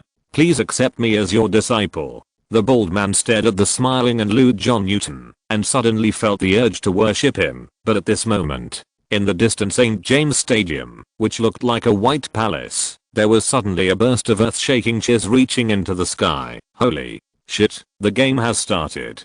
John Newton waved his hand triumphantly. Mission accomplished. Call it a day. Hurry, let's retreat. Hurry up and watch the game in the bar. At this moment, the West Bromwich Albion fans who came from afar were surprised to find that the road that was originally blocked like a sardine can suddenly became clear to those Newcastle people who had car accidents, gave birth to children, and fought. All disappeared. However, at this time, they could no longer squeeze into the stadium point force. Michael Owen knocked the football back to Alan Smith behind him, and the stands erupted into cheers like a mountain roaring and a tsunami, like thunder on the ground, rushing in from behind, and the people standing next to the conductor's seat were shocked. Tony Mobley stumbled and almost fell down with a dog-eating shit posture that was so standard that it could be included in the textbooks. Mobley was horrified to find that today's St. James suddenly became like the violent Atlantic Ocean, with rough waves, lightning, thunder, and countless times more difficult and dangerous than the previous days. Could it be that Crazy Lee still has the effect of stimulants? Tony Mobley suddenly felt like he was drawing water from 15 buckets. He was very anxious, but then I thought again, hey, I'm not afraid of stimulants. Newcastle's recent decline is faster than the Wall Street stock market. Even opponents like Norwich can play 0:0 in St. James. Our team is many times better than a no-name team like Norwich. As long as we don't lose 3:0, how can we say that Crazy Lee is God descending? There is nothing he can do about it. Thinking of this, Tony Mobley suddenly felt elated. He glanced at the opponent's coaching bench standing not far to his right, and cast a few provocative glances, feeling very pleased with himself.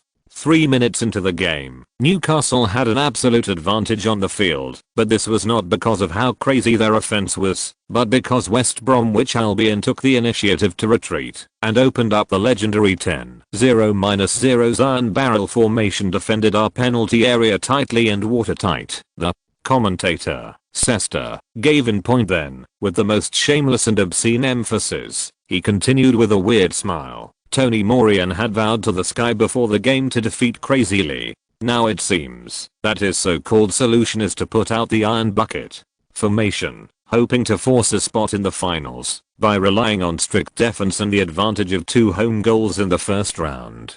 The iron barrel formation is indeed a problem worldwide, but as far as I know, even many world-class head coaches have when facing Crazy Lee. Even if you use the iron barrel formation, you will die very ugly. Wow, ha ha ha. I bet that Mobley will die very ugly. Next to him, his old partner Gary Lineker, who was newly married, was sweating and secretly poked Sester, who was in an inexplicable state of excitement. Hey, pay attention to the commentator's position. Damn, as Crazy Lee's most loyal fan, I've long been unhappy with that damn Mobley. What a bullshit position. Sester blurted out without thinking. Point Lineker.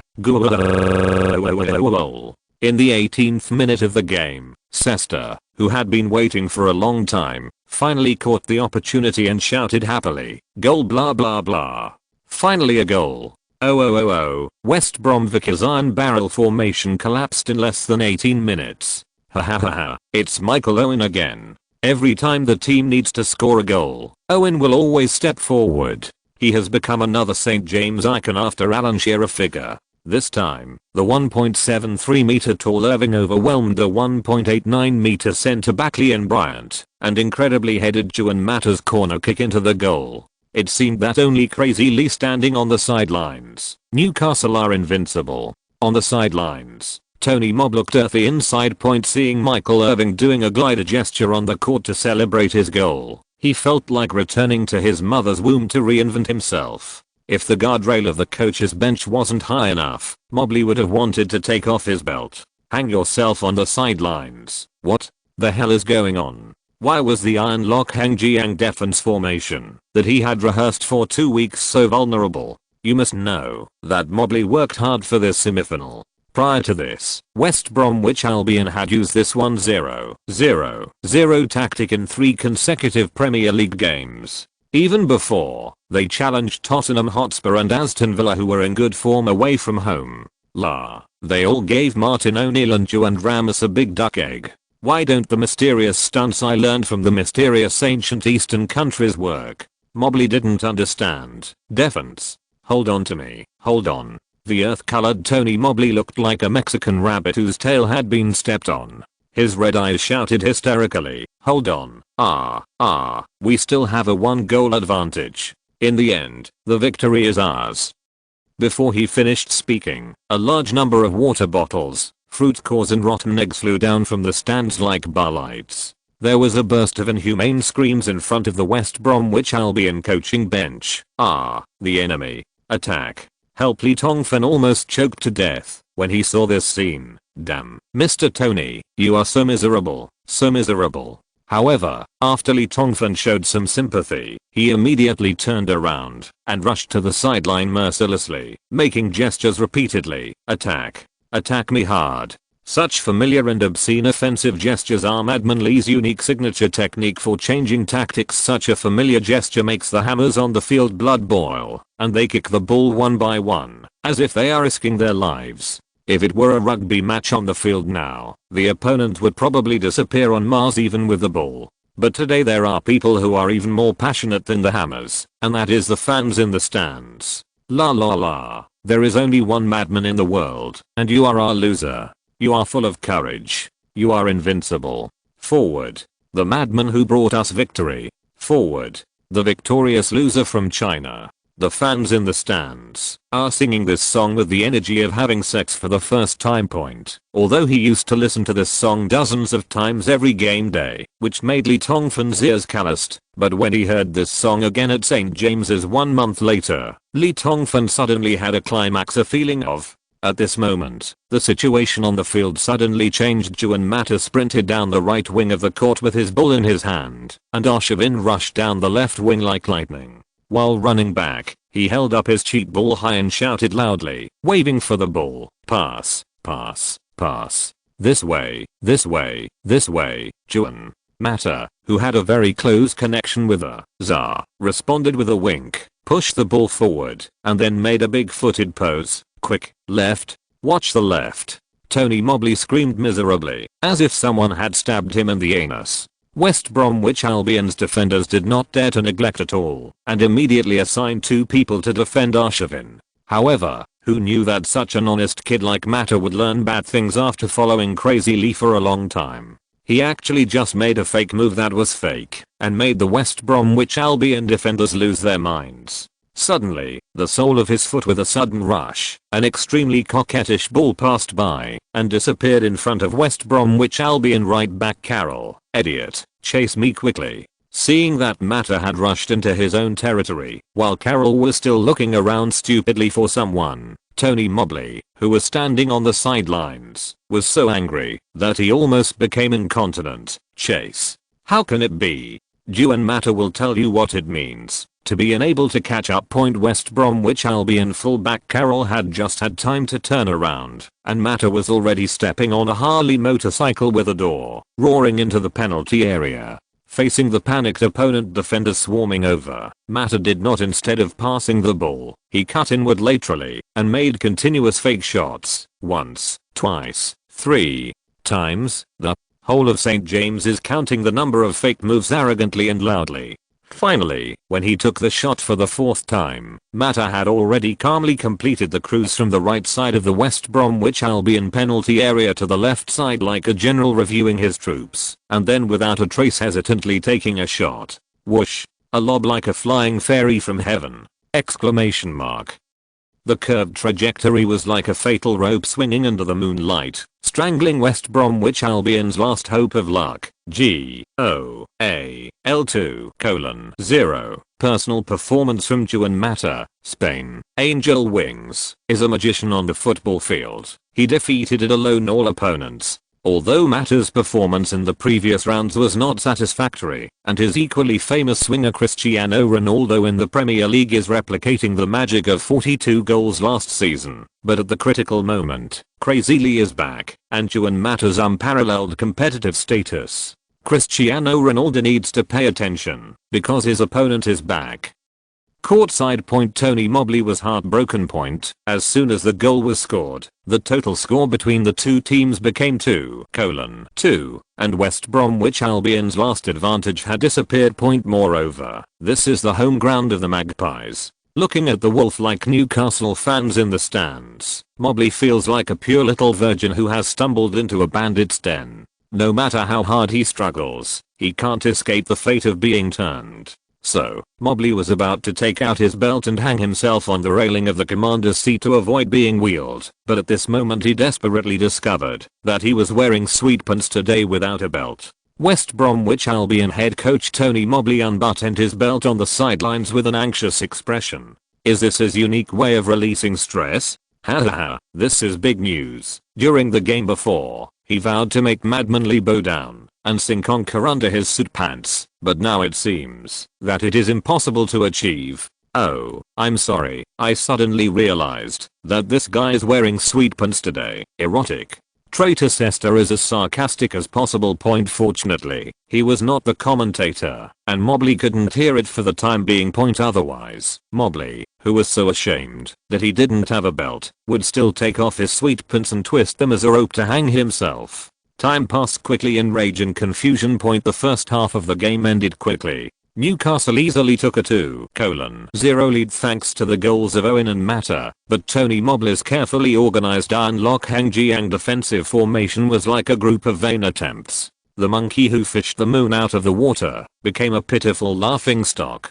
During the 15 minutes of halftime, the cheers of St. James's resounded through the sky. At this time, no one will doubt whether Newcastle can enter the League Cup final, because Crazy Lee will solve all doubts and tear apart all difficulties for them. All the hearts of the Magpies have already flown to Wembley Stadium. They are imagining the glorious moment when the Magpies defeated their opponents in the final, finally lifted the English League Cup trophy, and won the first championship of the 2008-2009 season. And the one who is about to bring them all this is the greatest coach in the history of the club, bar none. Newcastle people have long been accustomed to the thrilling performance of the Chinese coming down from the sky to turn the tide at the most critical moment. They ushered in the second half of the game while singing loudly. However, no one expected that Lee Tongfan would make substitutions at the beginning of the second half. The whole place was in an uproar. because assistant coach Alan Shearer had made exactly the same substitution not long ago, and at that time, that substitution brought about a humiliating defeat. Andriy Shevchenko replaces Michael Owen.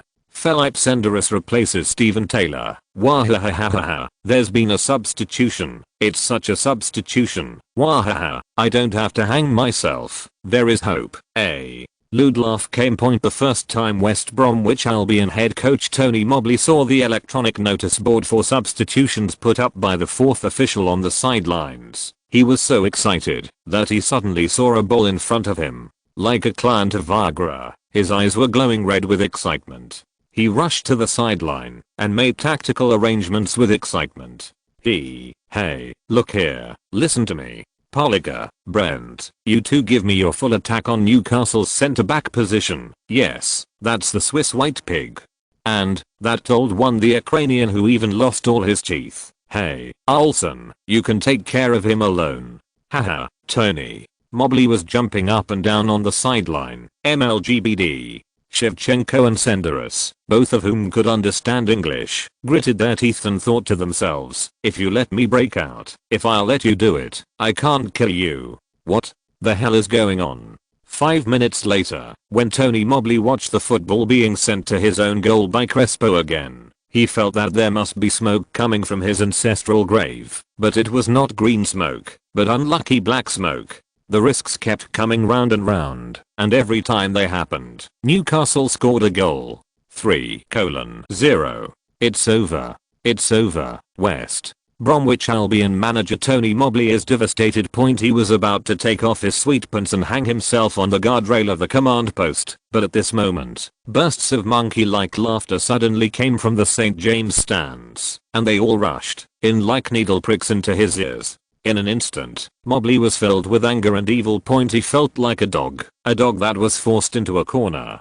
Since there was no way out, he would bar his teeth and show his sharp teeth, even if his spine and the dog were still broken in the end. Legs must also leave their own teeth marks on the opponent's body. So, Tony Mobley pointed at Senderos and screamed, attack, attack, attack. Kill him suddenly, suddenly, suddenly, suddenly, suddenly kill him, just. At this time, Shevchenko flew past Mobley's eyes. Mobley, who was in a semi-crazy state, was immediately stimulated again. Prevent him from death. Prevent him from death for me. RRR. On the other hand, West Bromwich Albion assistant coach Elio Men couldn't stand it anymore. He found a shoe and covered his face. He reached back from the seat and grabbed the frightened Tony Mob. Pulled back. The West Bromwich Albion players on the field began to strictly implement the tactical instructions issued by the head coach in a state of madness. Morrison got the football, and he sprinted with the ball, avoiding Manziani's defensive area, and rushed towards Senderos like a rampaging tank.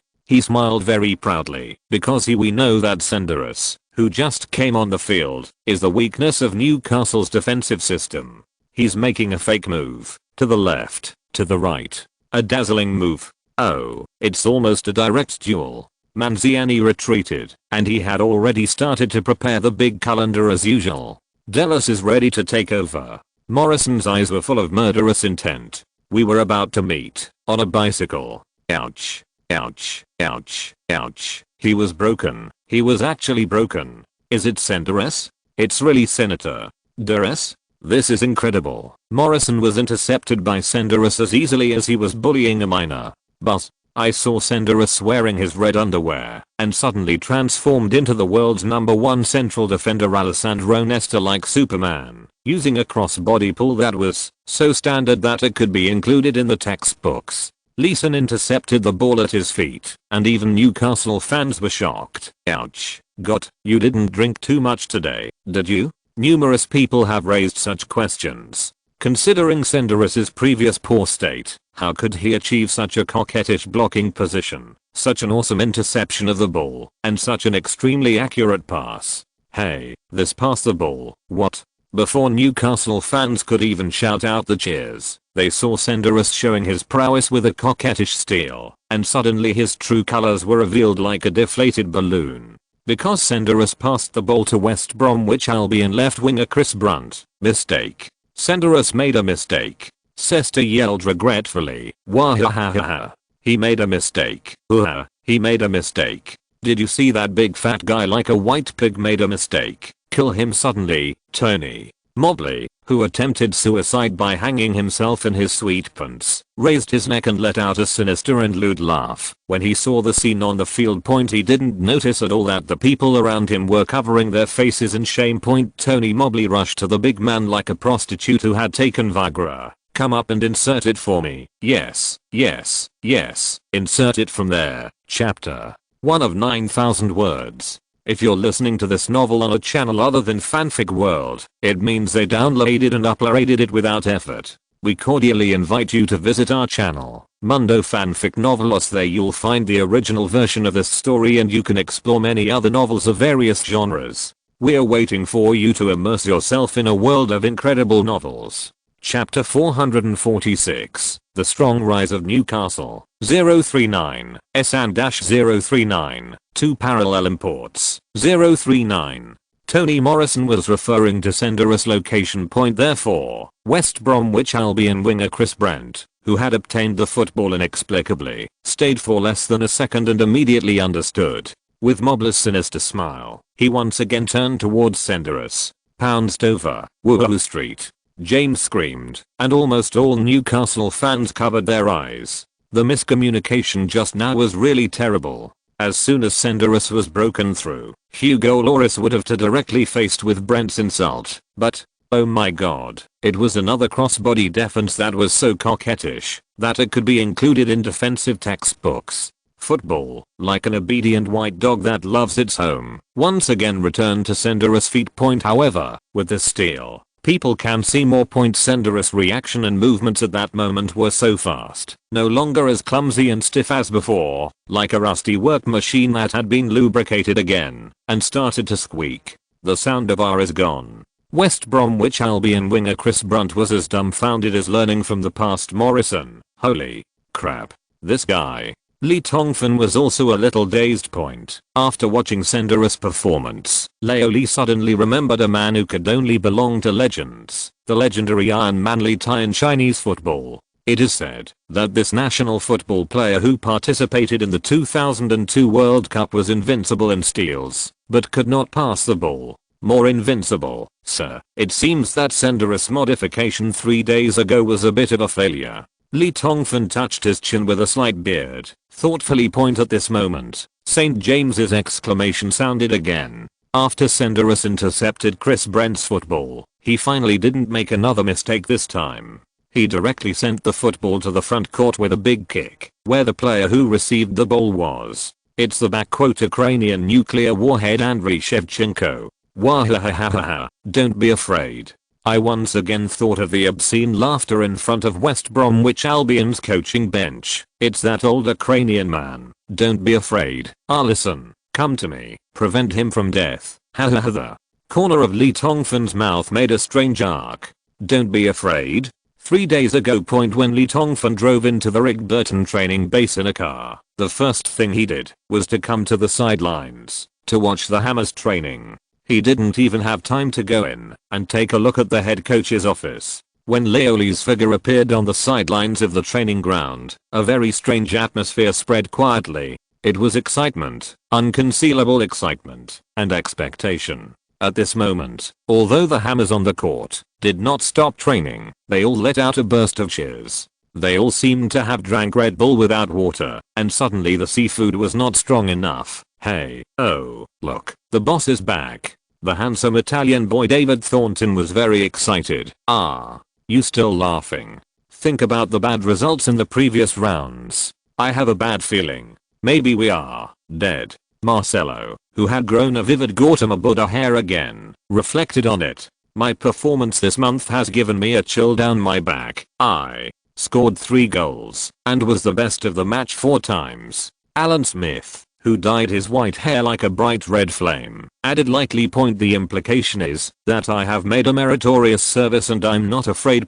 However, before he finished his words, all the Hammers looked at the Newcastle hunk with extreme contempt, drawing a clear line between them and this shameless guy who did not unite the people. Among the crowd, Senderos and Shevchenko are the ones most looking forward to Lee Tongfan's arrival point during the winter transfer period that just ended. It was this Chinese man's sweet words that lured the two of them to Newcastle. The two brothers in distress originally expected to be reunited under the guidance of this man known as the god on the sidelines of the football field. It's a second spring point who would have known that this transfer spring did not come, but instead fell into a more cruel severe winter. In the few opportunities they had to play, the two brothers performed poorly and were booed by the media and fans. I almost don't even know my biological parents anymore. It is no exaggeration to say that the two of them were waiting for the arrival of Madman Lee like a man at the door of the obstetrics and gynecology department waiting for the birth of his son. At this moment, Senderos and Shevchenko, who finally saw the figure of Crazy Lee, burst into tears. HMM. Lee Tongfan cleared his throat, assumed the majesty of a head coach, and was about to say a few words. After this month of holding back his habit of talking, who knows, everyone, copycat guys, come on. Assistant coach Alan Shearer suddenly made a strange cry behind Lee Tongfan. The Hammers who were training seemed to have planned it. Suddenly they swarmed up, grabbed Lee Tongfan's hands and feet, and threw them high into the sky. Ollie. Tongfan let out a series of inhumane screams. I'm afraid of heights. Damn it, let me down quickly, Alan. Shearer was a little jealous at this point. As soon as Lee Tongfan came back, the haze that had shrouded the Rigburton training base for many days was swept away, and the trees and cordyceps became alive. Such a heartfelt smile and such a hearty laughter, no matter what method is used. Shearer hasn't seen it from the players for a long time. And Lee Tongfan just stopped by the training ground. All the good things came and all the bad things disappeared.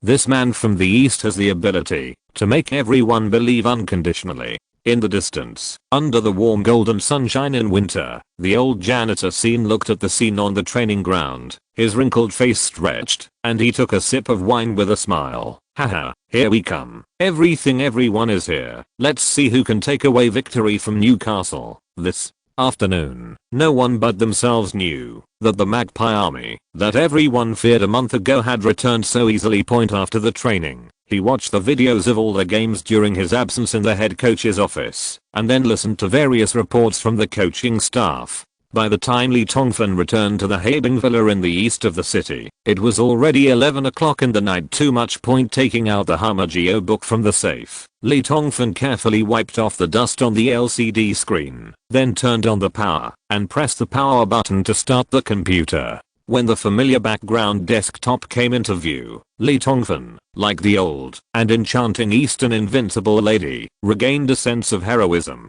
That I have FM in my hand. I own the world. After a moment of emotion, I moved my mouse and clicked the sky blue desktop shortcut key of the FM 2009 system and quickly entered the game. Ding. Dong. Gamer Lee Tongfan. The vacation time has ended. FM 2009 has entered normal system operation time. I wish you a happy game in the next season.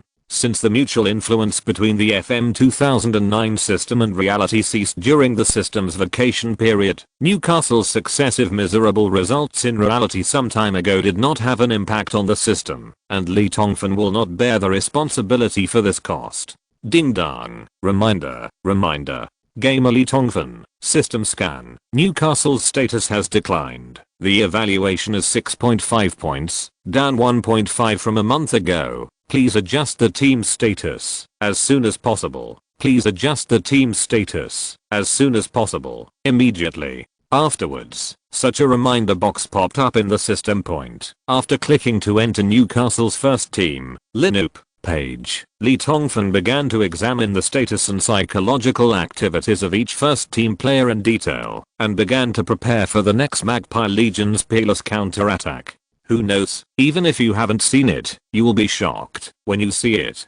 On the computer screen, in front of the names of the 24 players of the Newcastle first team, there are small green rectangular icons with the words opinion, mood and so on foot. Lee Tongfan patiently looked at them one by one, and found that almost all the views and moods had the same meaning. The team's record has been unstable recently, and the standings have been surpassed by Manchester United. I urgently hope that head coach Lee Tongbiam can return as soon as possible and reproduce Newcastle's invincible glory in the first half of the season. After seeing the mood of the Hammers, Lee Tongfan, whose vanity was greatly satisfied, couldn't help but feel proud again. Immediately afterwards, Leoli checked the status of each player from the FM 2009 system. After some inspection, I found that Michael Owen, Alan Smith and Juan Mata were in good condition in the month that just ended. Although the results in several games were not as good as in the first half of the season, but it is still worthy of praise. In addition to these veteran players, other young hammers such as David Thornton and Manciani seem to be more affected by the departure of Lee Tongfan.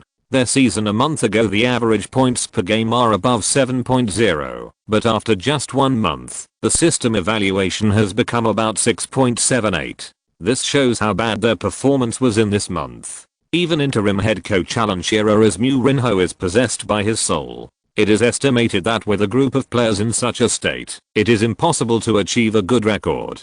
In addition to changes in "competitive status," players' "ability values" have also changed, regardless of whether they are young players or old people. According to the response of the FM 2009 system, almost every player's ability value has declined to varying degrees in this month. Stephen Taylor's speed and explosive power have each decreased.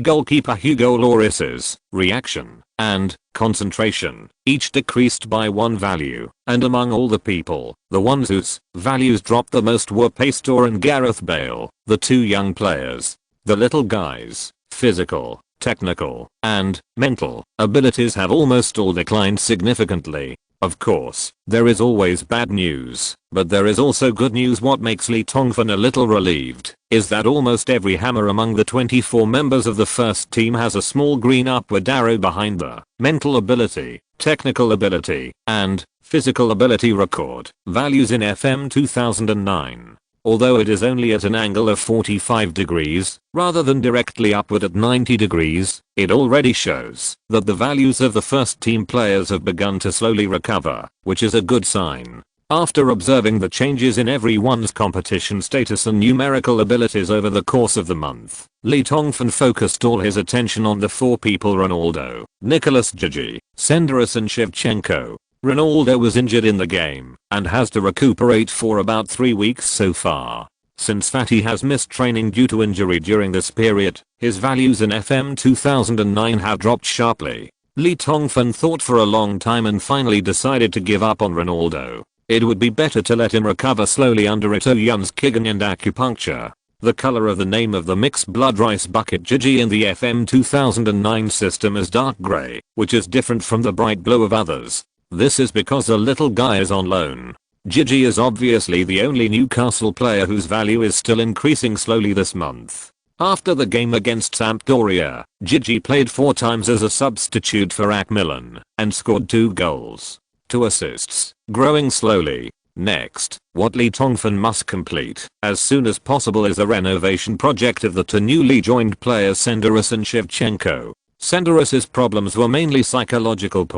After he was mercilessly raped by African Andy Didier Drogba at his peak, he had difficulty concentrating during the game and was extremely lacking in self-confidence, which caused him to fall into a cycle of mistakes, self-blame, lack of confidence, again, in the vicious cycle of mistakes, then self-blame, and then loss of confidence. It is like a person trapped in quicksand. The more he struggles, the deeper he sinks, and eventually suffers a disaster. As shown in the FM 2009 system, Senderos's crux lies in mental ability, which is reflected in specific abilities, namely, aggression, determination, decision, work engagement, calmness, prediction. The value is already lower than the average value of 14 for top league players, and is still declining. If he continues to decline at this rate, Lee Tongfan can guarantee that within 3 years, Senderos will be reduced to a low-level player who cannot even play in the middle and rough league. But now, everything is still too late. Because Senderos' foundation is still there, and he still has 70% to 80% of the skills he had at Arsenal's peak. As long as he uses FM millimeters to modify it properly and cooperates with a clever training in real games, this Swiss big man can be resculpted into a beautiful jade. It is not difficult for Lee Tongfan. Therefore, Leoli spent a total of 20 character points to improve Senderis's above values to varying degrees, especially the 4 items of prejudgment, aggression, calmness, and work input. The main mental ability has been increased from below 14 to 17. Such a value is not inferior to that of Superman Steven Tyler. After modifying Senderis' mental ability, Lee Tongfan did not give up, because according to the performance of Screw in the later period of Arsenal and Macmillan, his turning speed became slower after growing and developing, and his physique was not very good, and he was easily injured. Lee Tongfan simply spent 10 character points again to add flexibility and physique in Senderis's physical attributes, as well as injury in basic information. Tendency. One item has been modified. In this way, Senderis's modifications are completely over. Next it was the turn of Ukrainian nuclear warhead Andriy Shevchenko. Unlike Senderis, Shevchenko's main problem is not psychological, but that his physical functions deteriorate so quickly as he ages, making him unable to adapt to the intense top league. The degeneration of the body has inevitably led to the decline of the nuclear warhead's technical capabilities. There are many technical actions that he could do at will in the past, but now he cannot do them, no matter how hard he tries. In the FM 2009 system, Shevchenko's physical conditions of speed, explosive power, flexibility, strength, and endurance have all dropped significantly, while the technical abilities of dribbling and shooting, header etc. have also shown a downward trend, and there is a small light red arrow behind the branches. Lee Tongfan injured the pain and spent 26 character points to improve the Ukrainian forward's various values at once. Among them, shoot and header reached 18, speed and explosive power reached 18, flexibility becomes 15, stamina becomes 15, dribbling becomes 16. Such a value has almost reached the level of 80 or 90% of Shevchenko's peak period in Macmillan. According to the law of player ability values in the FM 2009 system changing with age, the modified value can ensure that Shevchenko maintain the level of Europe's top forwards for at least the next 3 years. What's more, Lee Tongfan can also maintain the player's ability by formulating a training package. It's just around the corner for Shevchenko to regain his former terrifying ability of nuclear bombs can pass through and be invincible. The only thing that makes Leoli a little bit painful is that under the general environment of point inflation in the FM 2009 system, modifying Shevchenko and Senderis cost him a total of 56 character points, and he still has some left. 212 character points. It seems that I have to tighten my belt again. The sultry man was very depressed, stealing the ball. Senderis passed the ball with a big kick. Shevchenko. The commentator Sester was screaming point. The football spanned more than half of the stadium and flew towards West Bromwich Albion.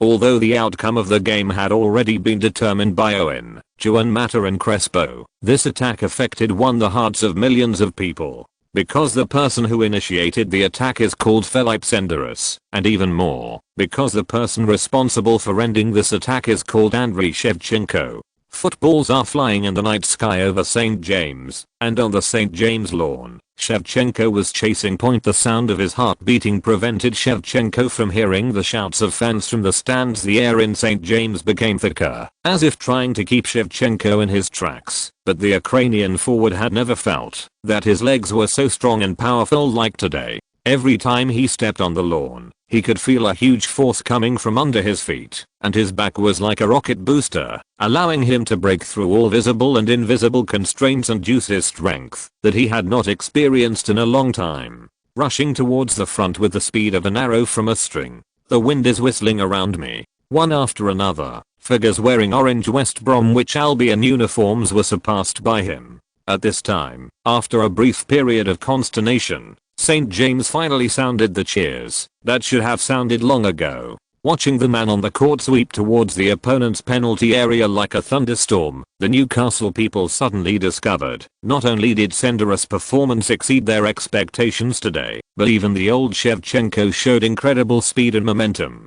The applause is getting louder and louder, like a huge wave coming. Wahaha. Ouch. Ouch, ouch, no. Damn it, go and stop him for me. Halfway through his grin, Tony Mobley suddenly realized that something wasn't quite right because the old Ukrainian man in his mouth actually burst out with the most incredible energy, easily getting rid of 3 or 4 defensive players like a Ferrari dropping a classic car, and forcefully inserted himself into the most dangerous place. The football began to fall from the edge of the penalty area. West Bromwich Albion defender Olsen gritted his teeth and faced him. He knew that he had to find ways to interfere with Shevchenko, and he must make it impossible for the Ukrainian to stop the ball at the first time. Only in this way can he delay time to wait for support from teammates. In fact, he could have rushed directly to steal the ball, but the speed and momentum Shevchenko showed during the breakthrough just now made him scared. He was originally confident that he could guard against this old Ukrainian man Olsen, but he became timid. It is a pity that Shevchenko did not give him a chance to interfere. Facing the flying football, the Ukrainian forward did not choose to stop the ball with his feet, but took an incredible action. Use your shoulders. While running, he straightened his shoulders sideways and knocked the football again. A small arc passed right over Olsen's head. The West Bromwich Albion defender, who rushed forward with great momentum, only had time to grab a piece of air. At this moment, the applause and cheers of St. James suddenly reached another peak. There are countless Shevchenko fans all over the world, all staring at the TV screen with great attention, fearing to miss even a second. Come in, please score a goal. In the violent beating of countless beating hearts, all the fans who once liked and still like this Ukrainian man, they were all shouting silently. The football passed over Olsen's head and began to fall rapidly. Shevchenko followed closely and was already ready to shoot. Olsen, who was in a panic, no longer worried about the penalty kick that would result from a foul at this location, and quickly hit him with an exaggerated shoulder collision. I'm 24 years old and strong, but you are 32 years old and are about to die. I don't believe I can't hit you. However, when his shoulder touched Shevchenko, Olsen's pupils began to shrink rapidly, because he suddenly felt that what he hit was the wall, or thick stone wall, not a body of flesh and blood. So sturdy. Instead of hitting Shevchenko, the strong Olsen staggered to the side. At this moment, boom. There was a crisp sound, and the football turned into white lightning at Shevchenko's feet. Without any suspense, he penetrated the West Bromwich Albion gate for the 4th time in the game. Come in. At this moment, before the commentator Sesta had time to shout out, countless Shevchenko fans were already in tears. Did he finally score? What a beautiful goal. That series of pictures is so far away, yet so familiar. Even the most die-hard Shevchenko fans seem to be unable to remember the last time Shevchenko scored such a beautiful goal. Sesta finally realized it. It's really Shevchenko. Shevchenko. Shevchenko. Shevchenko. Shevchenko. He scored. Goal. Goal. Goal. This is an extremely beautiful goal, coming from an assist from Senderos in the backcourt. This is an attack jointly planned by 2 players who are called parallel imports around the world. 4:0. West Bromwich Albion is finished. Tony Mobley is finished. On the field point, after scoring the goal, Shevchenko was stunned for a moment. His violent heartbeat made it difficult for him to hear the sound in his ears, but the joy in the stands was so clearly reflected in his eyes. The fans waved their arms and applauded. Tears and smiles appeared at the same second, and St. James's excitement made him finally confirm one thing: I scored a goal. I really scored a goal. Even though he was as strong as iron, the Ukrainian nuclear warhead couldn't help but weaken his knees at this moment, and knelt down on the lawn in the restricted area, unable to help but burst into tears. Has this moment that I have been waiting for who knows how long, finally arrived? Shevchenko didn't realize what a wonderful goal he just scored. Maybe for him, how to score is no longer important. What's important is the goal itself. As a world-class forward who has been pursued by countless wealthy clubs, the simplest goal was once so difficult for him. Even a goal that has no meaning for the outcome of the game will make him easily cry with joy. When Senderos and other teammates ran into the penalty area and hugged him, Shevchenko stood up and raised his arms high. Under the dazzling lights of St. James, a string of crystal pearls fell from his fingers, spreading down, flying. Those are the tears of a man. Tears were flying, but St. James still rejoiced. Li Tongfan's mouth curved with pride. When Shevchenko regained his former physical condition, his experience was even more terrifying than lightning killer Michael Owen. The deliberate collision of West Bromwich Albion defender Rolson just now would have caused a stronger striker to fall if he was caught off guard. However, the experienced Shevchenko had long known that his opponent was so anxious that he would jump over the wall. I will definitely take such action next time, so I adjusted my focus in advance. Someone once lamented like this: every world-class forward has his own unique way of scoring goals, like Ronaldo's pendulum style, like Raul's back heel, like Ruud van Nistelrooy's grabbing points in the penalty area, like Inzaghi wandering between the offside lines. However, no one can tell what Shevchenko's unique shooting method is. He can grab points, shoot from long range, header, and score free kicks. Shooting seems to have become the Ukrainians' instinct. Today, this instinct bloomed so dazzlingly in St. James. Shevchenko's series of lightning runs and incredible shoulder knocks before scoring the goal dazzled more than 60,000 people in St. James. It seems that it has long been destined that only such a wonderful goal is worthy of witnessing the rebirth of nuclear warheads. Let the beautiful night sky of St. James witness that Newcastle has gained a great striker. At the moment when St. James witnessed the miracle, on the other side, a man screamed, rolled his eyes and fainted on the seat. West Bromwich Albion manager Tony Mobley. The unlucky Mobley's mind went blank at the moment Shevchenko scored. He knew that he had become a clown completely. After this game, he would become the whole of England, no, the whole of Europa. A joke to the mainland and even the whole world.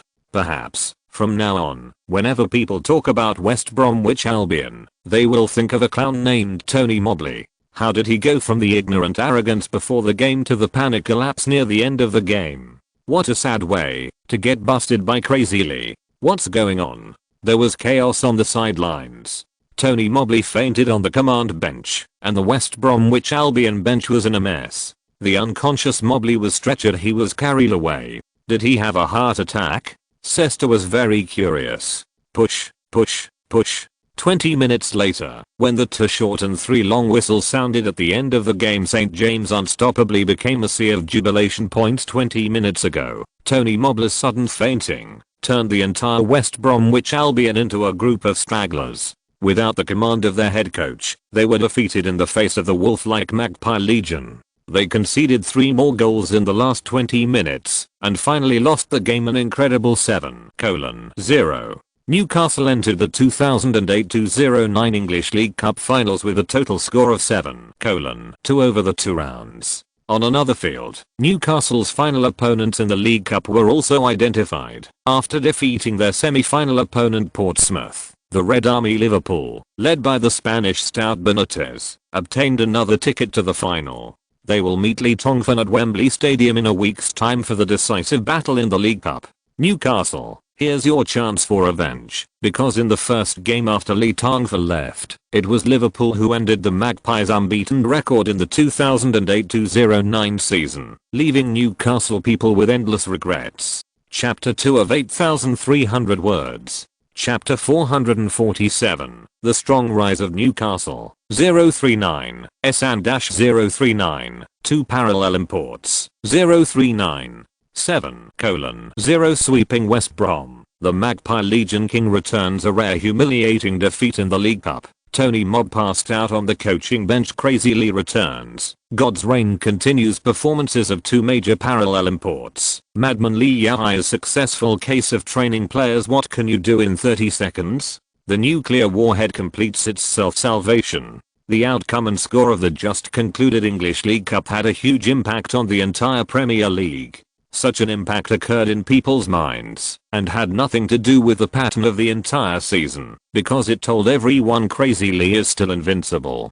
Even though the Chinese has not managed his team for 30 days, even though Newcastle seems to have fallen beyond redemption, even though the points advantage accumulated for most of the season has disappeared in a month, even though Although everything is not favorable for his return and the whole world is waiting for the collapse of the myth, it turns out that he can create another myth anytime and anywhere, as long as he wants. Throughout the history of football development, there has never been a person who can make fans who like him look forward to it so much, and there has never been a person who can satisfy the wishes of fans who like him so completely. The bloody 7:0 tragedy that occurred in St. James awakened people's memories of Madman Lee, and it told people, Newcastle, back. Tony Mobley, the arrogant and provocative West Bromwich Albion coach before the game, was sent to the hospital due to a heart attack. He eventually terminated his contract with the club due to physical reasons, lost his job, and became a complete laughingstock. It makes many other Premier League managers feel sad. Carefully count the head coaches who lost their jobs because of their defeat at the hands of Madman Lee, the Black Swan Ridgecott, the Madman Mourinho, Big Phil Scollery, and the wise Sol Aragones. Which one of these is not the one who is the most influential person in European football? Wouldn't he fall down one after another when he encounters Madman Lee? It seems that Crazy Lee is fully qualified to get a new nickname, Head Coach Killer. Of course, in addition to this, many people, especially players, prefer to give Crazy Lee a very Chinese nickname. Ballpoint let the alien who is about to retire rejuvenate with a crazy record of 80 goals in a season. Let Beckham suddenly ascend to the throne of world footballer from the defensive midfielder position. Let Juan Mata rise from an unknown reserve team. He became the world's top player like Cristiano Ronaldo and Messi.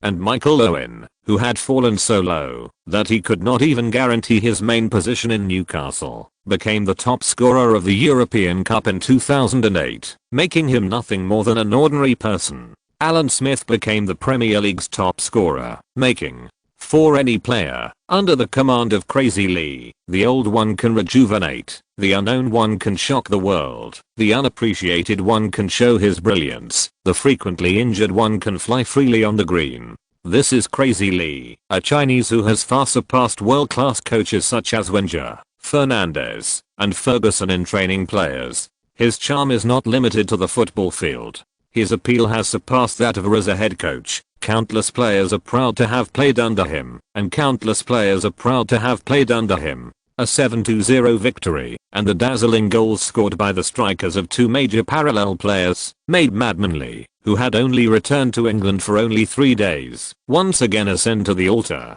Those who admire him worship him crazily, while those who question him can only rack their brains to find an excuse to attack him. The performance of Shevchenko and Senderos was just an accident. After all, they were once world-class players. When West Bromwich Albion was already defeated, the two relied on their past experience to score an insignificant goal. This does not mean anything. Crazy Lee has been deified, but the higher you climb, the harder you will fall. When Shevchenko and Senderos were beaten back in the next game, the truth is, Crazy Lee will undoubtedly expose his liar nature. Maybe this is just an excuse used by old enemy Bruce Barbera to attack Crazy Lee, but I have to admit that this blooming old maid has indeed aroused the curiosity of the media and fans. People want to know, what is the relationship between the two? Was that dazzling goal by the big parallel importer a coincidence, or have they really arisen from the ashes? Major sports betting companies in Europe even offer odds specifically for this, with a 50-50 odds for yes or no. The world is waiting to see. Praise and making things difficult cannot stop the passage of time. Point for the Magpies, defeating West Bromwich Albion and entering the semi-finals of the English League Cup is just an appetizer. After all, the opponent is just a newly promoted team, and its real strength is more than a step behind Newcastle. But the next one, the opponent is not as easy to bully as West Bromwich Albion. On February 20th, Dutch King Van Basten, who was once the all-powerful player in the world and dedicated his zero-degree volley to the world, led his Ajax to Newcastle, known as one of the 8 major entertainment cities in the world. We will fight for a precious spot in the next knockout round of the UEFA Cup at 19:30 on the evening of the 21st. Ajax is a long-standing powerhouse in Europe, although its performance in the European competition has plummeted due to the loss of talent. The foundation of the Giants should not be underestimated. They have rich experience in the knockout rounds of the European competition. In the first round of the match between the two sides at the Olympic Stadium in Amsterdam, Ajax took advantage of their rich experience in the game and controlled the rhythm of the game from beginning to end. Only at the last moment did their leading striker Hunter Huntelaar score the goal. Scoring 2 goals in 5 minutes gave the Magpies interim head coach Alan Shearer and Newcastle, who were in dire straits, 2 embarrassing big duck eggs. After the painstaking efforts of Europe's newly emerged young coach Van Basten, Ajax now has the strength to win the Eredivisie title and enter the Champions League. With Huntelaar and Luis Suarez is invincible and has a 2-goal lead in the first round. Many media in Europe are also optimistic that Ajax can eliminate Newcastle in the away game. From the first second when the bus carrying Ajax entered the suburbs of Newcastle, it has entered the cruel knockout stage of the UEFA Cup. In an instant, a tense atmosphere filled the city of Newcastle. On the afternoon of the 21st, 3 hours before the game, the two teams held a pre-match press conference in the press conference hall of St. James. Van Basten brought the 21-year-old Uruguayan striker Suarez, and Lee Tongfan brought the Ukrainian nuclear warhead. Shevchenko appeared in front of reporters. This is Lee Tongfan's first close contact with Van Basten, the most famous forward in Dutch history. The Netherlands was eliminated early in the 2008 European Cup, and Lee did not get the chance to play against this young coach. At the press conference, the boring fan plot came up again. Wow, what an idol. Please sign your autograph for me. As soon as he entered the hall, Lee Tongfan walked over and shook hands with Van Basten. Then, with the opponent's dumbfounded expression, he took out a notebook and pen from behind like a magic trick and shamelessly asked for an autograph. He did it honestly. Van Basten was confused and thought that madman Lee was playing some trick again, so he was secretly on guard with fear. Mr. Van Basten is my idol and a player I respect most. He brought me countless joys and tears when I was a student. Therefore, I'm so happy to be able to sit here with Mr. Van Basten today. Excited crazy.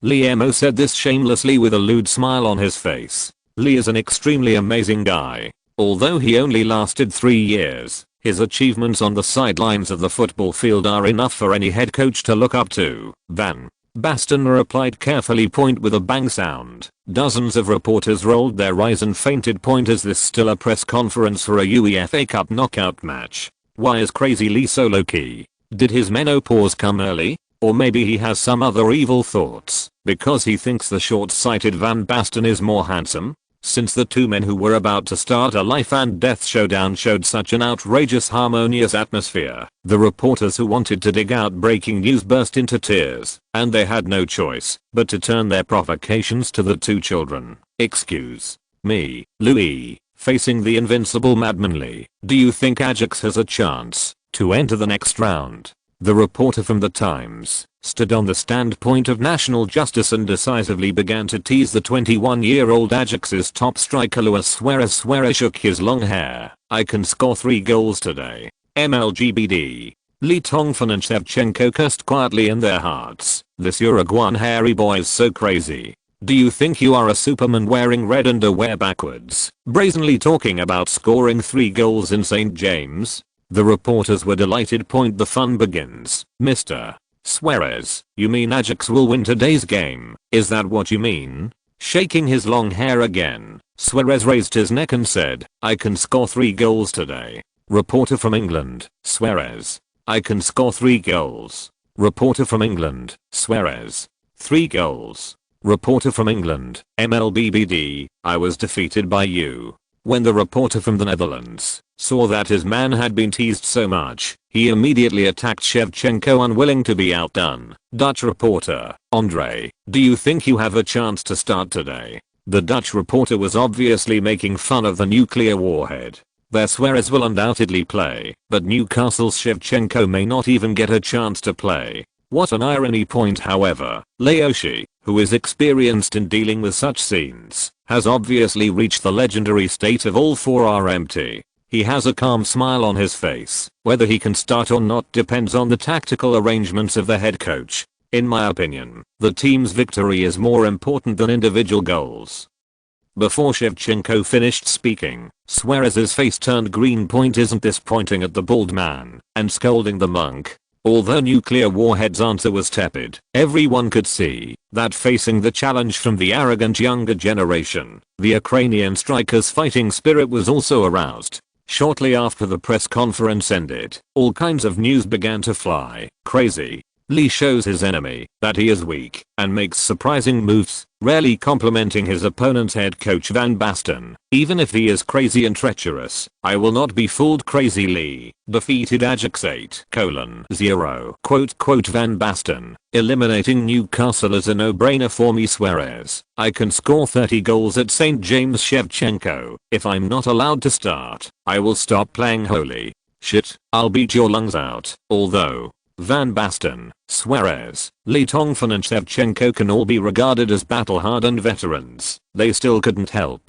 but see that the websites and newspapers were full of news that was completely contrary to the content of the pre-match press conference. I couldn't help but sigh like this. Media, don't accept it. The effect is obvious. After such exaggeration, the city of Newcastle is like a barrel filled with gunpowder, which explodes all of a sudden. Fans from both sides are aroused to the hatred of killing wives and seizing children. Let the arrogant and ignorant Dutch guy lose his underwear in St. James and get out. The infuriated Newcastle fans shouted with red eyes, let the stubborn and stupid English pig know what color tulips are. The Dutch from afar counter-attacked. Not to be outdone.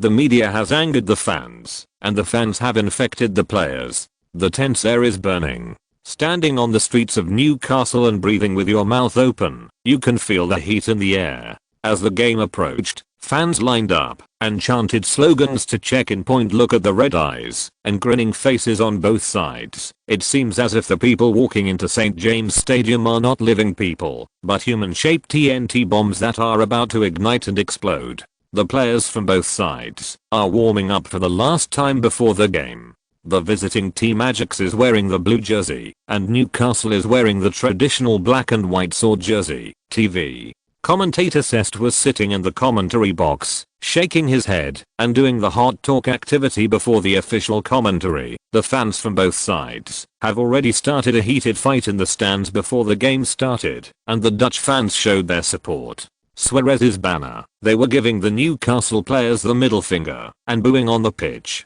The Dutch are really unfriendly. The English are so unfriendly. Amsterdam TV commentator Nigel van Buren, who came to St. James Fall of TV commentary, made the same siesta. I don't value any of the gentlemanly demeanor that the English advertise in them. Newcastle fans raised their eyebrows. Thousands of middle fingers. Their boos are enough to knock down a UFO that accidentally passes by the stadium. So, in such an unfriendly atmosphere, the competition gradually ignited the smoke. The referee on duty, Martin Atkinson, took the lead and led the two linesmen to walk out of the tunnel in a majestic manner. Behind them were the captains of the two teams, Michael Owen and Martin Steck Lemberg. At this time, it was the turn of the St. James on-site commentator to show his power. The high-quality sound system clearly transmitted his voice to every inch of the stadium. Gentlemen and ladies, raise your hands, open your mouths, let us together welcome the heroes of Newcastle. And at the front is the eternal captain Michael Owen. Boom.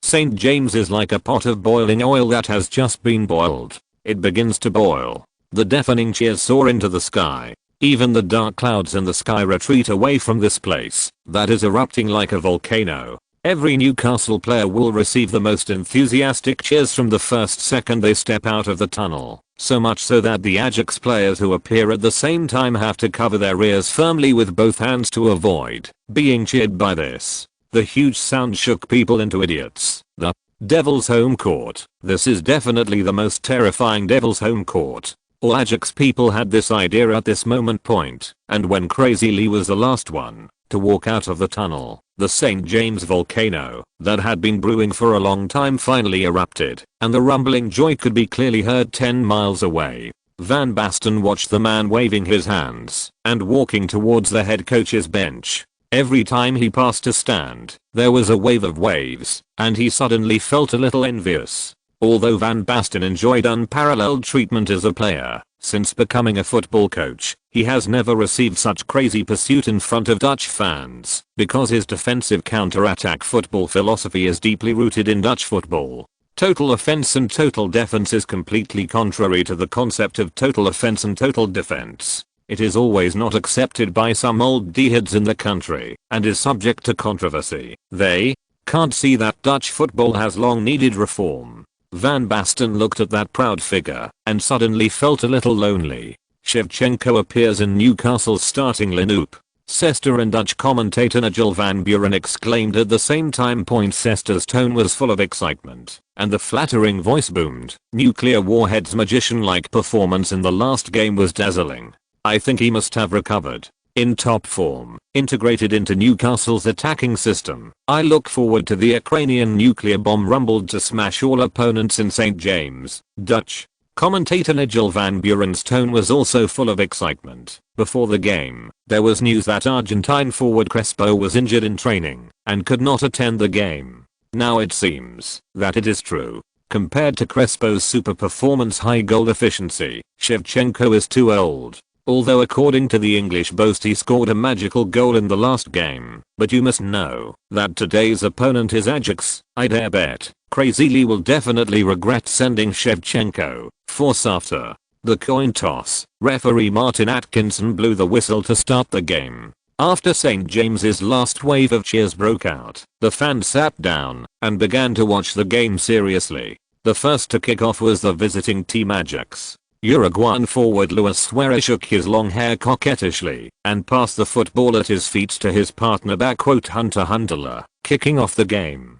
Black, white, and blue collide instantly. Ajax used the opening players to organize a threatening offensive. 20-year-old winger Ismaila Sati, who received a pass from Huntelaar, used his speed on the wing to get past the Newcastle defensive players and waited until his teammates, after receiving the response in the middle, a long diagonal pass. Football once again came to Huntelaar's feet faced with Fernando Gago's pressing from behind. Hunter did not choose to stop the ball and break through. Instead, he used the arch of his foot to gently push into the gap between Newcastle centre-back Manziani and full-back David Thornton.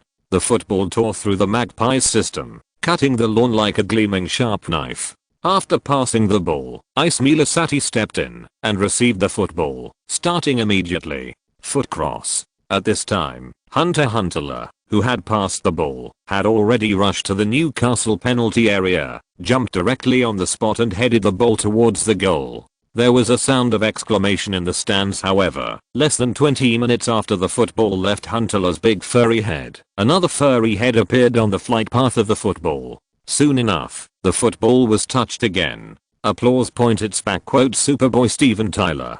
Taylor's crucial moment saved Newcastle hearts, but soon, the exclamation sounded again because the football that Taylor smashed out did not fall too far, but was unloaded near the left corner of the penalty area by Luis Suarez, another striker of Ajax. The Uruguayan striker had just unloaded the ball. The handsome Italian boy David Thornton did not dare to neglect at all. He put his hands behind his back to prevent the opponent from cheating the penalty kick, lowered his center of gravity, and forced him over. At this time, Suarez showed his unparalleled personal ability. There was no movement in his upper body, but the ball dazzled back and forth between the Uruguayan forward's feet 4 times in a row. This series of incredible movements caused Thornton's body to move slightly. Here it comes. This is the time. The opportunity has come. Suarez was secretly delighted. He made a very hidden calf swing, and the arch of his foot rubbed the outside of the football. A refreshing arc flew up in the Magpies' penalty area, bypassing Taylor and Manziani in the center of the penalty area,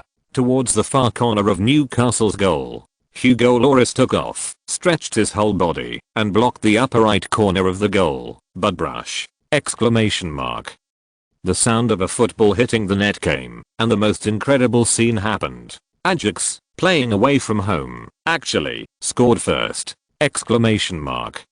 Everyone fell into a brief daze. The first person to react was the Dutch commentator Nigel van Buren. This almost 40-year-old uncle roared like a kindergarten child who had grabbed a lollipop. He shouted, "Goal! Suarez! Suarez!" 27 meters away from the goal, a weird arc penetrated Newcastle's goal. Ajax is ahead. Cester's reaction was not slow, but he was obviously not in a good mood. Ouch. This is really unexpected. In just 55 seconds of the opening, Ajax took the lead. The one who scored the goal was Uruguayan Suarez, who arrogantly claimed before the game that he would score 30 goals in St. James. His running and shooting are indeed very sharp. Now we are in trouble. Ajax leads Newcastle with a total score of 3-0. Crazy Lee's team needs to score 4 goals in the next 90 minutes to guarantee entry to the next knockout round. Even if the game ends in a 3-3 draw, we will also be eliminated due to away goals. On the field point after scoring, Suarez proudly raised his legs on the spot and then raised 3 fingers towards the night sky of St. James. What he meant was that I said I would score 3 goals today, and now I have the first one. Ajax players swarmed excitedly. Huntelaar lifted Suarez high, and the Blue was venting their excitement.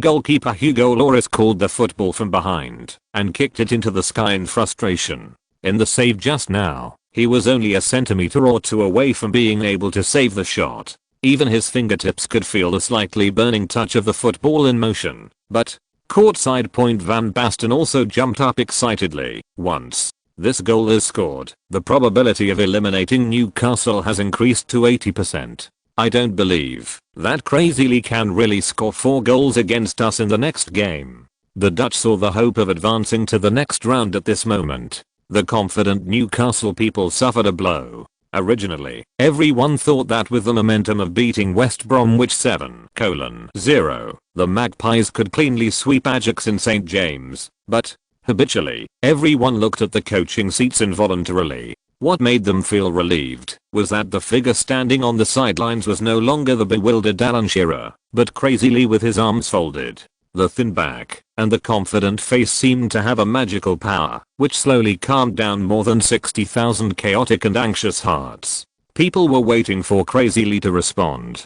Lee Tongfan certainly knew that Suarez would score. Ajax's 2 forwards Suarez and Huntelaar, although not as famous as Owen, Ronaldo and others, but in the FM 2009 system, the values of these 2 people are very terrifying. One, shooting, 19, the other, shooting, 18, and other key ability values such as technique, dribbling, calmness, heading, off-ball running, etc. are basically above 16. Both of them have the comprehensive abilities that an excellent forward should have. Such players are the kind of powerful players who are famous but not prominent, and such players can always shine with fatal brilliance in key games, making those who despise them pay the price. Suarez's goal is of course a reflection of his ability, but there is also the factor that Newcastle's players underestimated the enemy. Just over 50 seconds into the game, the opponent's first attack easily tore through the team's entire defense. Newcastle's players, in terms of experience in dealing with knockout matches in European competitions, can't catch up with Ajax. Before the game, Lee Tongfan did remind the Hammers to concentrate. Ajax is not as good as West Bromwich, but some things can only be taken seriously after experiencing them personally and knowing the pain. Lee Tongfan could have used 3 points to wipe out Ajax's goal. However, he didn't do so. After entering the knockout stage, the League Cup will only become more and more cruel and difficult. If the players can't adapt to this rhythm that is different from the Premier League as soon as possible, then even if Leoli has more 3 points, he will be defeated. It's not difficult to score 4 goals in 90 minutes of game time. Lee Tongfan needs to use Suarez's goal to let the Hammers know what kind of game they are playing and what kind of opponent they are facing. Must take it seriously. Now, looking at the solemn expressions on the faces of the Hammers on the field, Lee Tongfan knew that his goal had been achieved. Next, please enter Newcastle time. Under the gaze of 12,000 spectators, Lee Tongfan made adjustments, but the content of this adjustment was so simple that it was jaw-dropping. A gesture. 1 meaning, attack.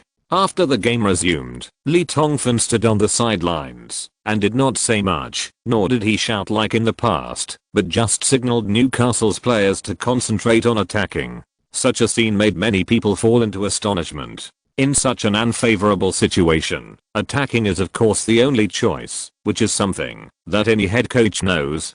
but who among the madmen is the most unruly person, the one who always has amazing moves and always brings surprises to people. He should do more than this. Why is it so simple? The fans thought they had seen it wrong. Even Ajax coach Van Basten, who was closest to Lee Tongfan, couldn't help rubbing his eyes. In fact, the Dutch coach was ready to change Ajax's tactics. As long as Crazy Lee made any changes, he was ready with a strategy. But who would have thought that Crazy Lee just used a simple gesture to ask the players to attack, which was almost the same as not making any changes? Abnormal things are demons.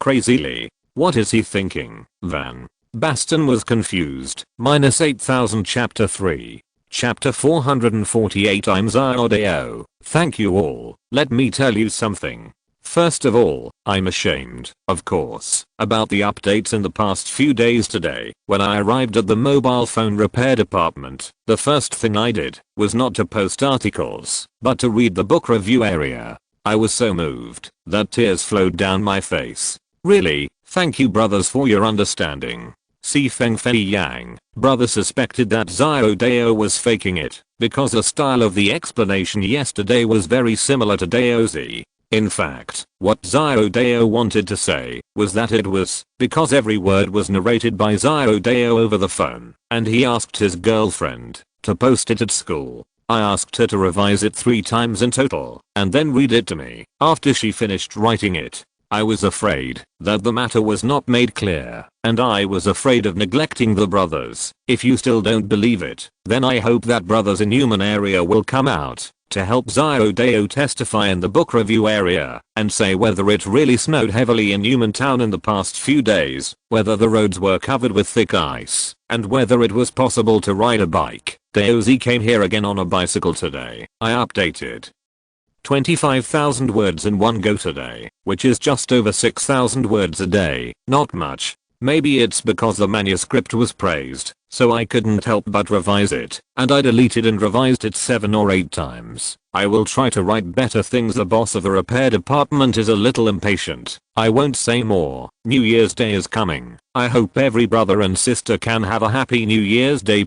Happy New Year. Chapter 449. The Strong Rise of Newcastle. 039. SN-039. 2 parallel imports. 039. While Van Basten was still scratching his head and wondering about his new manager's position, Newcastle had already organized an attack using the possession of the ball after the restart point. At this time, football has come to Shevchenko's feet. Shevchenko got the ball on the right wing, and he was guarded by the 20-year-old Ajax rookie Ismail Sati. Let's see how Shevchenko handled it. Ouch, ouch, beautiful dunk. The ball, simple and practical, too fast. Shevchenko easily got rid of Asati, because he did not expect that the Ukrainian nuclear warhead would use such a fast speed. It easily got rid of Asati's defense in the first time, so that Ajax's originally tight defense had a short vacuum. It was this precious moment that gave Shevchenko enough time to observe the movements of his teammates, and then he passed the ball. 2 or 3 seconds later, the football drew a pleasing white semi-oval on the grass and came to the feet of Juan Mata, who had already wandered into the middle of the field.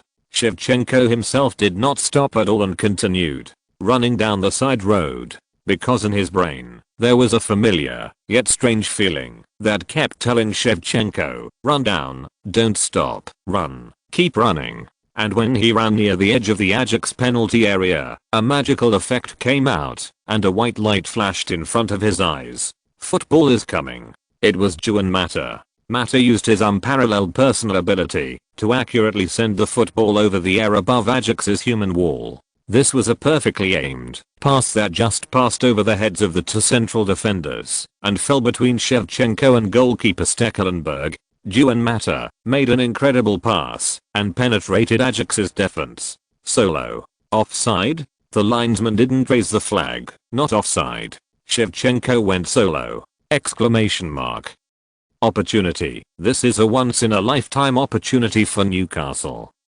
St. James became agitated, and the fans jumped out of their seats. Will this goal go in? On the field. Shevchenko, who was running, did not choose to stop the ball, but directly used his high-speed running to swing his legs and shoot. Boom. white lightning reappears. Amidst the huge noise, the Ajax goalkeeper could only subconsciously protect his handsome face. The football flew over his head like a spinning fireball with a burning breath. Oops, we lost the ball. Stekelenburg was shocked.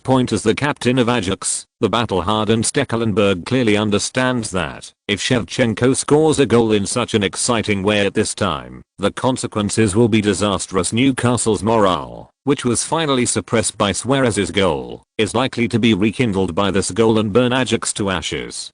But, at this moment, Shevchenko shot. This goal went in. Ouch. How is it possible? It didn't go in. Such a good opportunity? Shevchenko shot the football away. He used too much force. It's too big and too strong. And I don't have a good angle in the commentary box. Sesta couldn't help but stamped his feet and beat his chest in annoyance. Oh, Shevchenko really wanted to score. When Crespo was injured, he finally got the chance to start, but it was too difficult. Wanting to make a contribution, but missing the opportunity. This is really haste but waste. The complete opposite to Sesta is the Dutch commentator Nigel van Buren. This uncle can't wait to wrap a red silk around his waist and perform a big yanko. Oh, this goal didn't go in. Ha ha ha, it didn't go in. Shevchenko proved his true nature as a parallel importer. It was almost an empty goal, but he lifted the football up to the third floor of the stands with one kick. For such an opportunity, if it were either Huntelaar or Suarez, there would be 11 million ways to send the football into the goal. Wow. Haha. Compared to Newcastle and Ajax, the biggest the weaknesses that they lack a truly powerful super shooter. After finishing the shot, Shevchenko watched the football whizzing away from the goal. He couldn't believe his eyes. How could this happen? At this time, he could even imagine the boos that were about to ring out from St. James. In the past month, every time he wasted an opportunity, he would be booed to death by Newcastle fans. However, the boos did not ring out. What rang out was applause. Hey, Andre, a beautiful shot. It was just a little bit off. Don't worry, I will pass the ball to you, Juan. Mata appeared behind Shevchenko, reached out and patted his shoulder. But don't be so nervous next time. I believe you will score, because the boss said that you are born the shooter. Boss? Shevchenko couldn't help but look to the sidelines. Of course he knows who Mata refers to as boss. Unlike AC Milan and Chelsea, Newcastle players call their head coach boss, not boss or sir, or any other serious words. Shevchenko saw that at this moment, the black figure was turning around and inciting the fans in the stands to cheer and applaud even louder. As if sensing Shevchenko's gaze, the black figure suddenly turned around and winked at Shevchenko on the field and gave him a thumbs up. Although the distance was far, the huge sound waves formed by the cheers and applause of the fans even made Shevchenko unable to hear his own words. But, strangely, he could clearly hear what the figure on the sideline said. He was saying, "You are a natural shooter. You are the greatest shooter. You can do it." At this moment, when Juan Mata, the younger generation, stood beside him and said this, when Shevchenko saw the scene on the sidelines, the Ukrainian striker suddenly felt an unprecedented relaxation in his heart. In the past 3 years, at Stamford Bridge and San Siro, he was eager to prove himself in front of the fans. It was an invisible pressure. His huge fame and performance that did not match his fame always made him be labeled as a fake and decadent by the media and fans. His efforts were exchanged for more turbulent ridicule. When he joined Newcastle with hope, the situation did not seem to have changed much. Efforts and pressure, like a pair of 7 life grudges, were still entangled in his life. The goal scored against West Bromwich in the last game made Shevchenko see the dawn of hope, but the mistake in the shot just now made him vaguely see the sign of the broken dream when he raised his hope. But at this moment, the black figure on the sidelines, with a simple gesture, suddenly made him feel extremely relaxed, a kind of relaxation he had never felt in 3 years. Force, the whistle sounded, and Ajax goalkeeper Stekelenburg kicked the goal kick. Shevchenko turned and ran to the center of the court. No one knows what kind of struggle and transformation this Ukrainian striker has gone through in his heart in just a few seconds. The goal kick kicked by Stekelenburg flew down after crossing most of the field. The Huntelaar was about to unload the ball, but a huge force came from behind him, and a shadow covered his head, and the ball was headed out. Beautiful. Sester clapped his hands and exclaimed. Steven Taylor boldly came out of the penalty area and headed the ball out. The ball fell at Arshavin's feet point at this moment. Newcastle's midfield began to surge towards Ajax's goal like a flood. Arshavin showed his small-scale escape technique that was not inferior to Juan Mata. After a true and false move like a butterfly, he passed two defensive players on the left side of Ajax and came to the upper left corner of the penalty area in a blink of an eye. In the middle, Owen and Shevchenko had already followed up one after the other on the right side. Juan Mata also pinned down an Ajax defender. Another attacking opportunity. 4 against 4 in the front court. Another great opportunity. It's time for Arshavin to pass the ball. Excited and nervous, Sester couldn't help shaking all over. However, the Tsar on the field did not pass the ball, but pretended to cut across the middle of the penalty area. Ajax's left back Gusens did not dare to neglect it and immediately crossed his legs to intercept, but after he made the move, he wanted to slap himself twice because he was deceived. At the moment he kicked, Arshavin suddenly made a jaw-dropping change of direction on the spot, whoosh, and knocked over the football, and suddenly stopped cutting inside, but whizzed down along the sideline. Ajax's left side was suddenly empty. Now, the two central defenders had to devote their energy to supporting the wing, so when Arshavin rushed to the end line, the route to the middle was finally blocked. Haha, he's finished. Netherlands commentator Nigel van Bron shouted excitedly. However, Van Bron soon lost his excitement, and he whimpered in horror. Oh, God! Exclamation mark. The cunning Russian. He passed the ball. Dangerous RRR. Arshavin passed the ball. It was an inverted triangle mowing pass, and the two central defenders of Ajax jumped too hard and could only watch the ball roll lightly less than 3 or 4 centimeters from their feet, and they could not make even a little effective block due to inertia. The ball came to Owen's feet. It was a once-in-a-lifetime shooting opportunity, and there was no one to block it. Owen's right foot had already swung, and that was the shooting posture. Street. James cheered. But at this moment, Ajax midfielder Gabriel rushed out from the side with a gust of wind and blocked Owen's shooting line with a very critical fall. Shoot. The best chance has been lost. Okay, Netherlands. Commentator Nigel van Bronken slammed the table and shouted again. But like last time, his face fell again. Because Owen did not shoot. The right foot that had been raised was still raised high, and it was cleverly leaked. The football was like a maglev train passing through a tunnel, continuing to leisurely rush to the back. Its direction was Shevchenko. On the sidelines, Ajax coach Van Basten's heart was beating wildly. At this moment, he smelled a strong smell of danger, but at this time, there was nothing anyone could do. This time, facing the opportunity that was so close at hand, Shevchenko stopped the football with an unusual calmness, then raised his foot and gave a gentle push. With no doubt, the football rolled into Ajax's goal. From Shevchenko's feet to the goal line. Within this short but long 8-yard distance, the football was not blocked by any Ajax player. Because Arshavin's breakthrough helped Shevchenko attract the central defender, and Owen's fake shot and leaked ball helped Shevchenko deceive the goalkeeper's attention and focus. What Shevchenko faced was an empty goal. Irving's chance. Ouch. He missed the football, and behind him was Shevchenko. Stop the ball. Shoot. Goal. The goal went in. It went in. This time it's in. Sester almost jumped on the table, and there was a roar of cheers in his ears. He had to shout loudly, otherwise he would not be able to hear what he was saying at all. Shevchenko scored. Less than 4 minutes after Ajax scored, Newcastle pulled the score back. Shevchenko scored his second goal after joining Newcastle. He the start of the Magpie Legion's counter-attack.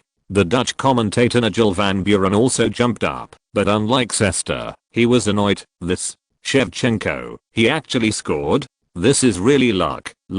Faced with such an empty goal opportunity, the defender of the Ajax reserve team can score the ball. However, Newcastle people are happy too early. This is just a goal that has nothing to do with the overall situation. Newcastle still need to score 3 goals in the next game and ensure not to concede a goal in order to advance to the next round. I swear, they will definitely not. It is possible to complete such a task on the field.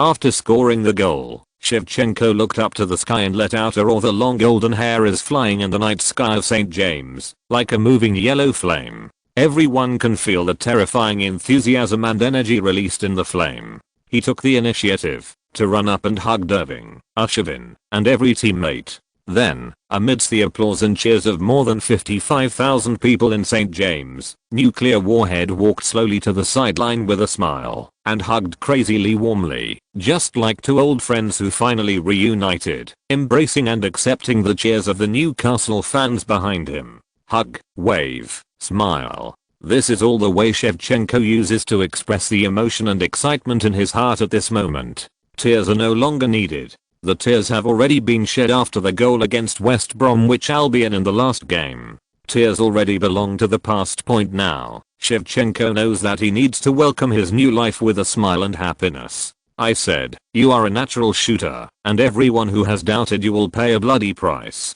During the hug, Lee Tongfan boasted proudly.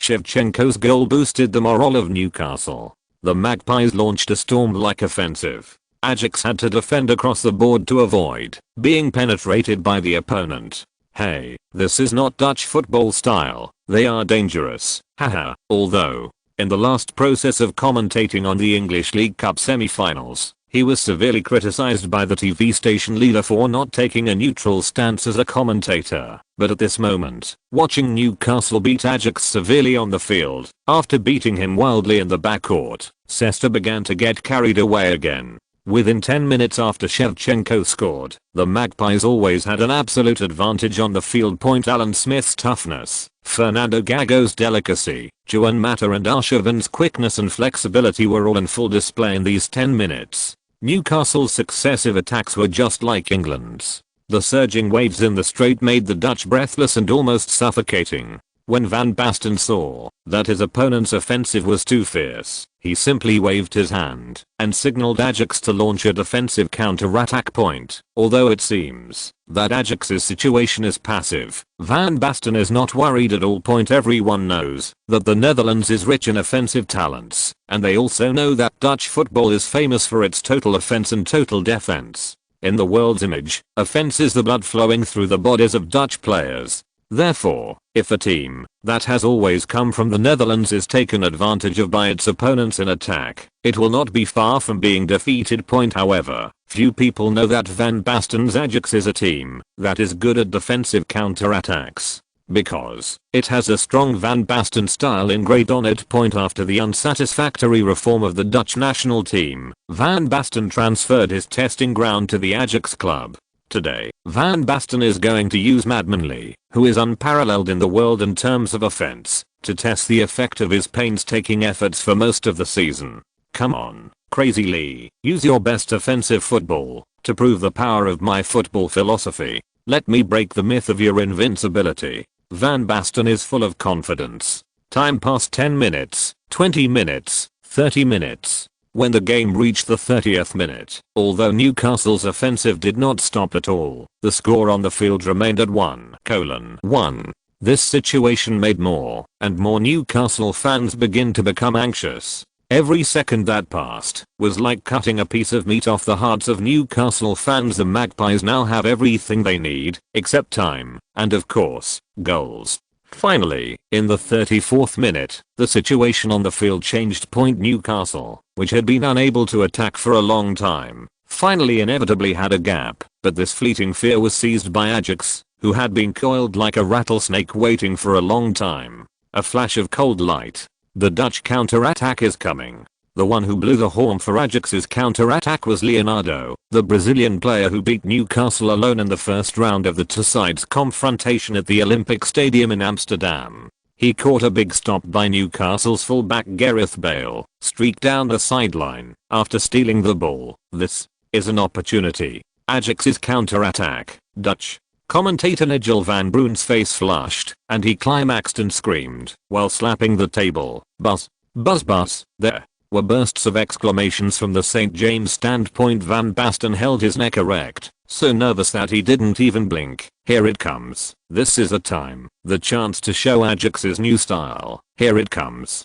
In front of the Newcastle coaching bench, Seeing the situation taking a sharp turn for the worse, assistant coach Alan Shearer couldn't help but walk to the sidelines and shouted loudly. As for what he was shouting, he couldn't hear it clearly in the noisy sound of St. James's Tide. However, when Alan Shearer turned his head inadvertently, he was surprised to see that Lee Tongfan, who should be the most anxious person in the whole game, had no anxious expression on his face, but just looked at the court quietly. Seeing this scene, Alan Shearer suddenly felt that maybe, on the court Leonardo, a Brazilian with 16 points in both speed and explosiveness, swept towards Newcastle's penalty area like a gust of wind. Since the person who made the mistake was left back Gareth Bale, there was no defensive player on Newcastle's left side to effectively interfere with Leonardo. Leonardo's speed slowly slowed down until he reached the edge of the penalty area point. At this time, Stephen Taylor, who was desperately chasing back, finally returned to defense panting and blocked the Brazilian's forward route. However, Newcastle's situation did not improve at all because only Taylor, Mancini and David Thornton had time to make up for the defense, and Ajax's offensive force at this moment was as many as 5 people.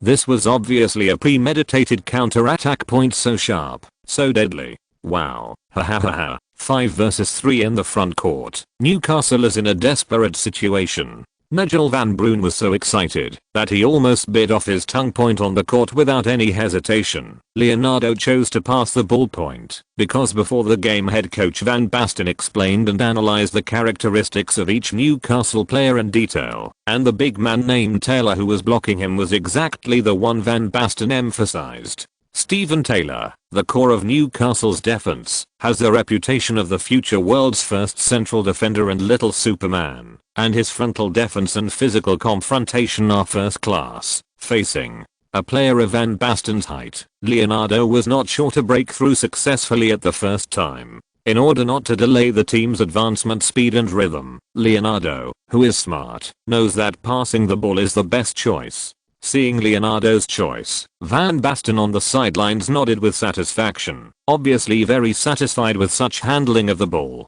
The football drew a half-high arc in the air and rushed past Taylor's waist point. Such a height is the most difficult place for defensive players to deal with. Leonardo's pass is very cunning. Taylor has no way to deal with it. The football finally came to the other side of the penalty area. The Ajax player who appeared there was Luis Suarez, the striker who had captured St. James less than a minute after the start of the game, and the one defending Suarez was still the Italian handsome boy Santon.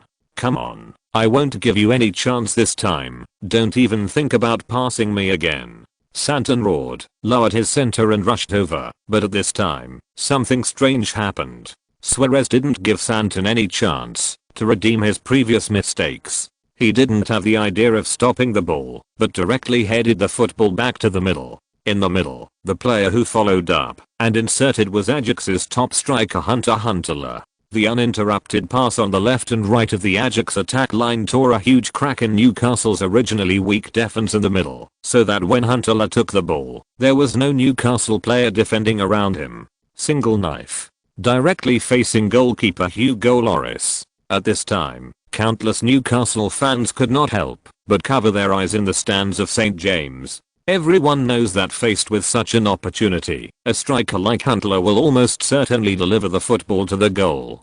Go in. The Dutch fans who came from afar have already started to jump and cheer. A once-in-a-lifetime opportunity. Huntelaar. As soon as this goal is scored, Newcastle will sink, and the myth of Crazy Lee will disappear. At this moment, the scene of Madman Lee Shinwa's collapse appeared before the eyes of countless people around the world, but someone stood up.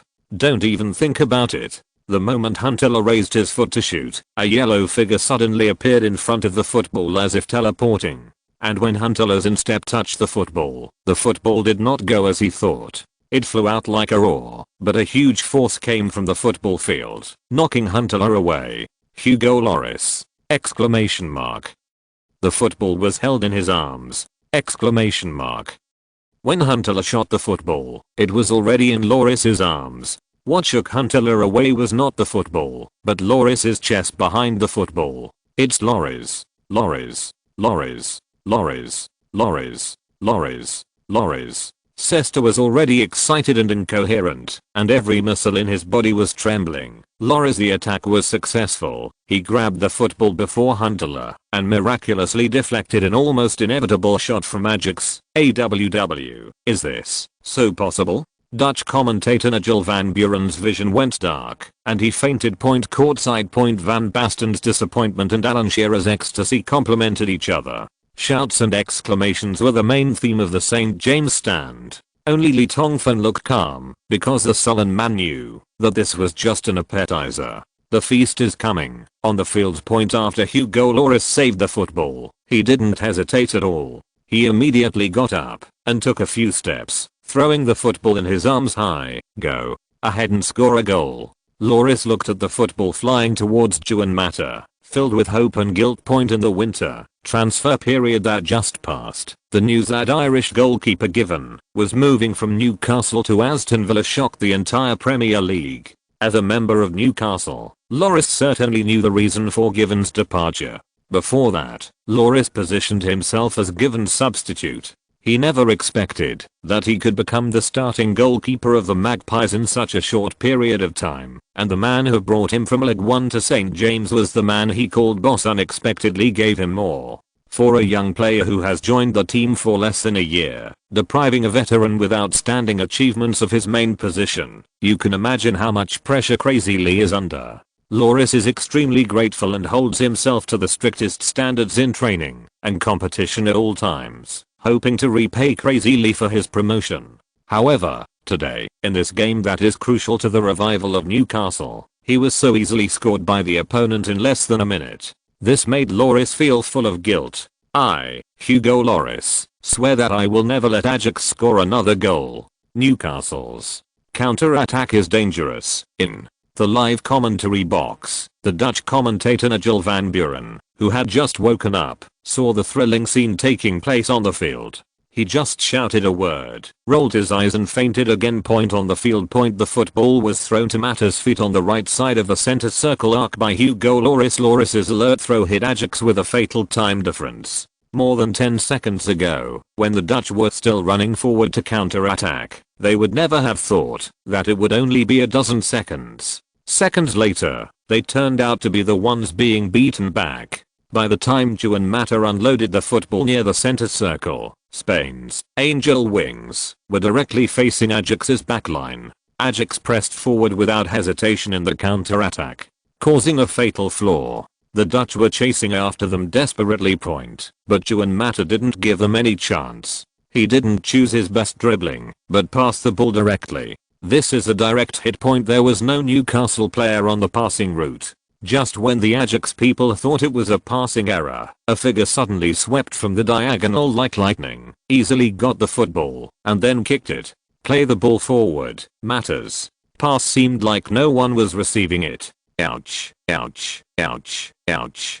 Shevchenko, he inserted from the back row like a nuclear bomb, and succeeded in countering offside. Single shot. Seth terrored desperately, just single shot. The Dutch commentator Van Buren, who had just woken up, got up with a puzzled look on his face. When he looked up, he saw Shevchenko thundering on the court with the football towards the goal where only goalkeeper Stekelenburg was left. Suddenly, he was in front of his eyes. Suddenly, he fainted for the third time. No progress, no progress, no progress. Ajax fans cursed silently in their hearts. We must go in, we must go in, we must go in. Newcastle and Shevchenko fans put their hands together and made the most humble and sincere prayer to God, Allah, and Buddha. On the field. Shevchenko brought the football into the Ajax penalty area aggressively. Goalkeeper Stekelenburg did not choose to attack, but slowly paced to try to block the space for the shot as much as possible. While lowering his center of gravity, he waited for Shevchenko to make a decisive pounce when he approached. 0.5 meters, 4 meters, 0.2 meters, 0.1 meter. The opportunity is now. When the distance between the two was less than 1 meter, Stekelenburg's eyes lit up, and he thought to himself, if you don't shoot at such a close distance, then don't blame me for trying to catch your ball. After all, our goalkeeper is in the penalty area. Can be hands-on. So, after thinking that he had blocked all Shevchenko's frontal shooting angles, Stekelenburg jumped forward with confidence. After 0.01 seconds, Stekelenburg felt that his fingers had touched the football. The cold touch from his fingers made the Ajax goalkeeper ecstatic. But, at this moment, whoosh, the football disappeared from his eyes. What's going on? This is impossible? Stekelenburg was shocked. He could see clearly that Shevchenko did not make a move to shoot, and the football did not fly past him. Football, where did it go? Stekelenburg couldn't see where the football had gone, but other people in St. James could see clearly that Shevchenko did not choose to shoot when faced with Stekelenburg flying towards him. But at the critical moment, gently pushed the football to the side. Although he collided with the goalkeeper next, on the other side, Michael Owen, who came in at high speed, got a chance to face the empty goal. Lightning Killer did not waste the kindness of nuclear warhead, so he happily accepted the gift. Shevchenko went it alone. He didn't shoot, pass the ball. Shevchenko passed the football to Irving, who was in a better position and had a chance to push into the empty goal. The ball went in. Faced with such an opportunity, Owen will not make any mistakes. Point to colon 1 exclamation point. Newcastle scored the second goal of the game. This was a classic example that can be written into the defensive counter-attack textbook. From Lloris hand throw to Owen's final shot, the entire process only took less than 30 seconds, which was 25 seconds shorter than Ajax's attack at the beginning of the game. I think this should also be the fastest counter-attack record in the 5 major leagues this season.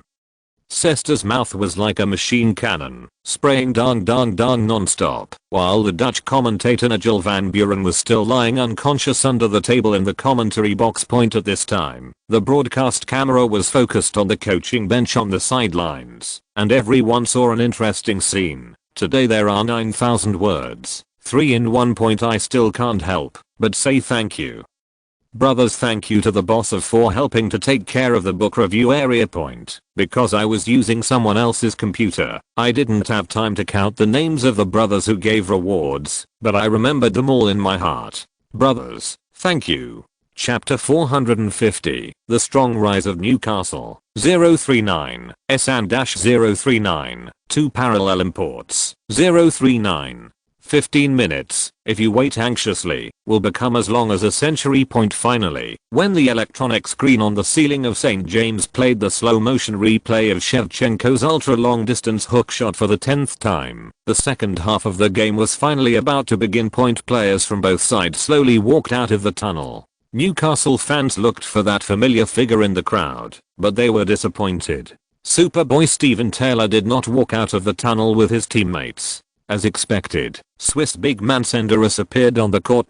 The fourth official played the substitution electronic card on the sidelines. No, for Steven Taylor comes off, and number 18 Senderos comes on. This is really bad. Taylor really can't play. I wonder if his injury is serious or not. Will it affect the next game? Let Senderos, a stupid big man, guard the team's middle throat. Then in the second half, the team's defense in the middle was at a loss. At this moment, countless people in Newcastle were filled with sorrow, stamping their feet and beating their chests. The mood of Ajax fans is obviously a different world. Dutch commentator Nigel van Buren expressed the common sentiment of all Dutch people at this moment. Wow, ha ha ha ha, Taylor is off the field. He can't participate in the game.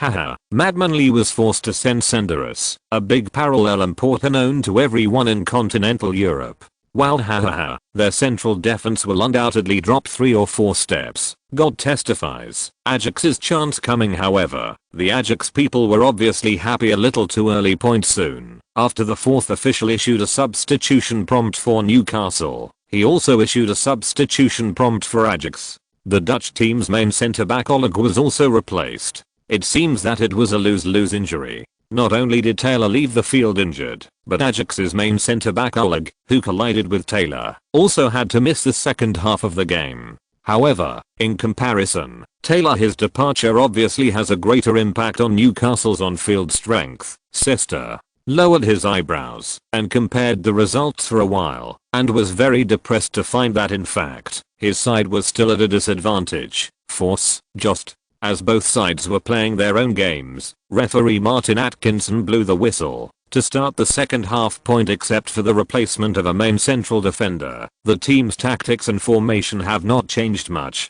Newcastle is still attacking with fearlessness, while Ajax is still patiently carrying out the defensive counter-attack to the end. 46th minute. It was still Zaha Ushervin's wonderful breakthrough pass from the wing, which created Newcastle's 8th corner kick of the game. Juan Mata will sprint towards the corner with the football in his hand. The Magpie Warriors did not dare to delay at all, because every second now is worth tens of millions of dollars to Newcastle. As for this corner kick attack, Newcastle's Hammers did not dare to press forward as arrogantly as they did at the end of the first half. Otherwise, there would be absolutely enough time at this time in case the opponent played a high quality attack. If you fight back, you can make St. James so desperate that he wants to live but cannot die. However, the two central defenders Manziani and Senderos, who are naturally relatively high in altitude, still appeared in the Ajax penalty area, preparing to compete for a header. Forced Juan Mata takes a corner kick. It was still a high parabola opening downwards, flying towards the penalty area of the penalty area. Sesta suddenly felt that this scene seemed a bit familiar. At this moment a tall figure suddenly comes in from behind, jumps up high, shakes his head gracefully, and then, oh, what is this? Sesta was thinking shamelessly, but the scene that happened next on the court made him stunned.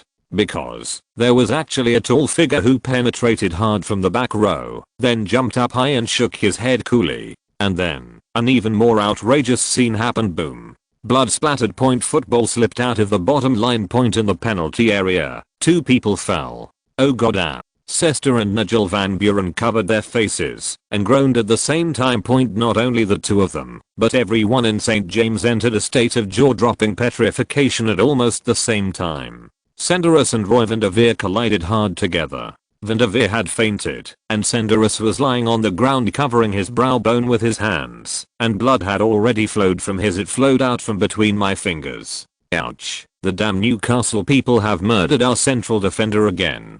They must have done it on purpose.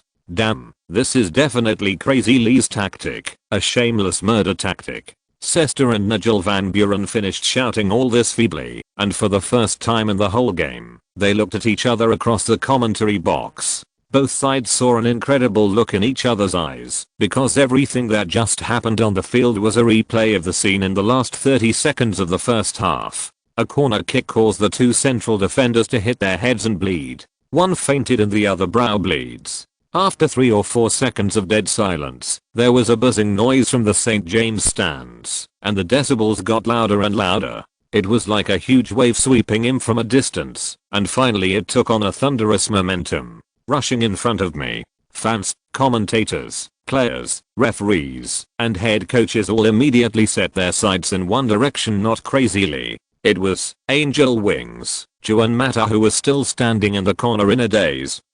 This guy's not a wizard, is he? Does this handsome Spanish guy have a deep grudge against the central defenders all over the world recently for killing his wife and seizing his children? Otherwise, why would two central defenders be reimbursed every time a corner kick is taken? Woolen cloth. Seeing countless pairs of strange eyes directed at him, Mata could only spread his hands to express his innocence. Angel Wings felt that he was even more unjust than Dai. The game was temporarily suspended. The staff carried the stretcher and once again trotted to the Ajax penalty area with the team doctors from both sides, scrambling to provide emergency treatment. If you want to select the "best passer" award in this game, Ajax centre-back Van der Wiel definitely deserves it. This 20-year-old young shot was the player who replaced the senior Oleg, who was injured in the first half. As a result, in less than 3 minutes, he kept pace with the times and followed the pace of his senior. He rolled his eyes and fainted. At this time, it seems to have become a competition between the two team doctors. The Ajax team doctor opened Van der Wiel's eyeballs, looked at them, and then felt around the main artery in his neck. Then he breathed a sigh of relief and began to take the first step of saving Private Van der Wiel, trying to save the little shot. Wake up. Newcastle's team doctor, Comrade Ito Yun, took out a few long golden needles from the pocket he carried with him in an extremely cool manner. In the frightened eyes of the foreigners around him, he plunged the long needle into Sender horribly. Rose's scalp, and then cruelly twisted it a few times. Mummy, got, what cruel Orientals, when the foreigners around saw such a bloody scene, they all made a cross on their chests in fear, their faces turning as hen point. But, at this moment, something magical happened. Sender's brow bone, which was bleeding like water from a tap, stopped bleeding instantly. Then, Newcastle's other team doctor quickly wrapped Senderus with white gauze. The Swiss has recovered. A bit more energetic. Ajax's team doctor's eyes widened. Got this is magic. It has long been said that there is another Chinese named To Yun next to Crazy Lee, who knows an incredible acupuncture technique. It is indeed magical. The foreigners looked at Vanderveer, who was still unconscious, and then at Senderus, who could move freely, and were suddenly speechless. Soon, both injured players were carried to the sidelines for further confirmation and treatment. The game continues 3 minutes later, when Senderus, whose head was wrapped in white gauze like an Indian asan, raised his arms and asked to come on. St. James burst into applause like a mountain roar. The fans stood up and applauded the brave Swiss international. No matter how he performs next in this game, but with this scene alone, Senderus has been able to win the recognition of the fans. From now on, I don't think anyone in St. James will compare Senderus to Ross calls it parallel imports. Sester's words speak to the aspirations of every Newcastle fan. As for Ajax, although their centre-back Van der Wiel had regained consciousness under the rescue of the team doctor, he had to be replaced due to a slight concussion and received further treatment. Van Basten wanted to cry, but had no tears. Midfielder Christian Eriksen replaced Van der Wiel as a central defender. The game was only in the 48th minute, and Ajax had already used up 2 substitutions due to non-tactical reasons. Van Basten felt that there must be smoke coming from his ancestral grave, but it was black paint, the numb black smoke. At this time, Van Basten was a little worried. Ajax is currently using defensive counter-attack tactics, using the defensive midfielder to replace the central defender. It is too difficult to keep a clean sheet under Newcastle's stormy offensive. However, besides this, Van Basten could not find any other way. Playing against Crazy Lee's Newcastle in St. James's is like eating arsenic for a long time. When he stood on the sidelines with his arms raised and asked to come on, St. James's applause rang in Senderus's ears. At this moment, the Swiss suddenly felt an unprecedented power growing and growing in every cell of his body. Growing up. The hard bump 4 minutes ago made the corners of his eyebrows painful, blood blurred his eyes, and a slight movement of his head felt like a needle was pricking his eyeballs. At that time, Senderus really wanted to be like Taylor and tell the head coach Crazy Lee that he could no longer hold on and needed to take a rest. However, Senderus understood that this was an opportunity to win the hearts of the fans and prove himself. His current position in Newcastle is only the 3rd or even 4th substitute central defender. If he does not seize every opportunity to prove himself, then after the end of the season, what awaits him will definitely be the listed price on the transfer list. Boss, I'm fine. Please let me continue the game. After stopping the bleeding and bandaging the wound, Senderus made such a request to Lee Tongfan. Lee Tongfan looked at To Yun and another team doctor, and both shook their heads.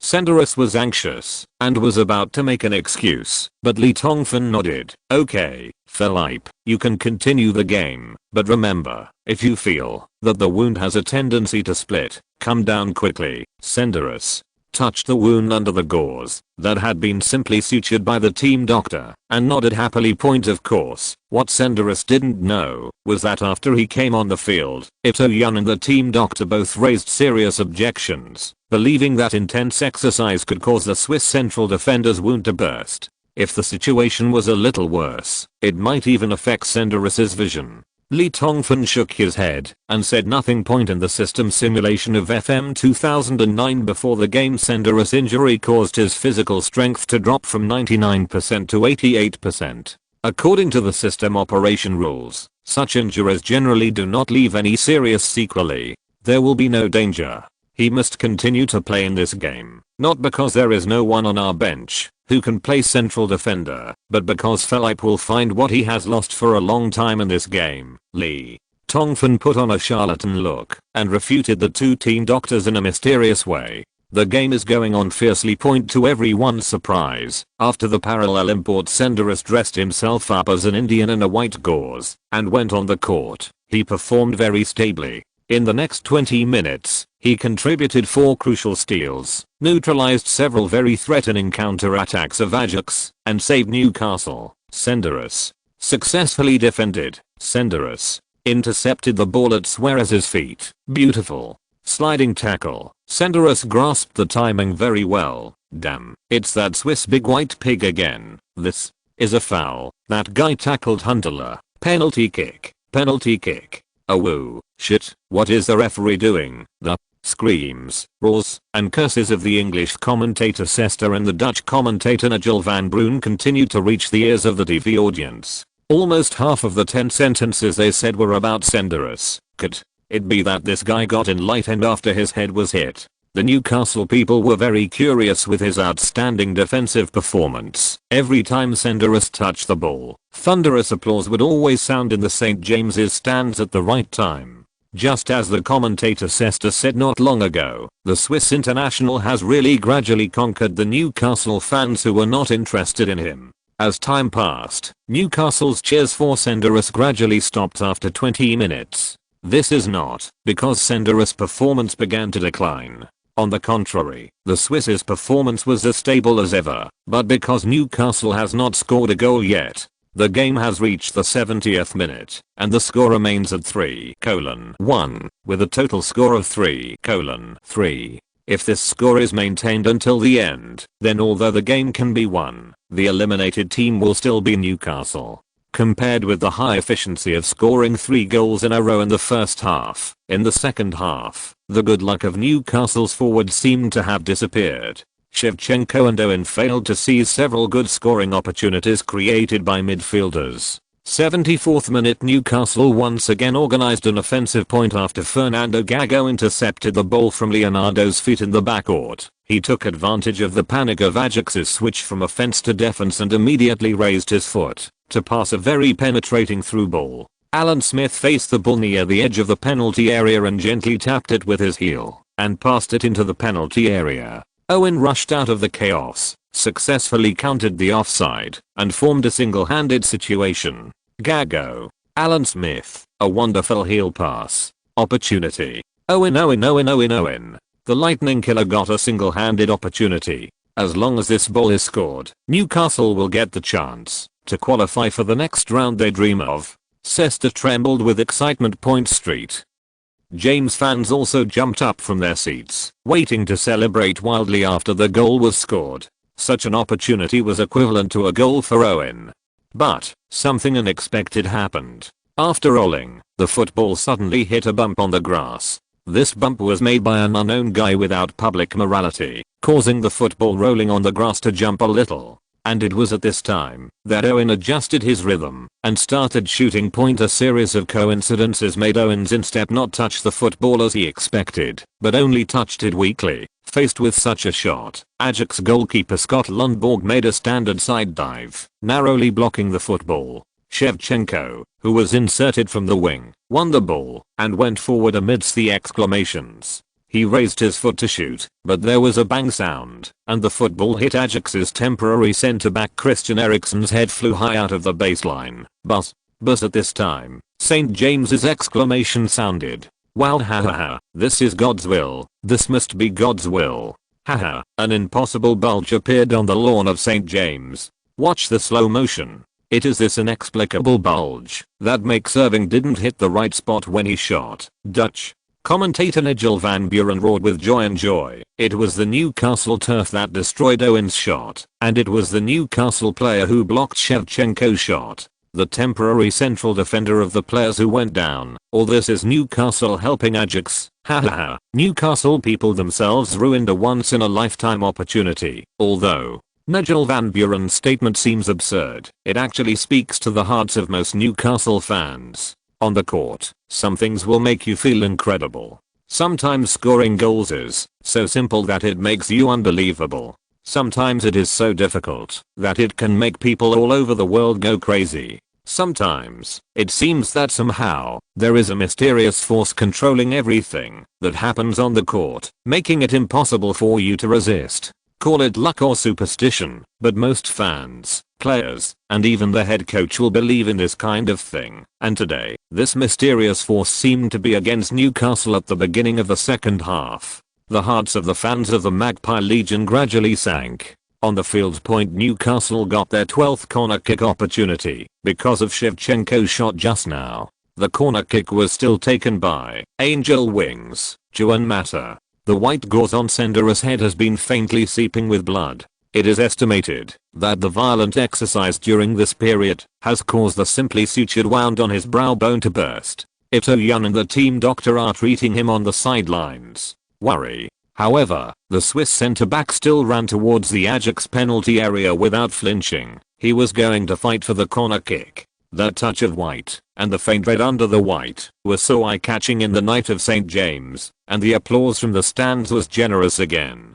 Force, in a strange atmosphere, referee Martin Atkinson blew the whistle for the penalty kick. Juan Mata retreats slightly, takes a run, swings his leg, takes a free throw. At this moment, almost everyone was thinking, will this free throw of Angel Wings cost two central defenders again? Even Juan Mata himself has such an illusion. And the corner kick he took was still a high parabola that opened downwards. The direction the football flew towards was still the penalty kick spot in the Ajax penalty area. If at this moment another tall figure suddenly cuts in from the back row at high speed, picks him up high, and then shakes his head in a dashing way, at this moment, almost everyone paying attention to this game was thinking so. So next, they were all stunned indeed. Another tall figure got in from the back row, then jumped high and shook his head. See? The undead. Is this really the case? Boom. There was a crisp sound. Blood splattered. The football slipped into the net.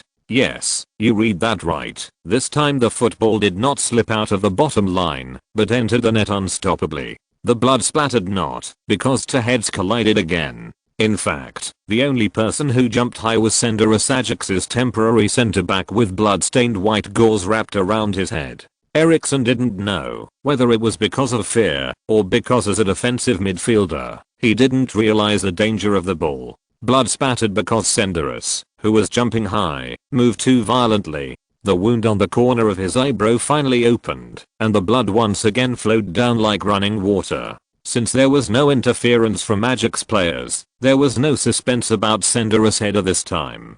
He beautifully ran in from the upper right corner of the goal. Ajax goalkeeper Senderos, who performed well throughout the game, Tecklenburg didn't even have time to open his arms. After a brief silence, when the gauze wrapped around Senderos' head fell apart due to his desperate fight for the header, and when the Swiss international raised his arms and roared after confirming that he had indeed scored the goal, the entire St. James Park Stadium also started to roar. Like the roar of an ancient beast, the White Palace shocked the entire city of Newcastle.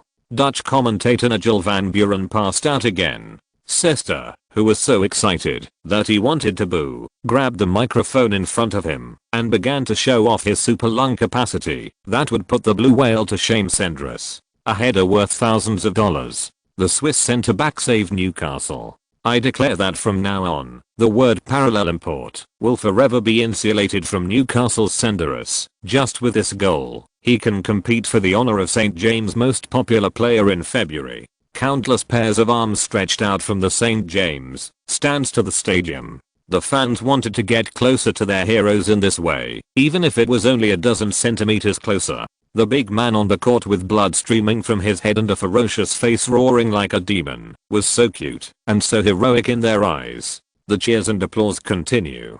Courtside point assistant coach Alan Shearer, who was so excited that he didn't know why, suddenly rushed over from behind and picked up Lee Tongfan, who had not had time to cheer. He swayed like a golden snake. Lee, we qualified. We can advance. This is incredible. After shaking Lee Tongfan's crooked nose and squinting eyes, Shearer's excitement could not be vented at all, so the weird uncle extended his devil's claws to the young lady and the handsome guy on the Newcastle bench. We and Van Basten, at this moment, could only angrily throw away the best prop that a football head coach can throw: water bottle. As for why he was angry, the Dutch coach himself could not explain clearly because Newcastle's goal just now was not controversial at all from beginning to end. It was a beautiful goal, both in terms of the way it was scored and the momentum of the goal. 4:1. Total score 4:3. Such a score has forced Ajax to a dead-end point in less than 15 minutes. Ajax could no longer sit back and play defensive counter-attacks. The cruel reality forced the Dutch team to go out and attack with all their strength. Only by scoring goals could they win. Give them another chance to advance to the next round. Attack. Attack with all your strength. After the game restarted, Van Basten stood on the sidelines and issued a final mobilization. The Ajax players were like lions forced into a corner, and they started their last fight with a tragic mood. But at this time, Crazy Lee's absolute determination made Ajax unable to beat the Chinese first, then, and then.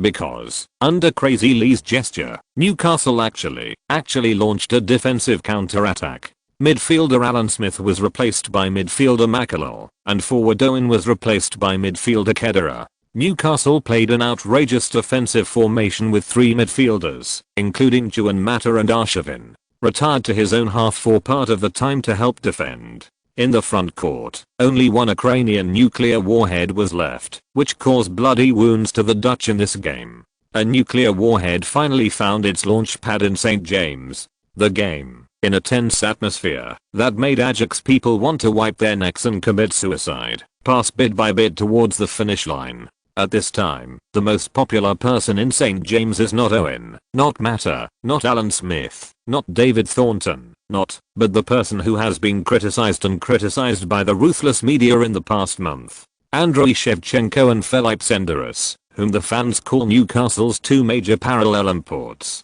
Shevchenko's 2 shots and 1 pass, Senderos' shocking header, and 4 goals. It was the wonderful performance of these 2 parallel importers that allowed Newcastle to complete a match that could be compared under extremely unfavorable conditions. A magical reversal at night in Istanbul. Shevchenko's super long distance overhead goal will undoubtedly become the scene that has appeared the most on football programs in the past week or two, and the scene of Senderos' bloodstained jersey will also be all the major radio and media outlets rushing to report this. And just based on this game, we have to admit that Crazy Lee's transfer this winter was considered by countless expert media to be an extremely failed transfer operation. It was definitely the most astute and successful plan in the 2008-09 season. In fact, God on the football pitch never makes mistakes. Although the game has not yet begun, the commentator Sester can't wait to start making the final summary of the entire game. Although Ajax's offensive is fierce, it gives people a feeling of returning to the past, unless there is a big surprise in qualifying. However, at this moment, an accident happened. After Kedira intercepted the ball, he made a routine long pass. The German teenager didn't even have time to look at the movement of his teammates in the front court before passing the football. In the front court, Newcastle's only player, Shevchenko, saw the ball coming, fought hard to pick it up, and competed with Ajax's temporary centre-back Eriksson for the ball at the same time. Their heads hit the football almost at the same time, and then they both staggered and fell to the side. They didn't know where the football flew to. The stands recalled scream, because at this time, due to Ajax's full attack, only Eriksson was left as a defensive player in their own half. The football did not fly too far, and no other players ran in the first time.